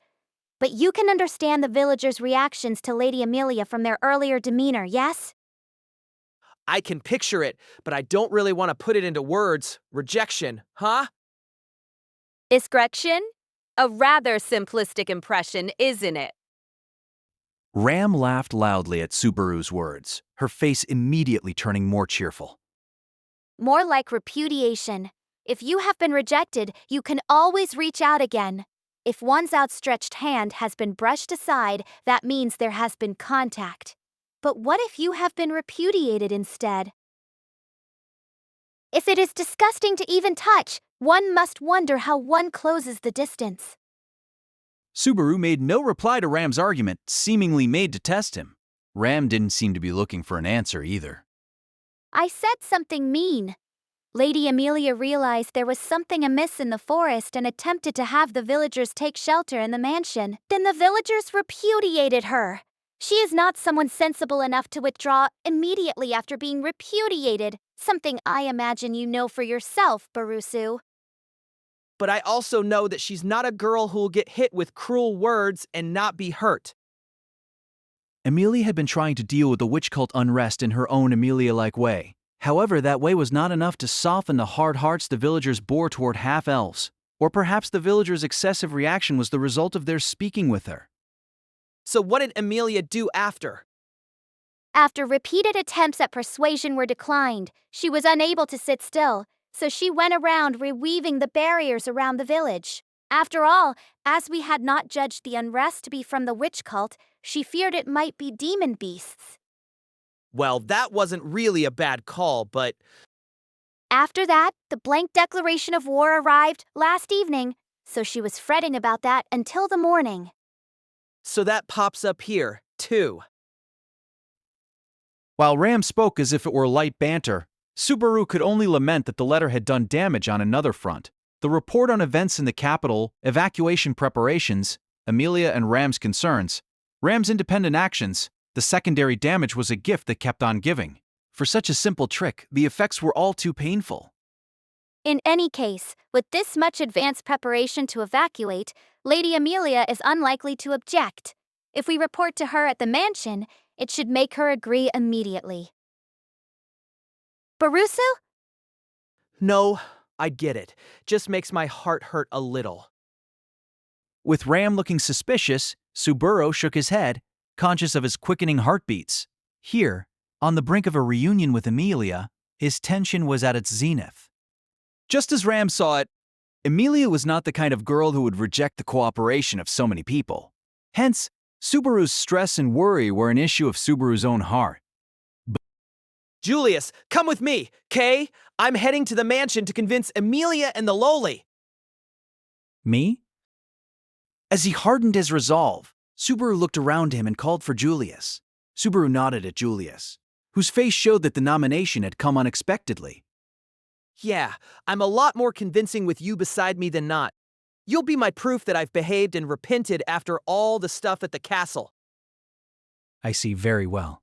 If it will make the talk go more smoothly, use me to your heart's content. His handsome face indicated consent, elegantly nodding at Subaru's suggestion. The gesture made Subaru grimace. A petty and very Barusu-like little trick. Hey, don't call it petty. Call it paying attention to the little details. Julius, besides that. What is it? You're the one who stuck a spirit on me, right? I want a proper explanation. The offhanded way Subaru made the remark made even Julius look apprehensive. His reaction made Subaru avert his eyes, a guilty look on his face as he continued. Now look, I've been saved 2 times now with my life on the line, so I get that you're a spirit mage whether I like it or not. I would prefer you called me by the proper title Spirit Knight. I employ spiritual spells, of course, but I do not recall skimping on my sword training. Giving that reply, Julius stared at Subaru's face with utmost seriousness. You are unexpectedly calm. I was thoroughly convinced you would find my being a spirit user to be distasteful. Even I can account for time, place, circumstances, and person once in a while. There are times when I haven't, though. Subaru, eyes still averted, made a pained smile as he motioned toward Julius's right arm. There emerged the minor spirits that Subaru had seen during Ram's attack, seemingly orbiting the arm. The flickering spirits numbered 6 in total, each one lovingly nestling close to Julius's arm. However beautiful and fickle they looked, they were beings imbued with supernatural power.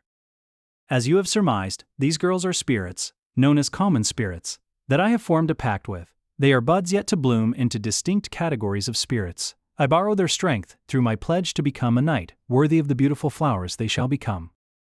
So you had the red one keep an eye on me.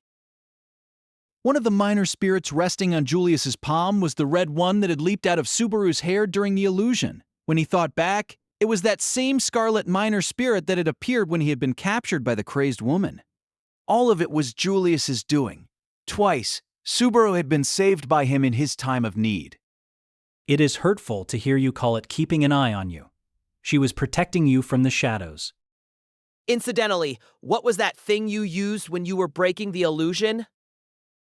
Julius had used some kind of magic to share the method of breaking the illusion with every member of the group. As a result, Subaru's brain had been put through the ringer from the multiple thoughts passing through it. That was magic cast through borrowing the power of In and Ness, combining dark with light. That is Nect, an advanced magic spell. It links the gates of all human beings within range, enabling thoughts to pass between them. Though it seems to have been rather too effective upon you. Yeah, I thought I wasn't going to be me anymore. As a matter of fact, there is no question it is a difficult spell to employ. After all, it is a ritual to thin the boundaries between you and the minds of others. If deepened to excess, not only thoughts, but also the 5 senses can be commingled.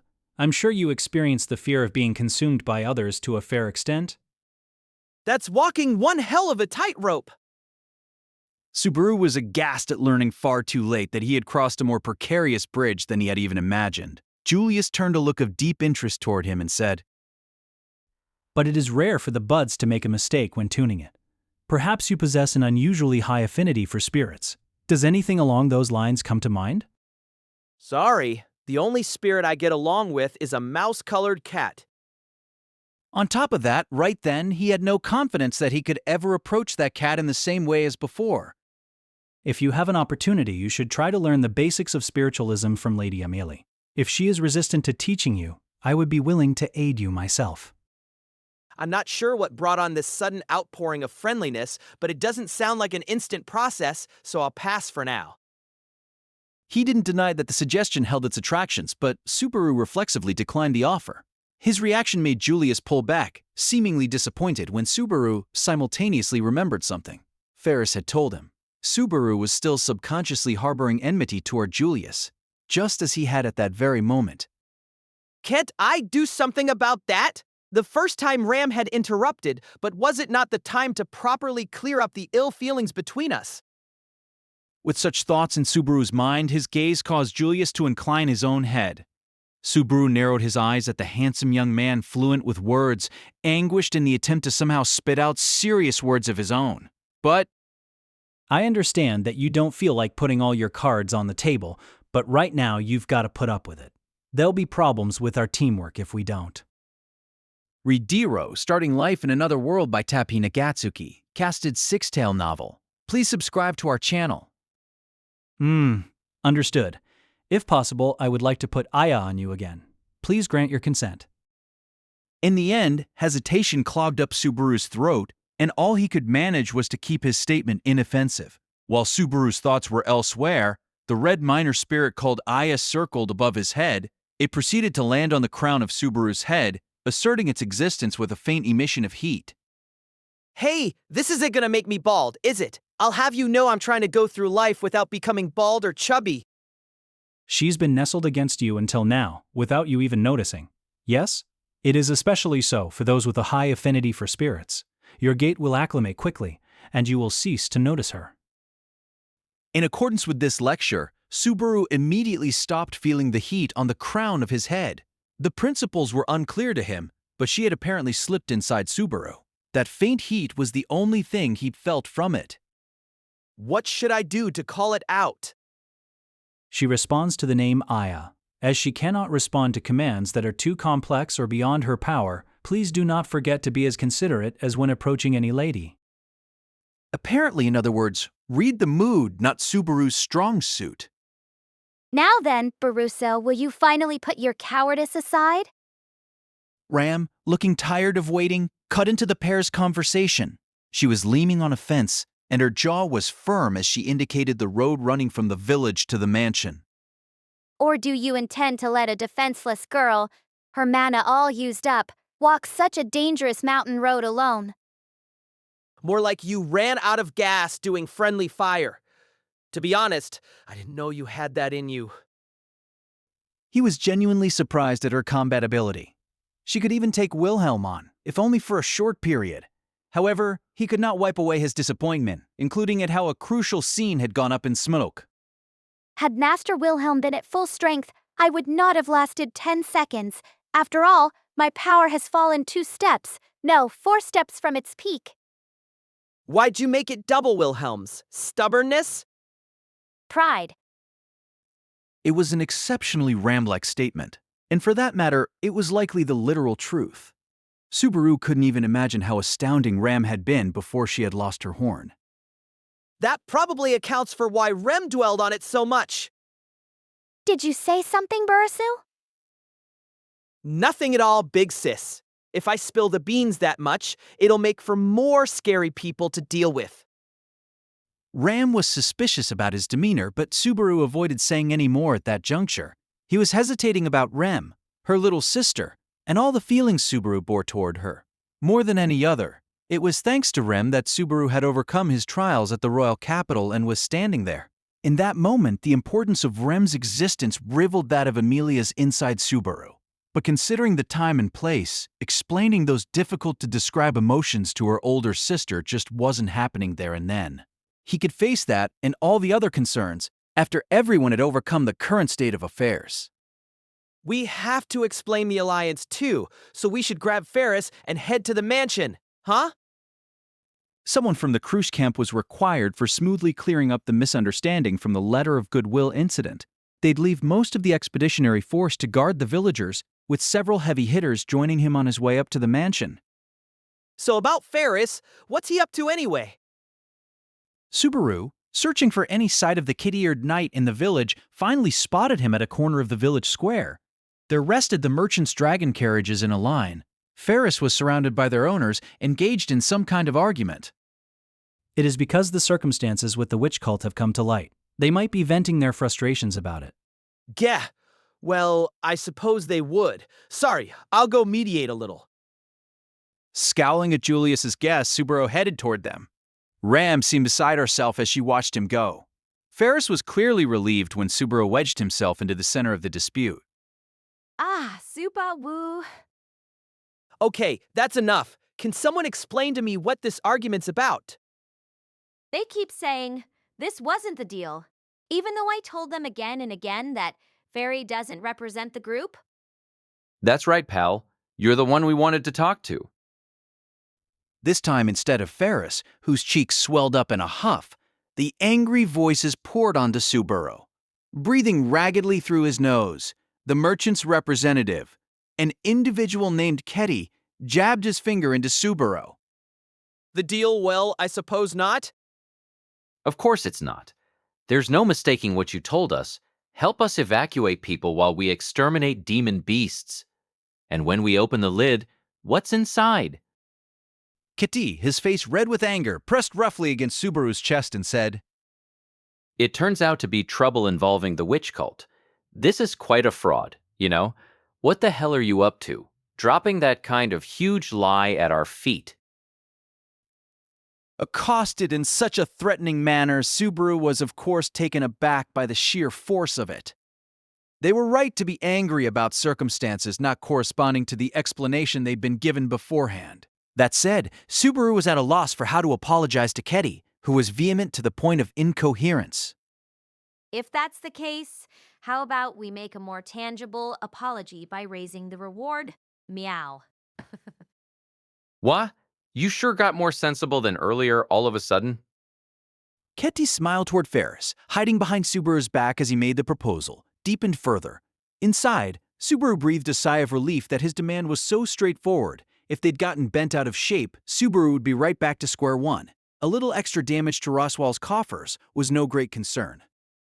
The original condition was to name our price. Can we expect double that? Because you're greedy, Meow, where is your register? I'll review the contents with Subaru. Hey! Do we have to do that? Doesn't human life come first? Subaru's eyes widened as Ferris drove the conversation further and further afield. Ketty, having just handed the register over to Ferris, gave a mean-spirited look down at Subaru and said, This is a huge issue related to the lives we'll be leading tomorrow. But if you don't want to, that's fine. I'm just grumbling.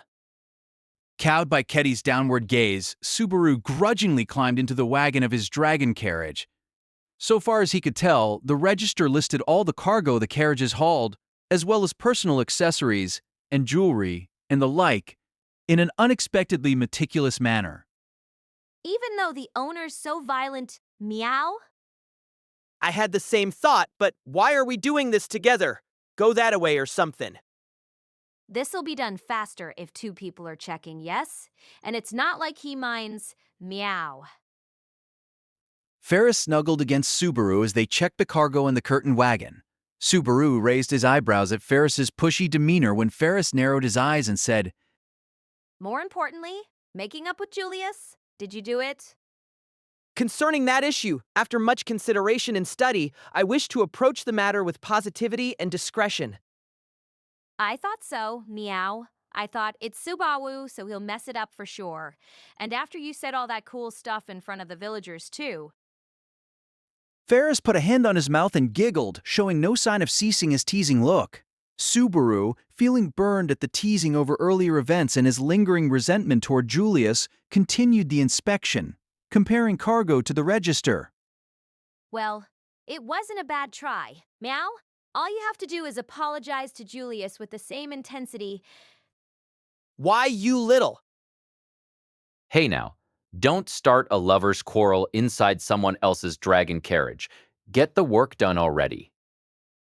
When he talked back at Ferris for making light of his situation, Katie made his disapproval with both of them very clear. When his tall frame lumbered over, he was even more sour about Subaru and Ferris's lack of concentration. I can yell at you more. If you'd rather I don't, get serious. Yeah, sorry. We'll do it right. Uh-oh, he's angry with you, Subaru. Sheesh, you really are a handful. Meow. Seizing on Ketty's anger, Ferris hopped away from Subaru's side. Subaru had just about had enough of his antics, but before he could raise a coarse voice, So careless of you. Goo! when Ferris murmured, narrowing his yellow eyes, he touched Ketty's exposed arm. The next moment, the tall man let out an anguished cry, his eyes rolling up as he toppled onto his side. Huh. Subaru, don't just stare like that. Stand watch outside so that no one notices. All trace of levity gone, Ferris gave crisp instructions to Subaru, who was taken aback by the sudden series of events. But Subaru was rooted to the spot, unable to understand what had just taken place.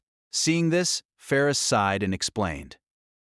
This person is part of the witch cult. I touched him to check earlier when all those people were around me. He has the same weird ritual embedded in him as the Archbishop of the Seven Deadly Sins finger had earlier. He's a witch cultist. And a sloth on top of that? The possibility is high. That's why I thought I'd get into the dragon carriage to lower his guard. As Ferris replied to the wide-eyed Subaru, he checked Ketty's fallen body and found something. When he lifted a hand, it was holding a cross-shaped sword furnished by the witch cult. That's one of the swords the witch cultists. They seriously infiltrated the traveling merchants. But we captured this one alive. The instant I touched him, I made the water in his body run wild and knocked him out. Though, if I've directly affected someone even once, I can do the same thing without even touching. Meow. Meaning you can do the same thing to me. Kinda gives me the chills to hear that. Grudgingly, Subaru did as Ferris directed and checked on things beyond the curtain. Fortunately, no one on the outside seemed to have noticed the skirmish inside the carriage. No one else seemed to be coming aboard. But if one of them was a witch cultist, that changes everything. We can't be certain they don't have others among the merchants, but we can check that from here on out, I suppose. Subaru was chagrined at the plan backfiring, but Ferris shook his head as if it was no big deal. After that, he gave the unmoving Ketty a smack on the cheek, then pressed a palm, glowing with a pale light, to his face and said, Now spill out everything that you're planning, would you? Fairy's hand is the gentlest in the world, but it can do such terrible things. Meow? Subaru's body shuddered when he remembered the phrase, "Those who know how to heal people also know how to break them." Ferris's request made Ketty open his eyelids a crack, gazing at Ferris with unfocused eyes. His lips frailly struggled to move, but Ferris's power was supreme. He apparently couldn't move at all. Ferris, be careful. If he is a sloth, even if he can't move his limbs... He can still use his power, yes? That's why I have you watching, Subaru. Just because the flesh could not move didn't mean unseen hands couldn't be put into motion. In accordance with Ferris's request, Subaru squared his shoulders and kept the closest eye possible on what Ketty was doing. With Subaru and Ferris both hemming him in, Ketty breathed out, seemingly deflated, then... What? When Ketty seemed to murmur something, Ferris narrowed his eyes, demanding he repeat himself. Subaru hadn't been able to hear the statement either. Ketty opened his mouth once more. Yes? Aya, protect him. Ferris seemed to leap to his feet the instant the whisper reached his eardrums, calling to Subaru at the entrance to the wagon, no, to the common spirit tethered to him. Ferris's gravity, normally unthinkable for him, made Subaru stare for a second, wondering what had happened, when... Ah! With a burst of heat, the common spirit flew out, deploying a crimson wall of shimmering light around his entire body. It enveloped Subaru, completely isolating him from his surroundings. Now, Coom's the beginning of the end. Frozen stiff, Subaru heard a shrill voice saying that right before his eyes. The next moment, Subaru was engulfed by the flames of the exploding dragon carriage, losing all track of which way was up. When Subaru's mind returned to reality, The first thing he took in was the powerful stench of something burnt. It was like meat that had been barbecued to ash, stir-fried vegetables that had been fried black, completely and thoroughly burnt from too much heat, inside and outside, a scent that brought one's mood to its nadir. He opened his mouth trying to get his voice out. He couldn't hear a thing. It was not that sound did not reach his eardrums, but rather that too great a sound had slammed into them a moment prior. A sound far too great to be termed ringing echoed through his skull at length, leaving Subaru to expect little from his hearing for the time being. Subaru continued instinctively raising his voice as he relied on his other senses. His eyelids were open, but his field of vision remained pitch black, ruling sight out. His sense of smell was dominated by the stench of something burnt, and there was a strong taste of rust inside his mouth. The fact that he lay face up, limbs spread wide, meant he'd probably fallen onto the ground. During the time he checked to see that his limbs could move, his own voice faintly slipped past the ringing in his ears. As the ringing began to fade, he began to be able to hear himself. At the same time, he began to hear the sound of his own blood coursing through his body, and the darkness in his field of vision gradually brightened. His 5 senses were functioning, sight and vision were returning, allowing him to sense the world around him. And then, as his hearing recovered, stringent shouts flew his way. Some voices were blood-curdling, others were those of crying children. Screams, the mansion, burnt instantly. His thoughts came to a boil. What the?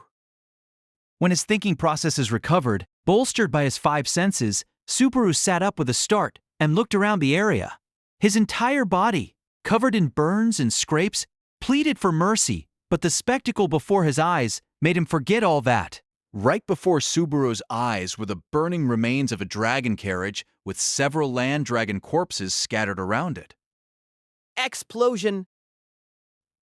His memory from just before came back, allowing Subaru to properly grasp what had happened. Explosion. Yes, an explosion. Explosion was the only word he had for the supreme might of the destruction wrought. Such was the power of it that the dragon carriages lined alongside had been blown away, and a good chunk of Earlham village completely leveled. The homes bordering the village square had been engulfed by the spreading fires from the explosion, with flames licking at the familiar scenery. The blackened, charred objects scattered around the area were partly the dragon carriages and the corpses of their land dragons, but that none were intact made him unable to differentiate between organic and inorganic matter. It was surely a foregone conclusion that the dense scent of burning flesh invading his nostrils was from the land dragons that had perished in the blast. Aghast that land dragons had been blown away without a trace, Subaru bit down on his back teeth and said, Aya! Come on out, Aya! You're here, aren't you? When Subaru slapped his chest and desperately called out, the red common spirit instantly responded. The red light appeared before his eyes, making no complaint at being called on repeatedly, as she silently asserted her existence with her heat. Subaru remembered that Iya had protected him, deploying a wall an instant before the explosion. If not for the common spirit's protection, Subaru would have died in the explosion just like the land dragons around him. However, Subaru had not been the only one in the dragon carriage. It would be meaningless if he had been the only one saved. Aya? The person with me, where's Ferris? Where's... I'm here. Subaru was on his knees when a frail voice reached his ears. As it was truly the voice he'd yearned to hear, Subaru practically tumbled as he turned toward it. He heard the voice from the shadow of a ruined house. Ferris? Are you all right, Faye? All right. Might be a hard sell. Meow. When Subaru practically crawled in that direction, Ferris, the one he sought, revealed himself out of the smoke. Subaru had feared the worst but was relieved to the bottom of his heart when Ferris emerged. But an instant after that relief, he realized that something was very off. He was happy Ferris was all right, but he was too all right. Aya's magic wall didn't deploy in time. Some sort of super powerful defensive spell, then? Nothing of the sort. I died once. That's all. Ferris, with one eye closed, bore no wound worthy of the name. Unlike Subaru, he surely didn't have the protection of a common spirit, and yet his fur and flesh were in tidy shape. But his attire was not the uniform of a knight of the Royal Guard, but merely a tattered cloth wrapped around his naked flesh. Given the little time available, the cloth must have come from a dragon carriage curtain. Why are you dressed like? Well, I can't help it. Clothes can't be regenerated with magic. And more to the point, Ferris thrust his palm forward, interrupting Subaru's question as he turned hard eyes elsewhere. Following his gaze, Subaru clicked his tongue. The situation was even worse than he'd imagined. In the blink of an eye, Earlham Village had transformed into a battlefield, a clash of fire and sword taking place. No retreat, push them back. Cut open a path. Evacuating the villagers comes first. On the other side of the village square, one of the knights shouted to that effect as he and an attacker crossed blades. A large number of people were gathered together in the square, knights included. However, the majority were non-combatants, villagers and merchants. The expeditionary force was surrounding them in a circle while resisting the enemy. The attackers were dressed in black robes, carrying cross-like straight swords in their hands. It was the witch cult. How did they enter the village? that's obvious. They were in the dragon carriage wagons. Shit! His insurance had backfired in every possible way. Subaru cursed his own stupidity and god-awful luck. They hadn't placed any restrictions on the merchants aiding with evacuation. Realizing that the merchants had ferried the witch cult and made the phrase "the witch cult is everywhere" ring painfully true, particularly if an Archbishop Sloth was among them. Subaru, you don't have time to get debris. I know! Scrap the evac plan. Anyway, let's get everyone up to the Mansi Ison. Poor strategy or not, they had no choice left but to go and hole up. The instant after he made that judgment, Subaru saw it. Repeated spells by the witch cultists tore the knight's circular formation apart, causing the combat strength resisting the cult to collapse. The black-robed figures proceeded to leap into the village square, waving their swords as they assaulted the helpless villagers. Those bass! Their short swords reflected the flames. Their glints burned into Subaru's eyes as he yelled at the top of his lungs. However, his voice could not halt the vile blades, nor could the knights halt their wicked deeds in time. Mother protected child. Husband shielded wife. Young stood before old, and crosses would impale them all. Al Clauseria.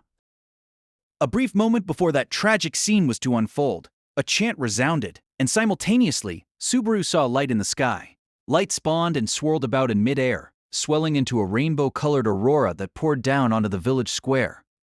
The vivid aurora traced a beautiful arc indiscriminately bathing the knights, villagers, and witch cultists with its colors. But a moment later, the effects upon them were at polar extremes. The rainbow softly enveloped the knights and villagers, transforming into a wall for them. The witch cultists impaled the rainbow with their daggers, and the next instant, they were enveloped in an unimaginable shockwave that sent them flying. The square upon which the witch cultists had intruded was conquered by the overpowering light of that rainbow. And this had been wrought by a handsome young man in white armor, appearing in the square as if he had flown there. None shall mar the beautiful radiance of the rainbow. This is the truth of the heavens. The finest of knights, master of the aurora, snobbishly spoke those words as he thrust his cavalry saber toward the sky. The cavalry saber that had swept the witch cultist clean was surrounded by the lights of 5 common spirits, all except Aya, who had been assigned to Subaru. The way Julius had turned the battle around at its darkest moment was truly worthy of his other name. Incredible! Good job, well done! You really let loose. I'm glad you're here for once. Somewhat vexing praise, but I shall accept. I am glad you and Ferris are safe. Julius, thanks to whom the front line had recovered, was relieved to see Subaru and Ferris rushing toward him. But unfortunately, there was no time to celebrate their safety. Sorry, I messed up. There was a sloth with the traveling merchants, but I couldn't deal with him. It is the result of the enemy outthinking us. I have no intention of criticizing you. Right after the dragon carriage you and Subaru entered, exploded. The witch cultists in the village went on a rampage. The damage from the explosion and the surprise attack is not shallow, but I had TB and Ram evacuate the wounded to the mansion. There's a lot of enemies, though. The evacuation didn't go well, I take it? Julius had avoided spelling it out, but the authority of Sloth was without doubt the cause of their disadvantage. That power could change the course of battle all by itself, and Subaru's eyes were the only counter. And if he could not fulfill that duty, all they could do was await their fated destruction.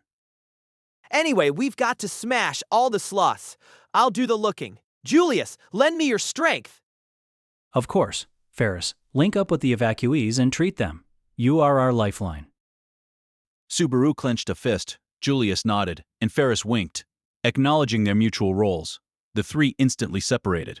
Subaru and Julius were to wipe out the sloths. Ferris was to bolster the knights and villagers and form a defensive line at the mansion.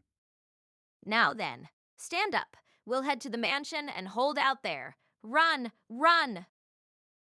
With Ferris's gallant voice at his back, Subaru turned his attention to the clashes of blades he heard all over the place. The combat, far fiercer than what had come before, showed that the witch cult had gotten serious. How many witch cultists are in the village, roughly? The precise number is unclear. However, there were many participating in the height of the battle. The entire force of the remaining fingers has likely entered the village. Clearly, this is a difficult foe. If there were 3 fingers left and each had 10 people with them, the number of enemies had to be creeping toward 40. Beyond tangling with a force of that size, the expeditionary force had people to protect, a disadvantage that put it in a difficult situation. However, there was hope. If the enemy's entire force was assembled in the village at least. If we can take down the last 3 sloths, we can win this in one. Ah! Subaru saw a chance to turn things around, but that instant, he saw the sky ahead blotted out by blackness. Directly above the flames in the village, countless black hands were covering the sky. The numbers were straight out of a nightmare. Unseen hands? When Subaru looked up and shouted that, Julius's expression grew graver still, but his eyes were glazed. He could not see the same nightmare. In a sense, that was fortunate. After all, it would not be strange if seeing lethal violence on such a scale caused the heart to falter. Probably under there. Subaru had to take Sloth on, but someone was taking Sloth on without him. His intuition soon became firm belief. The black hands cascaded from the sky, destroying trees, houses, and the ground itself with their overwhelming power. It was without cessation, over and over again. Destroy, destroy, fueled by the anger of being unable to finish off one's foe. We have to hurry. Wilhelm's fighting right near there. There was only one human being who could take Sloth on without Subaru. Wilhelm broke through the downpour of invisible attacks by moving beyond the limits of his own vision. He swayed from left to right, suddenly accelerated and decelerated, did as many flips as he could, toying with his enemy and drawing ever closer through each repeated skirmish. The authority known as Unseen Hands would be a dangerous attack even if it weren't invisible. It could freely alter its range and direction, both able to overwhelm the enemy with numbers and destroy him utterly with a single blow. These constituted countless advantages in every kind of battle, making it the ultimate technique for bringing death to one's foe. Only because he was the more experienced fighter was Wilhelm able to manage. Accordingly, I shall nail you to the wall here and now, witch cultist. It cannot be to think you would resist to this extent. To the 4 farther down the road, a tall man stood opposite Wilhelm. His posture, with his head bent at an unnatural angle, resembled that of a doll that oozed creepiness as some human hand toyed with it. In point of fact, the madman had lost free use of his flesh. Instead, it was the authority that held his body in its grip and controlled it, but such considerations were worthless to the sword devil. What he required was the fact that the man standing there was an enemy, and one of the 3 sloths remaining, the man, dressed in traveling merchant attire, did not appear to be making the slightest effort to conceal his identity. He'd had slipped into Subaru's painstakingly arranged insurance, craftily manipulating it for his own wicked intentions. Simultaneously, Wilhelm wondered about the safety of Subaru and Ferris, who should have been right by the dragon carriage that had exploded, but in the heat of battle he instantly thrust such melancholy thoughts aside, and the sword devil immersed himself in his own fight. It wasn't that he lacked concern. He would never be able to face his master Krush, unless Ferris returned safe and sound. However, his heart pleaded that he did not really need to worry too much. They would break through that crisis, Subaru and Ferris both. Such was the great faith he had in them.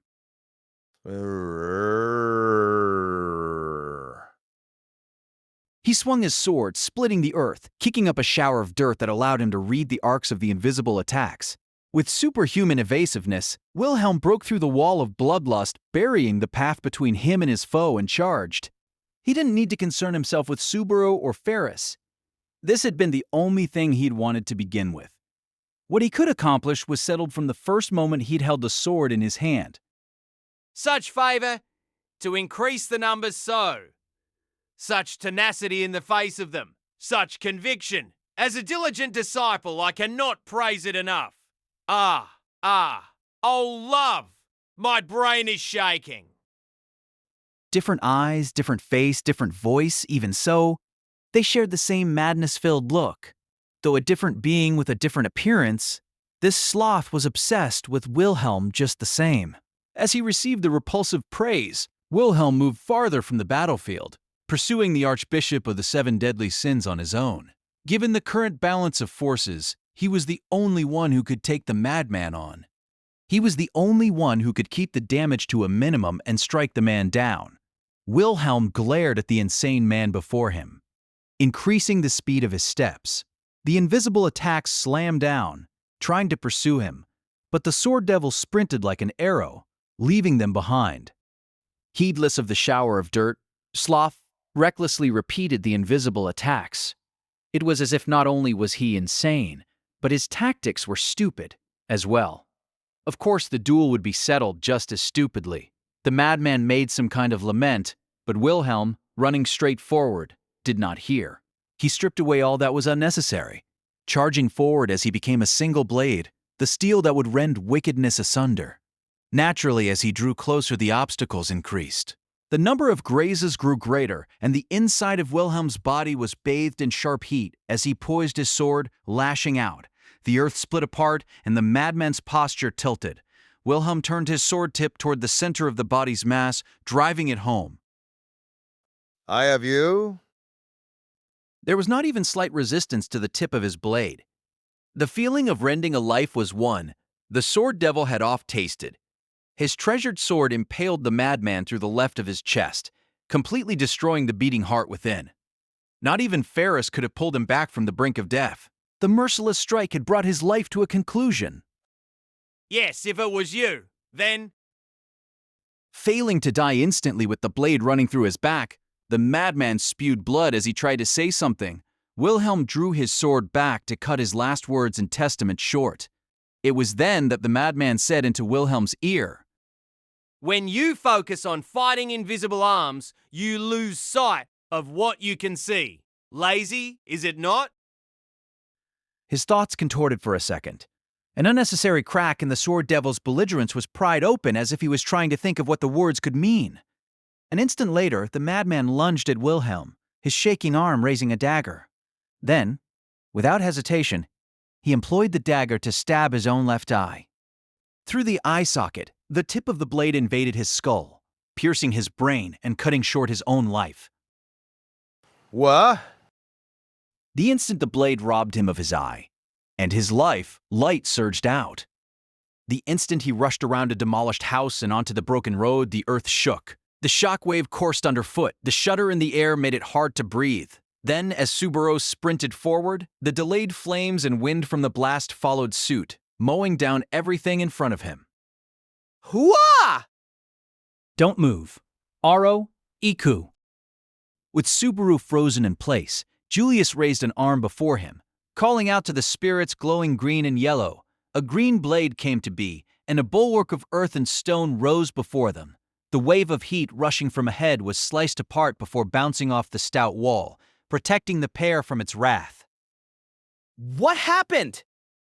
I do not know. Just before the explosion, I felt like I saw a human silhouette pass through, but... As the reverberations of the blast relented, the two rushed past the broken ground toward the center of the blast zone. The surrounding area looked as if it had sustained a ferocious shockwave from the blast, enough to send the rooftops flying off brick homes. Naturally, there was a crater in the ground at the center of the blast, adding poignancy to the sad tale. And when Subaru saw who lay at the center of the blast zone, his voice went cold. Wilhelm? Raising his shaking voice, Subaru rushed over to the white-haired aged swordsman, who was lying curled on the ground. He had sustained grave wounds from blast winds and flames over his entire body. It was almost strange to find his body in one piece. His face was a grimy black. Subaru couldn't tell if it was from blood, dirt, or burns. But he was faintly breathing.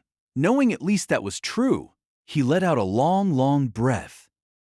But he's in big trouble at this rate. We've got to get him to Ferris, or...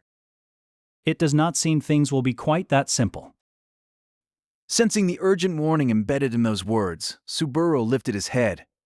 Julius swept the tip of his drawn cavalry saber around the area.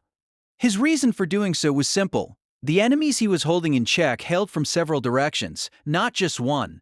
Carrying cross-shaped swords, witch cultists blocked them on each of 4 sides. But that was not the largest problem. A final person arrived at the fore, removing her hood as she appeared. It was a small-statured woman, with short hair the color of black tea. The cultist's hands were empty. She stood before them seemingly defenseless and wide open. However, her bloodshot eyes and the way she hurt herself, biting her shorn-nailed fingers, were all the proof they needed that she was the most dangerous of all. After Petelgeuse the madwoman and Ketty, this was the 4th Archbishop of Sloth. The woman bit the nail of her right thumb, twisting her hand as she tore the nail off. The sight and liquid sound of blood droplets in exposed flesh made Subaru grimace in pain and disgust. Coming out, one after another with timing like this. How many of you are there? Damn it! Why is it you yet live? All of those measures, and yet, why is it you do not fall before my diligence? Well, that's my line. Cut it out already. Doing continues over and over like this. You have some kind of grudge against us. Probably words of complete and mutual hatred, enmity, and vilification were the only ones Subaru and the woman could share. Then Wilhelm stirred in his arms. Perhaps it was due to external stimulus, but the sword devil was still unconscious when his lips faintly moved. The way his anguished breaths held increasing anger toward their foe felt ghastly to Subaru. It was almost as if he was subconsciously trying to tell them something. Wilhelm? Same. Nay. Per. He couldn't completely make out what the trickling voice tried to say, and the witch cultists were not merciful or polite enough to wait for him to hear it once in coherent form. Subaru was clutching Wilhelm on one knee when the woman turned a nailless finger toward him and shouted, You, if the lazy you and the diligent you backed away, all would be firm, all would be decided, everything arriving at its proper conclusion. Thus, scatter here, scatter to the winds. Spewing spittle, the woman put her hand into her own robe. However, she did not find what she was looking for. Pulling her hand out, she gnashed her teeth hard enough to break them. Subaru had a hunch as to why she was in such a mortified rage. That flash of insight let Subaru understand what role was his to play. Witch cultists were on all sides, whereas Wilhelm was gravely injured and Julius was exhausted. The only one left to take on the 4th Sloth was Subaru Natsuki, useless at anything but decoy duty. But even if his witch cult attraction was of no use, there yet remained something he could do. Julius, can you fight off the 4 besides Sloth while covering Wilhelm? Subaru. Shifting his gaze alone, Julius gave Subaru a slight, questioning rise of his brows. However, there was no time to explain the fine details. Subaru glared at his amber eyes and repeated himself. Can you do it? If you can do that, I'll do what I can do. Right now, you're the only one I can count on. If you're willing to put yours in my hands, I'll put mine in yours. Put what? It was obvious. Subaru responded to Julius's words by pointing at Sloth and saying, I'll smack that idiot. I'll fight and take your life in my hands. In return, I'm putting my life in yours. So, can you do it? Subaru declared his determination to take on the Archbishop of Sloth single-handedly to Julius, his one and only ally. At his words, Julius drew back his sword. His hesitation and silence lasted a second. Julius closed his eyes, opened them, and poised his sword. If I did not say I could do it, 'twould be my shame as a knight. Fair enough. Fair enough. They were still at a disadvantage. Subaru knew it was reckless, but his battles had always been reckless. So once again, his disadvantage was like a tightrope. He'd simply cover his eyes and run across. Subaru, gently laying Wilhelm down on the spot, put a hand into his own pocket. The witch cultists were gradually tightening the encirclement, but he detected no sign of Sloth moving a step. Subaru did not underestimate her. Distance and range were meaningless words to Sloth, but that only applied to every opponent who wasn't Subaru and Suki. Now, let us finally end this. Great love above all, exalted love above all, before my diligence to repay her favor. You were born worthy of being the first offered up, too. Hey, Chick Petelgeuse, look at this. Subaru called out to the madly raving Sloth with a snort. Then, he stuck his hand in his pocket. When he withdrew his hand, he was holding a book bound in black. It was the gospel that Subaru had recovered from the corpse of Petelgeuse Romanée-Conti. You're looking for this, right? The thing sent by Miss Witch you love so much. Zeez, so it truly was you who had it. Sloth screamed, eyes bulging. The way she'd rummaged in her pocket had made Subaru realize something was off. The other two sloths had done the same thing. They'd searched for something that ought to have been in a certain pocket with their hands, been irritated not to find it, and raged at he who had stolen it. The object of their desire had been the same, that single book. Guess you even tried digging up Petelgeuse's corpse to get the gospel back. I've heard of book junkies, but come on, robbing graves to get a book back. Cease your prattle. Give that book back, right? Hey, don't shout. If you get too angry, you know. Your brain will shake. You must die. No one present could outdo Subaru when it came to taunts and provocations. As Sloth exploded in a rage, the shadow at her feet swelled up. The shadow split into an innumerable horde above her head, seemingly covering the sky in pitch-black hands whose fingertips bore down on Subaru all at once. But if the intent was to kill Subaru, that was the wrong call. My favor, the manifestation of my love, crumble before them. Sinner! Sloth shouted, and the black arms pressed towards Subaru like an avalanche. The veritable manifestation of destruction loomed before him like a tsunami as it advanced. To Subaru alone, it was all too visible. And even to him, the attack was far too obvious. Rah-ah! The evil hands were countless, but slow. Now that he had witnessed, however imperfectly, combat between superhumans, they looked like stopped flies to Subaru. No, that was going too far. They were like flies in flight. But they were by no means impossible to evade. Subaru took a large detour, evading the savagely onrushing horde of unseen hands. The sword devil would have leaped between them, but such inhuman feats were beyond Subaru. He used his endurance to make up for it. The bombardment of power had missed its mark, the invincible authority wasted by its user. My authority?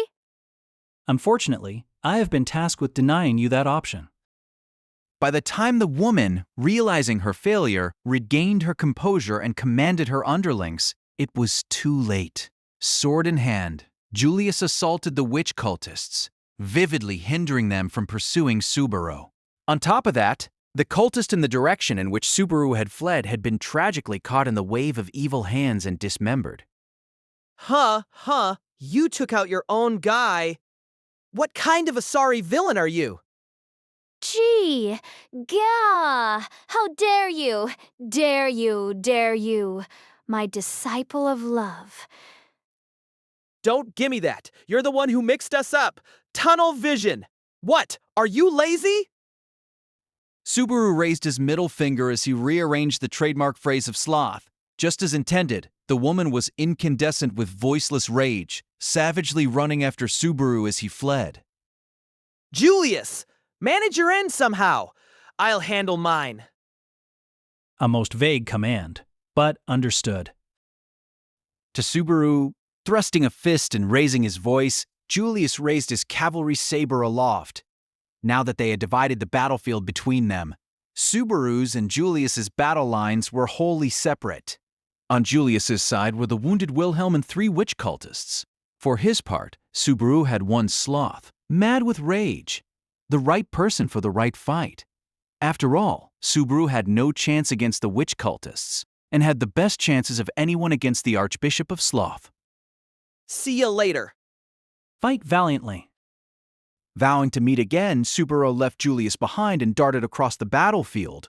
Evil hands rolled across the ground like a surging sea, but Subaru could see them. He leaped over them and took off, unharmed. Wait, I say, you despicable, foolish knave! As Julius began his clash of swords with multiple opponents, Subaru drew the madwoman off to another location. To draw Sloth to a place where her attacks would ensnare no one else, unwittingly doing just as Wilhelm had. Subaru pressed a hand over his heart, seemingly ready to burst, and ran at full strength. He had a destination. He would not go as far as to say that reaching it was linked to victory. However, if he arrived there, he could buy time for victory to come, calling. For that reason, he ran toward it. You can't hit me. You're one heck of a klutz. Behind Subaru, the madwoman chased after him on her own 2 feet. However, her speed was slow. In addition, for some reason, her deployment of countless unseen hands was sporadic, allowing him to narrowly evade them even while on the run. He was completely shaking off her ability. The number of arms chasing him was some 60 or 70, clearly the most of any sloth to date. In spite of that, her skill in using them was the worst so far. The balance was all off. That being the case, it must have been the first and foremost sloth, Petelgeuse, who'd used his authority with the greatest skill. I guess Petelgeuse really was the main sloth, not that it matters. He could think about that later. It didn't change the fact that all the sloths had to be wiped out. He didn't have time to reach for anything else. If Subaru's foe wasn't in tip-top shape, all the better for him. He curved around corners, darted down the straightaway, curved around another corner, and leaped. Made it, but... Arriving at his destination, Subaru surveyed the area. There were signs of combat all over the place, and the fallen did not stop at 1 or 2 people. He saw not just witch cultists but knights and beast people among them. Subaru felt blame for his own powerlessness pressing upon him. He closed his eyes and forced it back. The next moment, he leaped sideways and rolled, evading the evil hand striking where he had stood. The ground split open, causing a cloud of dust to rise. Behind it stood the hate-filled sloth, huffing and puffing. The number of arms stretching from her back was greatly diminished, limited to some 20 or so at present. Guess you learned you were wearing yourself out. And only for making me realize that do you have my thanks. However, your escape ends here, or do you still possess some way to resist? When those words trailed off, Subaru blinked for just a moment. Along the line of his gaze was the madwoman, and behind her. However, he immediately hid behind an impetuous smile. Love and courage, I suppose. Subaru licked his lips and made a big fuss as the madwoman stood with her arms spread wide, her eyes full of bloodlust. His statement sent the eyes of Sloth bulging wide, causing her creepy voice to begin to laugh. Very good. Then challenge my favor with this love of yours. I said love and courage. Taking a breath, he went into a sprinter's crouch and practically leaped as he rose, shooting his body forward. After having fled so thoroughly, he now charged straight forward, leaping into the woman's flank. Sloth blinked in surprise and, perhaps thinking charging in was the height of idiocy, instantly flew into a rage. This is your love! Your love has this little resolve. No crafty schemes, simply running like a fool. Ah, your love is so reckless, so powerless, so thoughtless. In other words, lazy. Subaru let out a shout from the pit of his belly. As if to overwrite the despair the woman's shout drove his way. Shout and shout he did, enough to make himself hoarse, calling out love, and calling for courage. Then you shall die, and pay for your laziness with your low. Now pat slash. What are? The impact cut off the latter half of the cry of surprise. Sloth was triumphant. One moment, the next, her diminutive frame was caught by the land dragon charging into her side. Its huge frame, several hundred kilograms in mass, slammed right into the defenseless woman's body, blowing it away as if it were a leaf. The woman proceeded to bounce along the surface of the village square, flipping over as she sailed into a half-destroyed house. The glass window made a sound as it shattered. The house, unable to take the blow, was smashed, and dust slowly rose from it after. The blow, even greater than he had imagined, sent Subaru leaping to glom the land dragon's head and rub her nose. You did great! Awesome teamwork. Above and beyond the call, Pat Lash. Was Subaru trying to kill her with compliments? Patslash raised her head and gave a high-pitched neigh. Subaru returned to the village square he'd started from, luring the woman to Pat's the Dragon's valuable legwork part of his escape plan. But having failed to locate her just after arriving, he'd started to worry that he'd been wrong, and she too had been burned to a crisp. When I saw you doubled back behind her, that was a seriously devilish move. The instant his shifting gaze located the land dragon behind Sloth, he seriously shouted like a girl on the inside. The next instant, with zero prep work, he and the land dragon did a combo attack, pulling it off perfectly. This was the result of trusting everything to love and courage. Albeit love really meant bluff and courage meant reinforcements in this case. Now, it'd be great if that settled things, but... Climbing onto Patslash's back, Subaru glared at the wreckage of the house Sloth had sailed into. If she died from the crushing weight of the mountain of debris, it would be a big help. But life just wasn't that easy. IT seems I was being prideful. The mountain of rubble collapsed, and from under the remains of the roof, countless shadows welled up all at once. The wriggling pitch-black arms writhed like tentacles. A tiny figure rose up from the middle of that black mass. It was the madwoman, bloodied and reduced to a state half living, half dead. Her head was bleeding from lacerations it had suffered, and her left eye was completely taken out, impaled by a shard of glass. The right half of her body, caught up in the collapse of the house, was dyed crimson, and Subaru doubted her slender arms or legs were now of much use. From the looks of her, there was no doubting that she was wounded all over. And yet, having said all that, the vigor and madness displayed by her right eye was greater than ever. Yes, you certainly are a diligent human being. Yes, diligent. Compared to you, having come so far, using everything at your disposal to challenge your foe, I was so very careless. Architect of my own ruin. Neglectful. Insufficient. I was too prideful. I was so lazy. Her demeanor and the statements themselves did not differ from those of the other mad people in any way. Even if she did have a new thought, he could deal with her the same way provided there was no extreme change in her tactics or repeated attacks. Now that he was riding Patslash, able to dish out speeds far greater than Subaru himself, it was even easier. Having played for time, Subaru would deliver as decisive a blow as possible to defeat this sloth. With neither having a decisive way to win, the fight would come down to whichever found a way to finish the other off first. But the woman cruelly laughed in the face of Subaru's resolve. I will show you my favor. That is the first thing you should accept.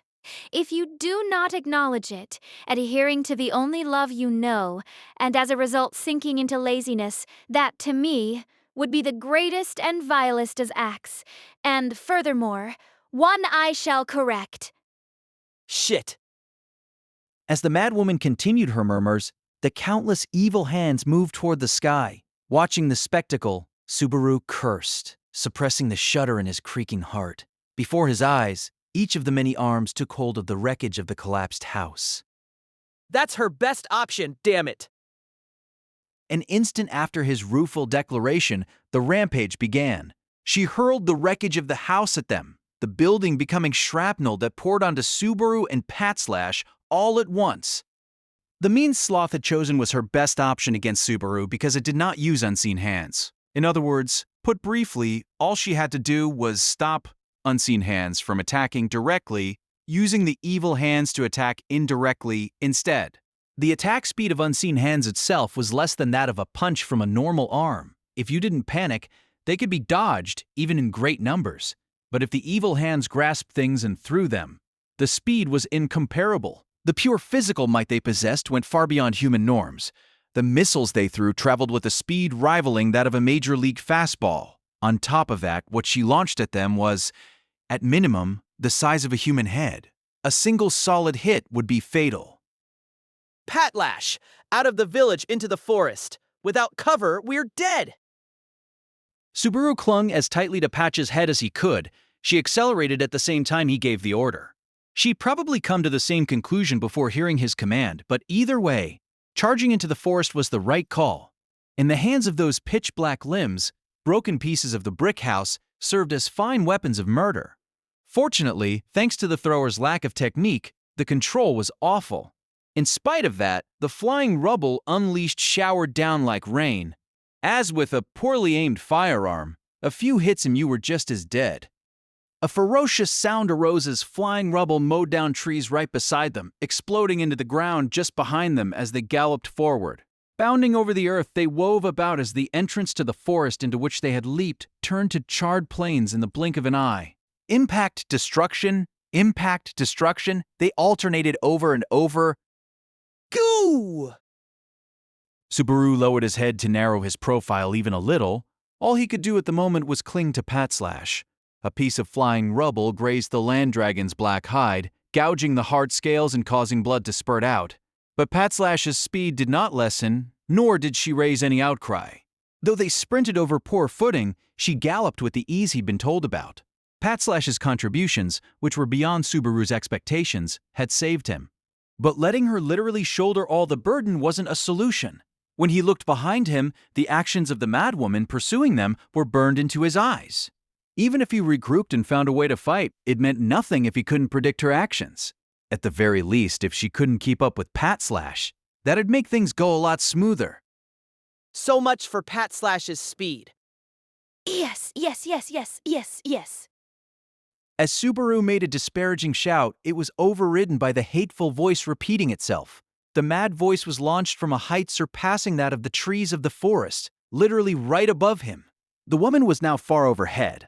Her diminutive, beat-up body was curled up with her hands around her knees.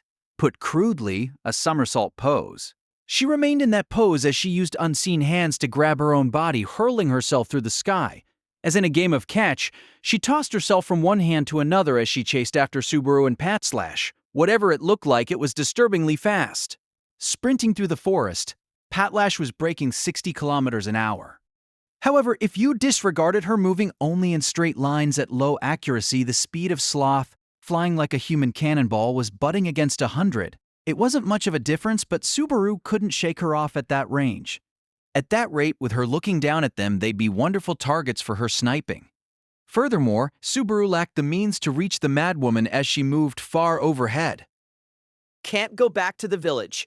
With her like that, no way we can draw her back now.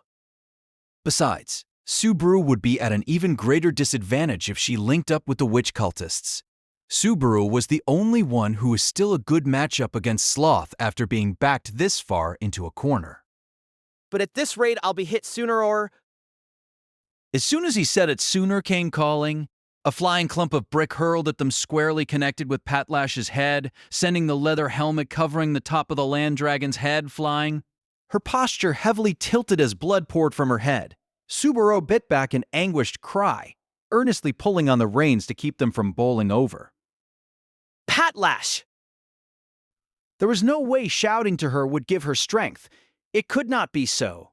But the way Patslash dramatically slammed the ground with her foot, refusing to tumble, he thought it just might be true. He'd have to praise the land dragon 10 times as much for guts alone. But the flying rubble continued, and blood kept flowing. At that rate, victory was out of reach. After lasting this long, even if we get deep in the forest at this rate... Continuing the war of attrition had poor prospects, but he couldn't find any leads for a counterattack if they didn't buy some time. However, the damage just now had already stamped a time limit on Patlash. He couldn't expect the same performance from her as before. If he was going to have a flash of inspiration, it needed to be that moment. Because if not, but such a convenient turn of events had never happened to Subaru before, and it likely never... Just now? Subaru bit his lip in anger at the absurdity of it all. That instant, he saw something out of place in the background of the forest they were passing through. The question of what it was tugged at his mind. The instant suitable information floated up, he pulled back on the reins. If things were as Subaru remembered, it was worth a shot. When a plan to achieve victory offered itself, you bit. Pat/, left. Pat/, was bleeding when Subaru gave the order. For a single moment, she shifted her eyes in that direction, as if to ask, "Are you sane? And are you sure about this?" It was natural to wonder if he was sane. However, if sanity kept victory out of reach, madness was indispensable.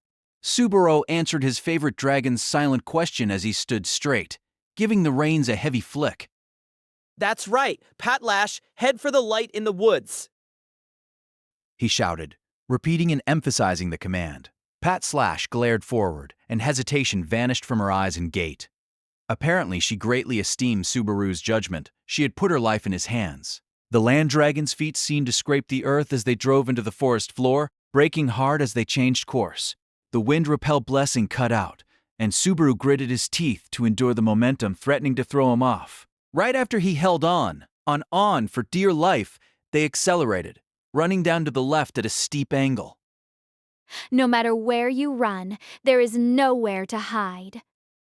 The madwoman did not miss Subaru and Pat/'s sharp turn and roaring descent. The angle of the hurled rubble shifted, and the trail of sylvan destruction followed suit. Verdant trees burst apart. The split, fallen trees were immediately recycled, grasped, and hurled to spread the destruction further. Death followed close behind them. Even as that cascade of destruction pursued them, Subaru ordered Pat/, to follow the flickering light he'd seen from the corner of his vision, one that might prove a literal beacon of hope.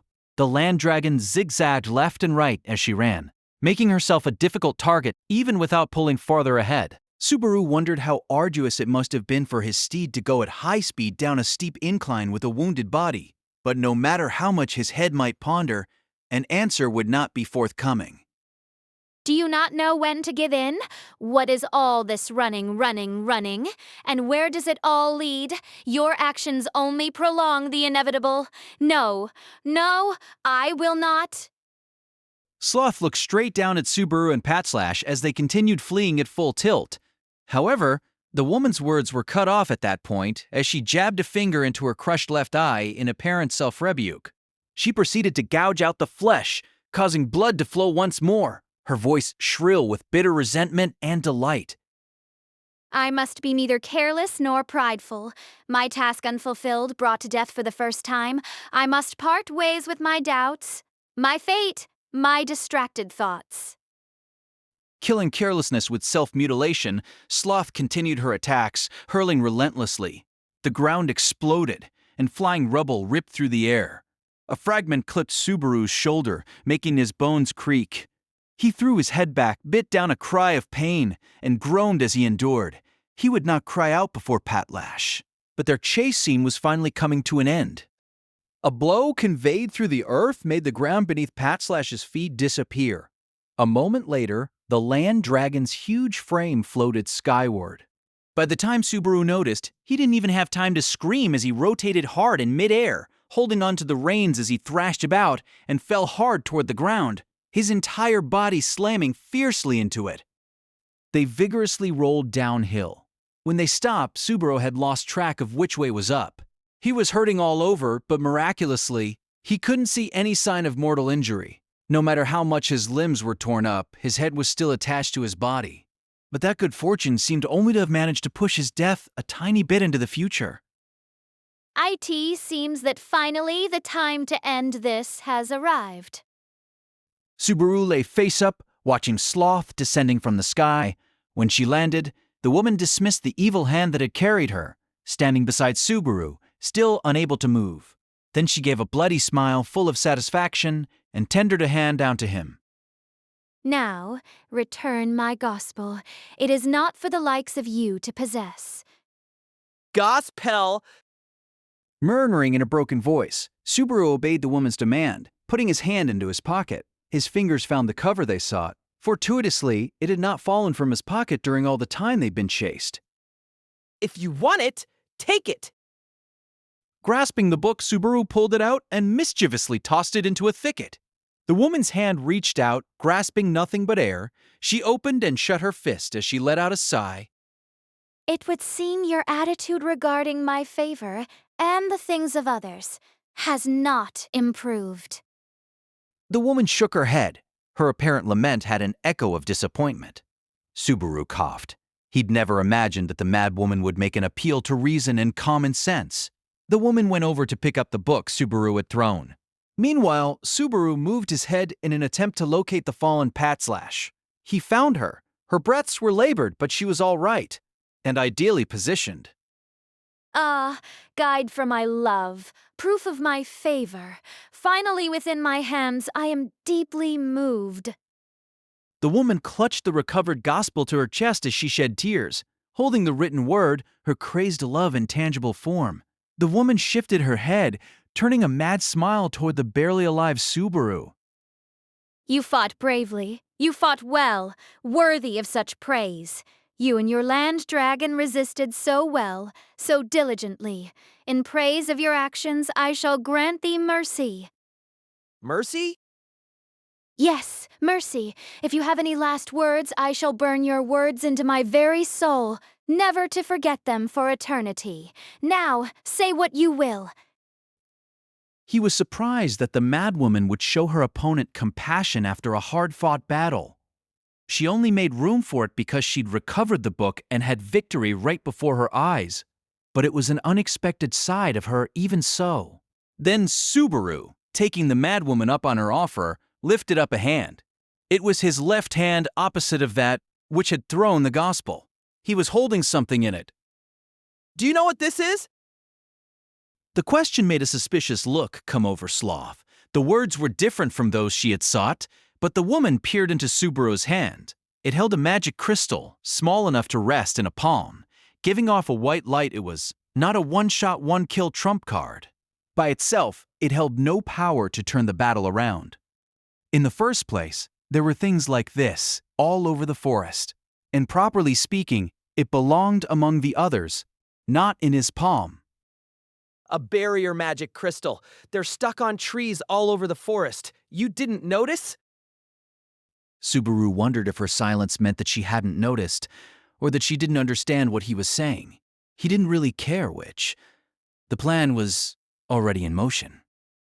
What are you say? The woman, her disquiet at Subaru's last words evident, suspiciously reached out with a hand. Just before her hand arrived, the plan went operational. Sensing something leaping toward her shoulder, the woman instantly tried to turn around. She never made it. From behind, the fangs of the demon beast breaking through the forest sank deep into her neck. He had had his suspicions. The possibility had grazed his head several times while they'd been on the march. The kicker was when Julius and Ferris looked as if they doubted their ears when he told them the area around the mansion and village was a giant demon beast habitat. Demon beasts harbored nothing but hatred for all living things. The battle with the white whale had soaked that terrifying aspect of their nature into his bones. But at the same time, he wondered, the demonic canine Yugurams in the forest, as well as the white whale, hated Subaru's physical makeup and saw him as an enemy. If so, didn't the same go for the witch cultists who saw Subaru as an ally? And now, firm proof of that hypothesis rested right before his eyes. Gah! Impaled by sharp pain and the sudden impact, the madwoman looked unaware of what had happened as she screamed. With the leaping demon beast's fangs in her neck, the small-statured woman could do nothing to throw him off. The black-furred demon dog was large enough that it made the tiny woman look like a child standing beside an adult. The woman was swung up and down by the demon beast, maw clamping down on her, slamming her into the ground several times. The woman went limp, drained of strength. Without hesitation, the demonic canine held her down, withdrew its fangs, and went for the final blow. With a growl, it opened its maw, this time aiming for the woman's windpipe. Perhaps it meant to snuff her life out. Perhaps its action was pointless, the fruit of its murderous instincts. Subaru could not tell which. He could not, but the mad woman was not one to go down without a fight. Filthy beast! Unseen hands. Pressed against the ground, the woman shouted, and instantly her wriggling shadow became evil hands that mowed the demon dog down. Bathed in the invisible attack, the demon dog cried out very much like a puppy as it tumbled heavily, but it instantly got back on its paws, howling as it moved anew to rend its prey apart. Wait! That's enough! But Subaru intervened, barrier crystal in hand, putting a halt to its aggression. The demon beast was in a leaping stance as it growled, glaring hatefully at the white magic crystal in Subaru's hand. The beast slowly backed away, perhaps compelled to do so by the power residing in the crystal. Subaru and the madwoman might have been the pair the demon beast could least overlook. Even so, the demon beast did not leap at them. Its fangs quivered. It growled and drooled as it leaped backward. The demon beast proceeded to mingle with the thickets, its footsteps growing more distant. There was no way it had let them go. It probably meant to watch and wait until he let go of the barrier crystal. Watching the demon beast's retreat, Subaru let out a long sigh before turning his head, looking down at the madwoman. Stopping the Urugurum demon beast from finishing her off had certainly not been an act of mercy. There had been no need. From the way her guts were already spilling out from her belly, the woman must have already known this for herself. How can this be? To think, at a demon beast's... You didn't do your homework. This whole area's a demon beast habitat. They just isolate it with the barrier. The back of her neck bitten off, the woman was unable to move, covered in mortal wounds. Perhaps she was already blind. Her one remaining eye, lacking any spark, did not turn Subaru's way. The results weren't sufficient to call the operation a success. He'd been saved by happenstance in a flash of inspiration, clutching victory by a hairbreadth. After all their history, to think an Urugurum would appear in a place like that. Rosewall, you bastard, you said you would wipe them all out.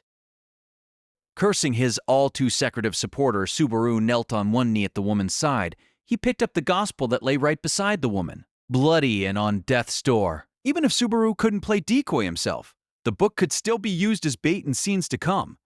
The battle with the woman had proven its worth well enough. I don't know what happened to Katie, but at most, there's 2 fingers left. We'll smash him. On the brink, the woman twisted her lips at Subaru's words. The bleeding from them wouldn't stop. Blood trickled from the corners of her lips as the woman smiled, boldly greeting her impending death. When Subaru saw her like that, it sent the greatest possible chill up his spine. Go ahead, hold it, for now, but soon, I will take my love back. At the end, that part came out loud and clear before the woman's smile faltered, her life signs coming to an end. It was death, plain and simple, an end from which there was no coming back. It was the 4th, or perhaps the 3rd, death of Sloth he had witnessed. Shit! What was she trying to tell me anyway? Subaru scratched his head as he looked down at the dead woman's face. The inside of his mouth was dry, and he felt that his arteries had oddly quickened for reasons unrelated to stress and nervousness. For the first time, without relying on anyone else, Subaru had brought another person to death in the midst of combat. That fact made his knees faintly shake. He clamped his teeth down and sighed at length. The woman had set a curse upon Subaru just before her death. It was a curse he could not dispel right that moment. Can't stay standing around. Even if one's down, there's still sloths left. Brushing hesitancy aside, Subaru turned his eyes away from the corpse and rushed over to Patslash. The land dragon looked pretty beat up from the furious tumble, bearing countless wounds over the entirety of her body. And yet, when the land dragon sensed Subaru's approach, she stoutly rose to her feet. Sorry, Patslash. I really want to give you a break, but I still need you. When Subaru declared he would push her further, Patslash silently turned her back to him in response. He mounted, unable to count how many debts he now owed the land dragon after the last half-day, the last several hours in particular. Drawing the reins, he ordered the helmetless land dragon to return to the village. The barrier crystal in his hand was warm, steadily continuing to warn of the presence of demon beasts. Perhaps the demon dog was lurking in the thicket, watching them that very moment. He paid no heed as they took off running. The sloth's left over. The Archbishop of the 7 Deadly Sins' fingers probably one left. At the height of the battle in the village, Subaru and Julius had headed toward the source of the unseen hands. There, they found an explosion, and at the center of that explosion, Wilhelm. Subaru had no doubt Wilhelm had been fighting that sloth until the instant just prior to that. He was sure the sword devil had struck down his foe. He deduced that, just as with the dragon carriage explosion, something in Katie's possession had caused it. If Katie had been defeated by the sword devil, he might have blown himself up to try to bring Wilhelm down with him. If that was true, there was one finger remaining, and that ought to be the last sloth left. If we can deal with that one, we just need to mop up the regular witch cultists and we win. He finally saw a beacon of certain victory. But that glimmer was far back in Subaru's mind. To escape the madwoman's attacks, he'd had to flee deep into the forest. He was far from the village, where the battle was surely still raging. Every second spent running uphill felt like a lifetime. Shit! He really did come out! Clenching his teeth, Subaru glared up at the sky, shouting with anger and nervousness. The sight was even worse than he'd expected. Once more, black hands stretched from the other side of the forest up to the sky before his eyes, pointed toward the village. Subaru was still far away. His shout could not reach the people those arms were aimed at. If they swung downward, more would die. Knights, beast people, villagers. Lives would be snuffed out. Lives that belonged to people Subaru knew. Raising a voiceless scream, Subaru prayed for the black evil hands to disappear. As if responding to Subaru's lament, Pat Slash, battered all over, increased her speed. They practically flew over the lip, charged down into the forest, and raced to the village on the verge of being violated once more. Sloth! As they galloped, he yelled hard enough to rend his throat. The village bore vast traces of destruction. Human corpses were strewn all over the place. Flames were raging, mingling with someone's crying voice in the air. Even in a world filled with the sound of swords clashing, he instantly knew who the madman must be. The fifth sloth was a very thin, balding, middle-aged man, tearing at his bloody face as he laughed maniacally. Subaru instinctively knew that this was the last one. The madman turned, seemingly drawn by Subaru's certainty. They exchanged gazes, acknowledging each other as enemies. However, the man played the most horrific of opening moves first. My brain is shacking! Already, countless arms swung up, blocking the heavens before they came crashing down alongside an angry, unhinged shout. The attack became a cascade of death, no doubt intended to violate the village to its roots, crushing anyone and everyone to death by sheer force of numbers. Gotta stop him! Subaru cried with determination, but it was a cry of despair, for he had no power with which to do so, and a moment before the madman's act of brutality proceeded to repaint the world in black. That is far enough, villain. Re-Zero, starting life in another world by Tape Nagatsuki, casted six-tale novel. Please subscribe to our channel. He heard a voice, and that voice took everyone aback. Standing in a daze, they looked up at the sky, unable to move. Enough, I will tolerate no more violence from you. For above the myriad wriggling black hands, the sky was covered in the pale glow of absolute zero. The pale light danced violently, covering Earlham village, crimson from blood and flame. With its twinkle, the frigid air spawned fine fragments of ice, reflecting the light to create a fantastic sight, a phenomenon known as diamond dust, robbed of its beauty by the reality of the tragedy beneath it. Enough, I will tolerate no more violence from you. The beautiful voice cut through that surreal scene like light through a clear piece of glass. The battlefield was dominated by that voice, clear as a bell, and everyone's eyes were stolen by the girl who appeared upon it. Her long silver hair flapped in a warm wind. Her violet eyes were imbued with a powerful will.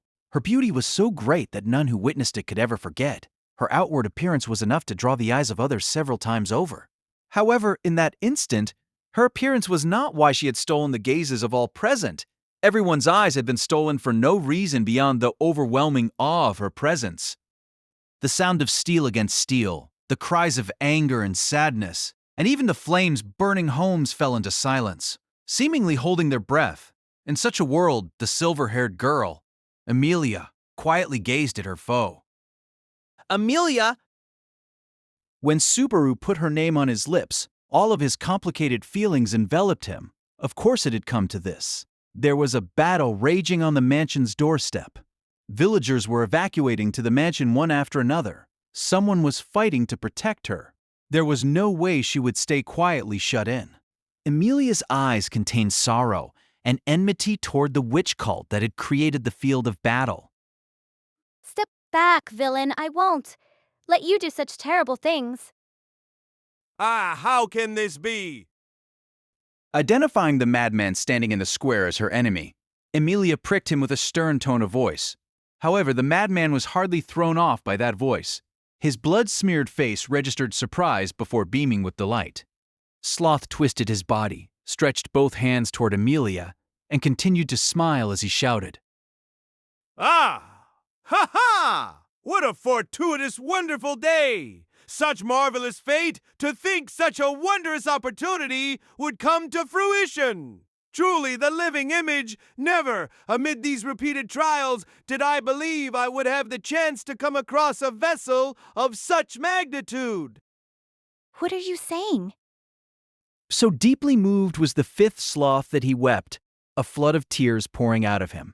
Seeing the madman's out-of-place tears, Emilia raised her eyebrows, bewilderment plain on her face. Ho ho ho ho ho ho, witch! The beacon of love that guides me! The madman stumbled forward, narrowing the range between himself and Emilia. Perhaps her reaction was part of what stirred him so deeply. With the distance counting down to ruin, Emilia turned a palm toward him. Don't move. I won't warn you again. Emilia kept her palm thrust out, making the statement as the madman stepped closer. However, her call for him to halt never reached the madman's ears. He took one step, then another, narrowing the distance. This time or the next! Someday I shall! I told you, don't move. As she had said, this time was not another warning. She coldly switched from an ultimatum to an implementation of force. The light, wildly dancing in the sky, cracked open, and a surge of mana froze water droplets in the atmosphere. This created a total of 4 sharp, icy spears, and these she launched in an instant. The chill of overwhelming death was merciless. A single blow would sever the thread of life without fail. A being impaled with a solid blow would have his flesh dyed white, frozen down to the soul to become an icy statue. However, no hesitation, no pity, no mercy. Truly, truly, truly a diligent decision. Aren't they your allies? the madman energetically laughed beside the witch cultist now frozen beside him, having shielded him with their bodies. The sight made Emilia uncomprehendingly furrow her brow. Responding to her doubts, the madman tilted his head at a 90-degree angle, stretching an evil hand to a frozen subordinate, shattering him.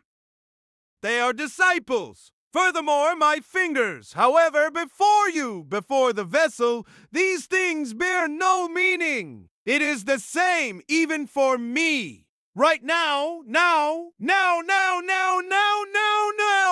my will, my reason for existence. All of it unto you. Unto you. However, that is not where it must end. To Emilia, aghast at his madness, the madman opened his eyes wide and raised a bloody finger. He trained the crushed fingertip on Emilia, or more precisely, Emilia's left shoulder. Atop her slender shoulder, a little cat spirit was nestled against her silver hair. It was to this being that Sloth turned his hated. Spirit! Diminutive in stature, knowing neither love nor righteousness. Unaware of just how grave a crime it is to cuddle up to the vessel. Ignorant, in other words, sinful. What blasphemy! Sloth vented excessive rage and hatred toward Puck. However, when the madman addressed him with a torrent of enmity, Puck trained cruel eyes upon him. It was an expression unimaginable on the spirit that had been so gentle and carefree daily. No, Subaru knew that look, what Puck looked like with bloodlust honed to a tip. Subaru knew the mighty power resting inside that tiny body, for he had experienced it for himself. Unfortunately, being with her is the reason for my existence. I do not need anyone's permission, nor do I intend to seek it. Besides, you're the unpleasant one here. Both were set in their ways, making the hatred they turned toward each other all the clearer. The madman had rebuked Puck with fierce emotion. Puck responded to the madman's disgust with scorn. At that rate, the slightest touch would set them off. and the clash between two beings of immense power would truly begin. Wait, that's. You're the one who needs to wait. Subaru, settle down, now.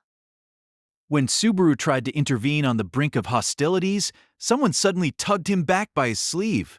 The force took Subaru by surprise. Ferris, who'd appeared at some point, was the one pulling his sleeve. Ferris, still wearing the tattered mantle from earlier, stroked a heavily wounded Patlash as he sighed at Subaru. Subaru, she's terribly wounded, and so are you. You need absolute rest. That's an order. Meow. Like this is the time. I can't just make Emilia fight that. It was Ram and I who decided to call Lady Emilia. Trust her a little, okay? With a stop put to his nervous feet, Subaru grimaced at Ferris's words. In response to the perplexed Subaru, Ferris closed one eye and said, Trust that the person you want to protect isn't only fit to stand back and watch. Considering the harsh exchange just before, the battle began in eerie silence. The walls of icy mist Emilia had scattered around her were smashed as she leaped heavily backward.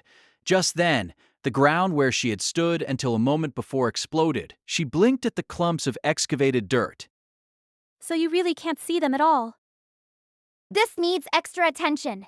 This needs extra attention. Puck whispered from atop Emilia's shoulder. She straightened herself out as she lightly touched down on the tips of her toes. The invisible blow wielded by the madman. As Ferris had informed her beforehand, Emilia's eyes could not catch sight of the fists, but she had ways to defend herself even without seeing them. She surrounded herself with a body of icy mist, dodging when she sensed outside intrusion.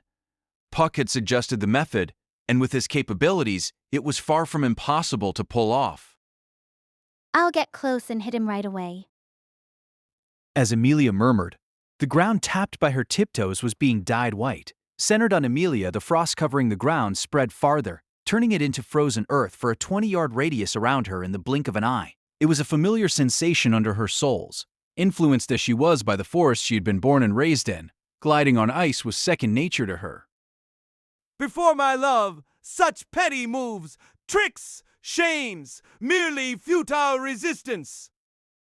The man shouted at the gliding Emilia, reaching top velocity from the first step toward her. The next moment, he pressed on with an oppressive cry, ripping away the icy mist floating around her. But by the time the invisible arms broke through the mist, Emilia's body was nowhere to be found. Gliding over the ice, Emilia was running circles around the man to throw off his aim. He tried chasing and getting in front of her, but nothing he tried resulted in a hit. Freely dispersing ice over the ground, she could escape anywhere. And before the invisible arms could hit her, Emilia's reliable protector completed his encircling snare.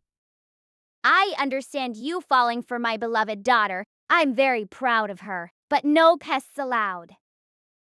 And, Nick? The instant Puck made this laid-back statement, thick walls of ice rose up, surrounding the man on four sides. His path of escape blocked. The man's eyes went wide with wonder, leaving him completely defenseless. Immediately, the icy walls let out a creak as they shot spikes from the surfaces within. There was nowhere to run. A lethal attack without any forewarning. Prey struck squarely would be impaled inside the walls, frozen to the last drop of its flowing blood, and shattered. It was an attack that embodied the innocent cruelty under Puck's adorable surface. But Naive, viva naveva viva. Yes! a bellow rose from inside the icy encirclement.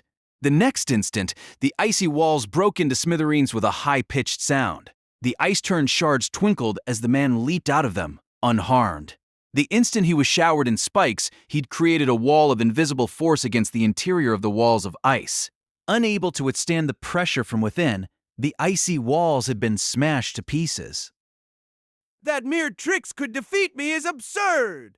A trial is not so easily. So terror. A trial is not so easily. Kua! However, when the man, proud of his victory, trod across the ice, Emilia launched from her powerful glide into a flip. Emilia's kick slipped in without a sound, drove into the man's defenseless solar plexus. The speed and force of the unexpected kick were of sufficient power to lightly blow the man off his feet. This time, eh? Emilia proceeded to beat the man to where he was due to fall and deploy her magical energy, making icy flowers bloom, but the spectacle she witnessed made her doubt her own eyes. Tracing an arc, the man she had knocked away halted in midair, flying up in another direction. The movement was unnatural, as if something had caught him out of thin air before hurling him in another direction. Using it like that. Ah, the repudiation of thought is the essence of sloth. Apply, redirect, reappropriate further. When the man dancing in the sky reached an arm toward her, Emilia instantly formed a pillar of ice, driving it toward her opponent. But as the icy pillar flew toward the man, it struck something and shattered, failing to reach him. In contrast, with the oppressive force coming from the man undiminished, Emilia glided across the ground, moving forward, and proceeded to use the momentum from her glide to sail into the air. With both rising into midair, Emilia and the man exchanged glances. Madness met righteous indignation, and once again, it was Emilia who first went on the attack. The next thing she created were multiple icy discs that she pounded toward the man, sending them through the air in erratic curves. Stranded in midair, the man could not dodge the icy discs surrounding him above, below, left, and right. Yes, yes, yes, yes, yes, yes! However, the man did evade the flying icy discs, moving unnaturally via the most absurd of methods. He bounced erratically in the sky, and though he was uncontrollably spun round and round, the man escaped the discs, shouting in delight. What? This is love! When the creepy movements made even Emilia exclaim, the man gave a reply that was not an answer. His ferocious desire to return the favor transmuted into stabbing bloodlust that made goosebumps stand on Emilia's pale flesh. The man's combativeness was more than a match for her wareness. He poured his hostility into the hands he powerfully brought together. Be baptized by her favor, the symbol of my love, prepared to undergo the trial.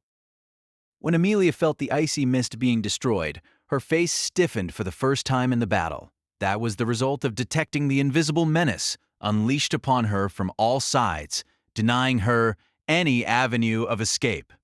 She was in the sky, unable to move freely.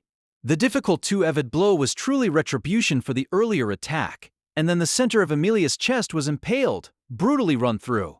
The destructive power gouged out her breasts, punching right through her chest.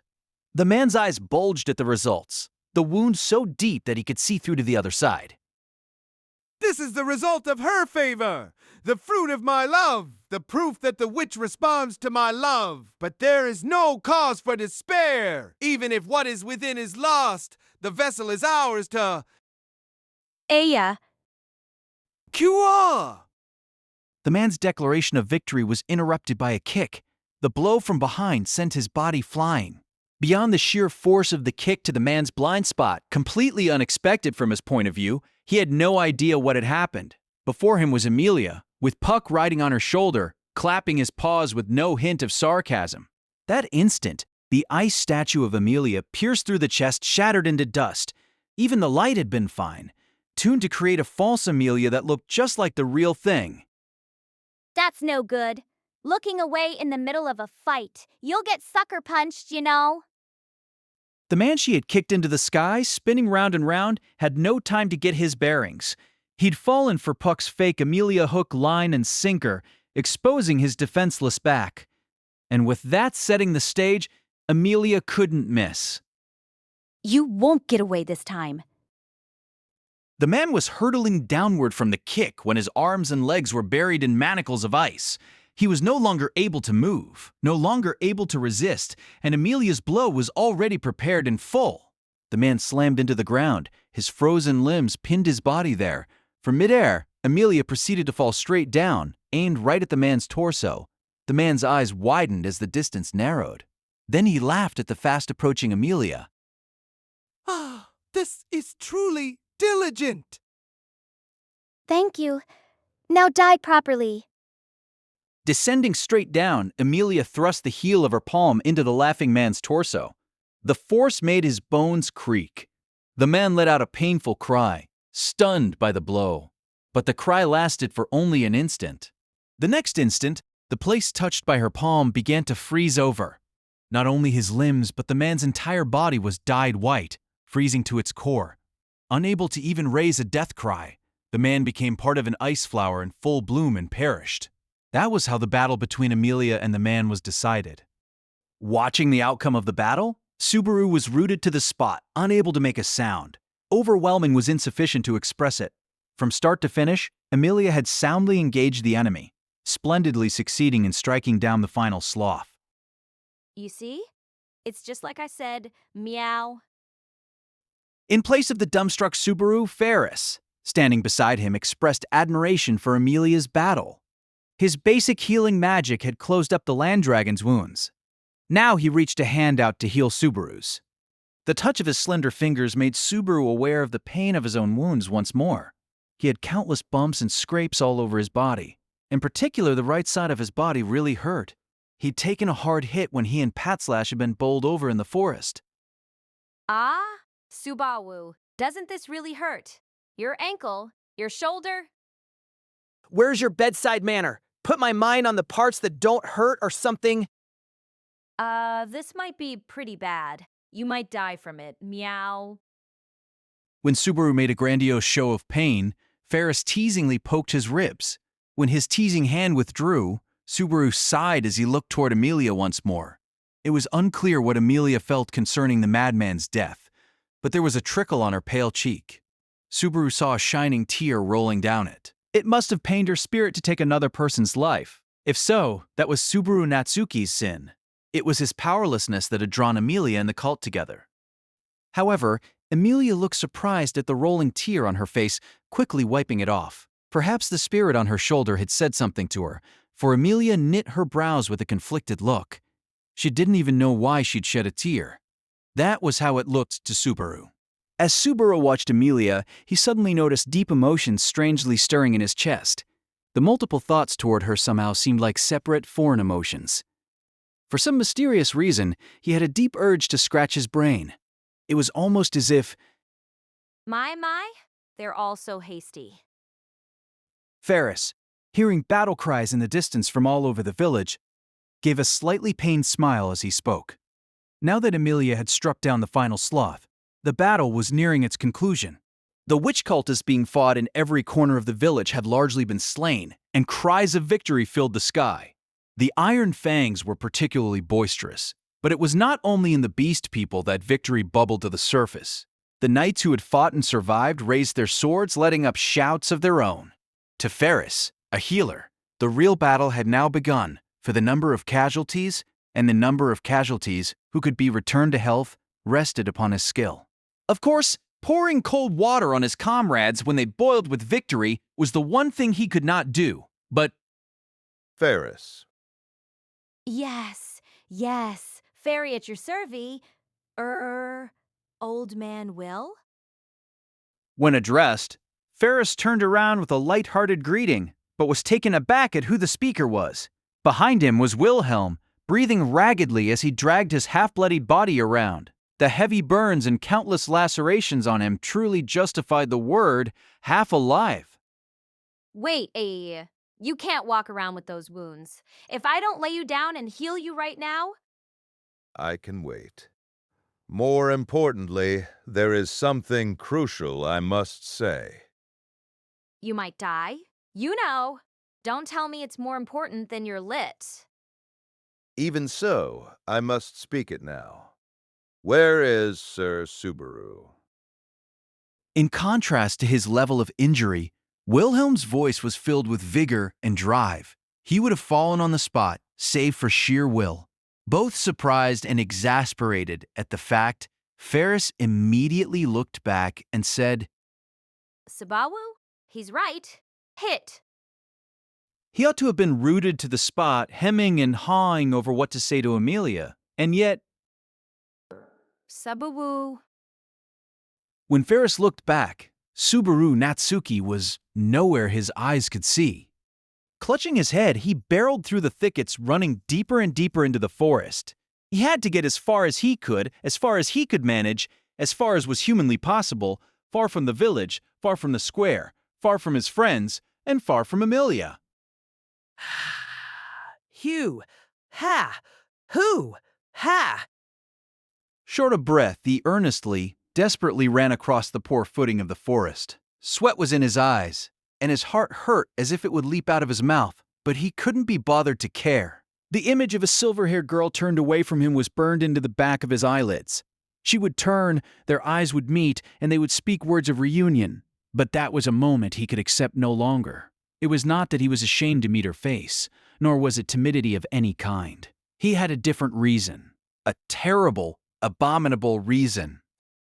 Subaru, where are you going?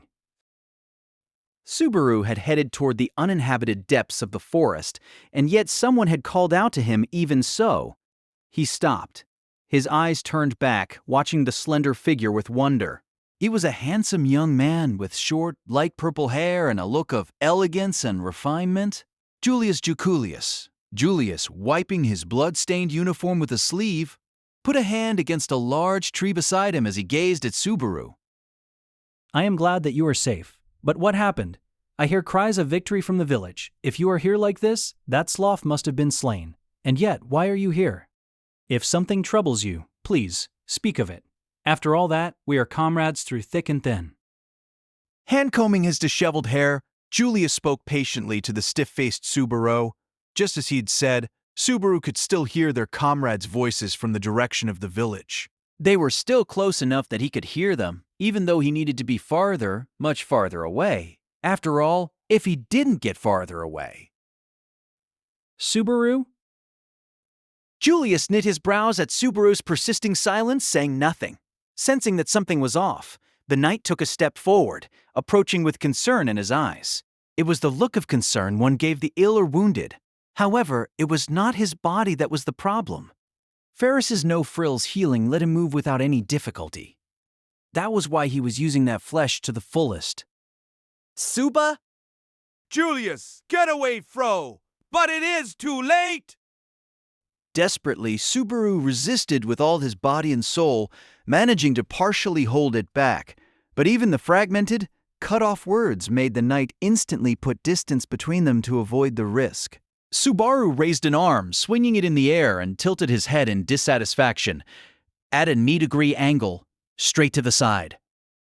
A fine reaction, yes. Though this flesh resists, you evaded well. You truly, truly, truly, truly are a diligent person. All the greater the pity. I had a bad feeling when I was suddenly expelled from Subaru's body. On one knee, cavalry saber drawn, Julius murmured with frustration. Complex emotions swirled in his yellow eyes. Anger, regret, and inexhaustible hostility and hesitation. Seeing the wavering of his eyes, Subaru squared his shoulders in approval. All the more promising! The way you are, you think, you waver, is all proof of your diligence. The only thing that sullied that was your base, filthy soul.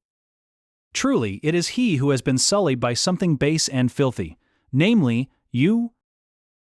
Mad hatred and hatred mixed with righteous anger clashed as Julius and Subaru glared at each other, their fierce emotions at polar opposites. And then, Julius, Subaru. with a great sound of running feet, a high-pitched voice intervened, riding through the trees. A jet-black land dragon appeared, kicking up a cloud of dirt, and riding on its back were Ferris and Wilhelm. Atop the dragon, Ferris's eyes widened as he saw Julius and Subaru facing off. Wilhelm leaped down from the dragon, standing at Julius's side. Then he turned to Subaru, with a grave look in his eyes. Sir Julius, Sir Subaru. Master Wilhelm, that is not Subaru. Hearing Julius's hushed reply, Wilhelm radiated hostility, clenching his teeth enough to make them creak. The atmosphere tightened. Their faces contorted. Ferris's with worry, Julius with righteous anger, Wilhelm's with fierce emotion. Subaru was the only one having a good time, clapping his hands as a crazed smile came over him. And then, Now that you are assembled, allow me to reintroduce myself. I am the Archbishop of the 7 deadly sins entrusted with Sloth. his head tilted at 90 degrees. Subaru opened the front of his jersey, and the madman laughed grandly. Petelgeuse Romanée-Conti! Thus did he give his name. He'd been wrong. He'd been mistaken. Subaru had failed to grasp the most important thing about his enemy. He had been mistaken about the evilest, most important part of Petelgeuse Romanée-Conti. The witch cult's Archbishop of Sloth was not multiple beings bearing the titles of 10 fingers. It was a single spiritual entity named Petelgeuse, attaching itself to the flesh of others. Truly fine! Truly a splendid body! It has been decades since flesh has felt so comfortable, the perfect resource for supplementing my lost fingers. How dare you? For what purpose, and with what right do you say such a thing? It is because you robbed me of my precious fingers that I must inhabit this body as a last resort. Wilhelm grasped Petelgeuse's face, bending his head back while yelling into it. But the madman responded with Subaru's face, and Subaru's voice, and, for the pure enjoyment of it, scratched at his throat. The painful sight of gouged flesh and blood scattering mortified Julius and the others. Your qualifications are by no means poor. Unfortunately, you have engraved too many excess rituals into your flesh. This makes you fundamentally unsuitable to be my finger. Diligent old bones, your flesh too is unsuited to be my finger. Even if I must praise the spirit, your flesh is an unsuitable vessel for love. Ah, how tragic! To Ferris and then Wilhelm, Petelgeuse pointed his finger and shook his head. They did not understand the finer details of what his declarations meant, but putting aside that he could mean nothing good, they understood that they were unsuitable in his eyes. And then, and above all else, a spirit user. You are the most incompatible of all. The hindrance of your impurity aside, you would become a fine finger of mine. Is this answer enough? Unfortunately, I shall not cast the flowers aside, even if they were to abandon me. Perhaps a madman like you cannot understand such feelings. Julius responded to that extraordinary malice with a reply of utmost enmity. The contents thereof made Petelgeuse's eyes go wide. The next moment, he slapped his knees, seized by laughter. Madman! Truly, that is the proper term. Yes, I am crazy for love. Love, undaunted love. Mementos of love, affectionate love, kind love, warm love, benevolent love, thirst for love, reverent love. Love of family, climactic love, private love, pure love, cherished love, gushing love, filial love, trusting love, deep love, virtuous love, sensual love, bitter love, profound love, charitable love, spiteful love, faithful love, gracious love, humble love, biased love, delusional love, fraternal love, romantic love, love. Damned fool. As Petelgeuse made his insanity clear, Julius focused his hostility at him while pleading to Subaru's soul. Subaru, open your eyes. You are too good to be taken over by a madman like. It is futile. This flesh is already under the control of my mind. Though it attempts to resist, it is fruitless, meaningless. This body is already my finger. No, one is speaking to you. Subaru, think. What did you come back for? Why do you fight? Did you not shout those very words to me? While disparaging Petelgeuse, Julius wrapped his 6-colored spirits around his cavalry saber, raising it high. The powerful, rainbow-like light repelled the darkness in the forest, its radiance dazzling the eyes for a brief moment.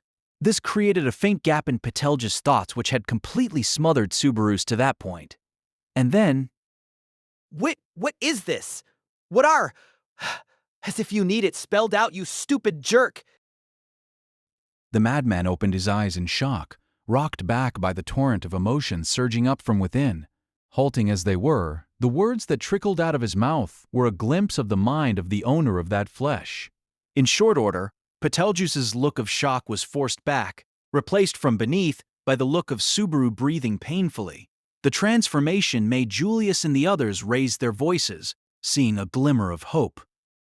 Subaru. Subaru. Sir Subaru, I am Petelgeuse Romanée-Conti. Shut the hell up. I'm Subaru Natsuki. Push back. Push back. Bury everything in the dark dregs of the mind. You are merely mumbling in my ears. You will soon falter. Do you really think you can defeat the likes of me by strength of will? With bluff, a show of pretense, he tried to seize back his own mind. If he didn't, he was on the brink of surrendering to the urge to destroy himself that very moment. Or perhaps of wanting the destructive arms to stretch from his shadow and lay waste to everything around him. Was that urge a darkness that enveloped Petelgeuse around the clock? If so, he could, on one level, understand and sympathize with the madman's aberrant actions to date. Immersed in such madness, he injured himself to maintain his sanity. If he was constantly coated in such powerful madness, small wonder he'd become mentally unbalanced. Was this the world as Petelgeuse saw it? I do not seek your understanding. Those were the first words Petelgeuse spoke when he broke past Subaru's resistance. The voice that had spoken such madness, such crazed delight, such fury, now spoke with a mind that was indifferent, unmoved. It was a darkness that chilled Subaru to the bone more than any of his madness ever had, and then he understood he couldn't let this darkness come to the surface. Do it, Julius. With Petelgeuse's resistance slackening, he'd settle it while he was still in control. For that purpose, Subaru chose the method most likely to succeed. That sword held the greatest possibility for beating Petelgeuse. When addressed, Julius was aghast. His eyes widened, and his lips quivered. What are you saying? Sorry, but it's only a matter of time. If you don't stop me now, we can't win. So before that happens... No. Subaru, you must reconsider. I am both a knight and a spirit mage. A spirit knight who swore to aid you in your objective. I cannot break that oath now. You swore with me to protect Emilia. Pretty sick of me, I know. The reply Subaru wrung out of himself made Julius grimace in anguish. He'd always maintained his elegance and composure. With that demeanor to go on, Subaru was a little surprised at the expression he was making. Subaru had never dreamed that he'd hesitate after coming this far. And you had something to speak to me about later. Sorry, but no can do. He remembered the words spoken the instant they'd prayed for each other's good fortune in battle at the height of the fight with Sloth. He should have cleared the air before that, but in the end, after dragging his feet, he hadn't said it in time. Wilhelm, don't do anything rash. I pushed myself to reach this point. I absolutely will not accept an end like... Wilhelm was heavily wounded, having delayed treatment for his injuries to rush over with all haste. Subaru could only praise the sword devil, forcing a body that should not to move through willpower alone, but this darkness could not be swept away by skill with the sword. Subaru gave a momentary limp smile before leaving things in the hands of the last person. Ferris, please. You can hate me for this. Subaru, I hate me too. At Subaru's words, Ferris, the person there who most hated the cruelty of life and death, nodded. He seemed to somehow have known he would be called upon. With tears in his eyes, he pointed a finger at Subaru. The gesture triggered an abnormality in Subaru's core, namely, a scorching pain, as if his blood were being boiled, burning his entire body with unendurable heat. Hot, thoth. His throat was hot. His eyes were hot. His body was hot. His tongue was hot. His nose was hot. His hands were hot. His ears were hot. His feet were hot. His feet were hot. His blood was hot. His brain was hot. His bones were hot. His soul was hot. His life was hot. Hot. His blood was literally boiling. His internal organs were simmering, and the high temperature steam his brain gave off clouded his vision. Ah! From somewhere other than his melting ears, he heard the echo of a death cry that was not his own. One body was inhabited by two minds. Naturally, burning the body meant burning the mind of the madman with it. There was no escape. At this rate, that soul, trapped in its vessel, would be sent straight to the afterlife. He suffered, he writhed, he convulsed, and finally, his body could move no more. Petelgeuse could try his sore loser act again, but it wouldn't work this time. Inside Subaru, his days were done. Ferris, why? No one else could do it, right? This is what Subaru wanted. Even so, to inflict such pain on Sir Subaru like this.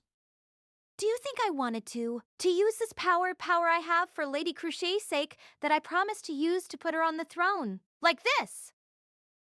The voices of lament, regret, anger, sadness, they sounded so distant. Lacking the strength to even shift his head, Subaru silently apologized for forcing Ferris to stain his hands like this. With Julius hesitating and Wilhelm beyond reach, Ferris was the only one he could count on. It was the same method he'd used to make Ketty faint inside the dragon carriage that later exploded. Subaru's body had been directly healed by Ferris, so Ferris could interfere with Subaru's mana without touching him. The result was plain. The power and suffering were beyond Subaru's expectations, almost enough to make him regret his choice. But those feelings were overshadowed by his guilt of forcing such a deed on Ferris. Ferris's power was the power to heal others. That was the source of Ferris's pride, his mission in life, and the part of himself he treasured above all else. Subaru had made him use that power in a terrible way. He just wished he could utter the word sorry. Lying on the ground, unable to move, Subaru felt something touching his face. His eyes felt like a haze, displaying nothing. But Subaru recognized the hard, grainy sensation from somewhere. It was not from Julius, nor from Ferris, nor from Wilhelm, but from someone else related to... With Subaru's life flickering like a candle in the wind, he felt Patlash, the jet-black land dragon, nestle close to mourn his passing. Probably, these were the top 4 on the list of people he'd caused trouble for. No, Emilia and Ram were missing from that list, and he was truly grateful neither of the two was there. Subaru. He sensed someone standing opposite Patlash, speaking with a forthright voice. He didn't even have to think about who it was. Full of determination, the voice could be none other than that of the finest of knights. After all, there was no knightly knight in that place save he. It was my inadequacy that forced you and Ferris into an unpalatable decision. I shall surely pay for this sin someday. Don't dwell on stupid stuff like that, was exactly what he didn't feel like saying. Dwell on it more and more, damn it. Don't you ever forget it. I won't ever forget. This pain, this powerlessness. For a moment, there was silence. However, that did not break the knight's resolve. Sensing the feeling of cold steel on his neck, Subaru let out his breath at the apparent fact that he would soon be sent on his way. Sir Subaru, I am very sorry. Lady Emilia will probably cry. The voices sounded distant and broken to him. Everything was vague, incomprehensible. There were promises to never forget, to take something back, to definitely come again. It ends here? Absurd! I cannot, not like this, right when I have found a suitable vessel, on the eve of the trial's completion. A finger! If I have a new vessel, I cannot be distrust. Shut up and go to hell. He fell to an unknown place far, far away. Somehow, he died again. He probably lost it all once more. He surrendered everything to the abyss. This was the familiar embrace of failure after he pathetically lost his life. Look back at the world. Look back at your failures. Don't forget. Don't forget. Do not forget. Ferris's tear-filled voice, Wilhelm's lament, shaking with regrets, Julius' resolve and remorse. So great he probably gnashes his teeth over it.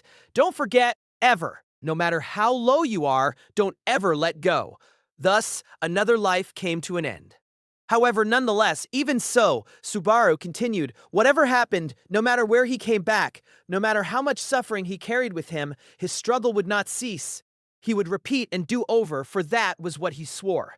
With a strike and a sound, everything plunged into darkness, and so it was interrupted. It was severed. And then... I love you. Together with that soft, gentle, fleeting, and cruel breath, Subaru Natsuki lost his life, and the world was born again once more.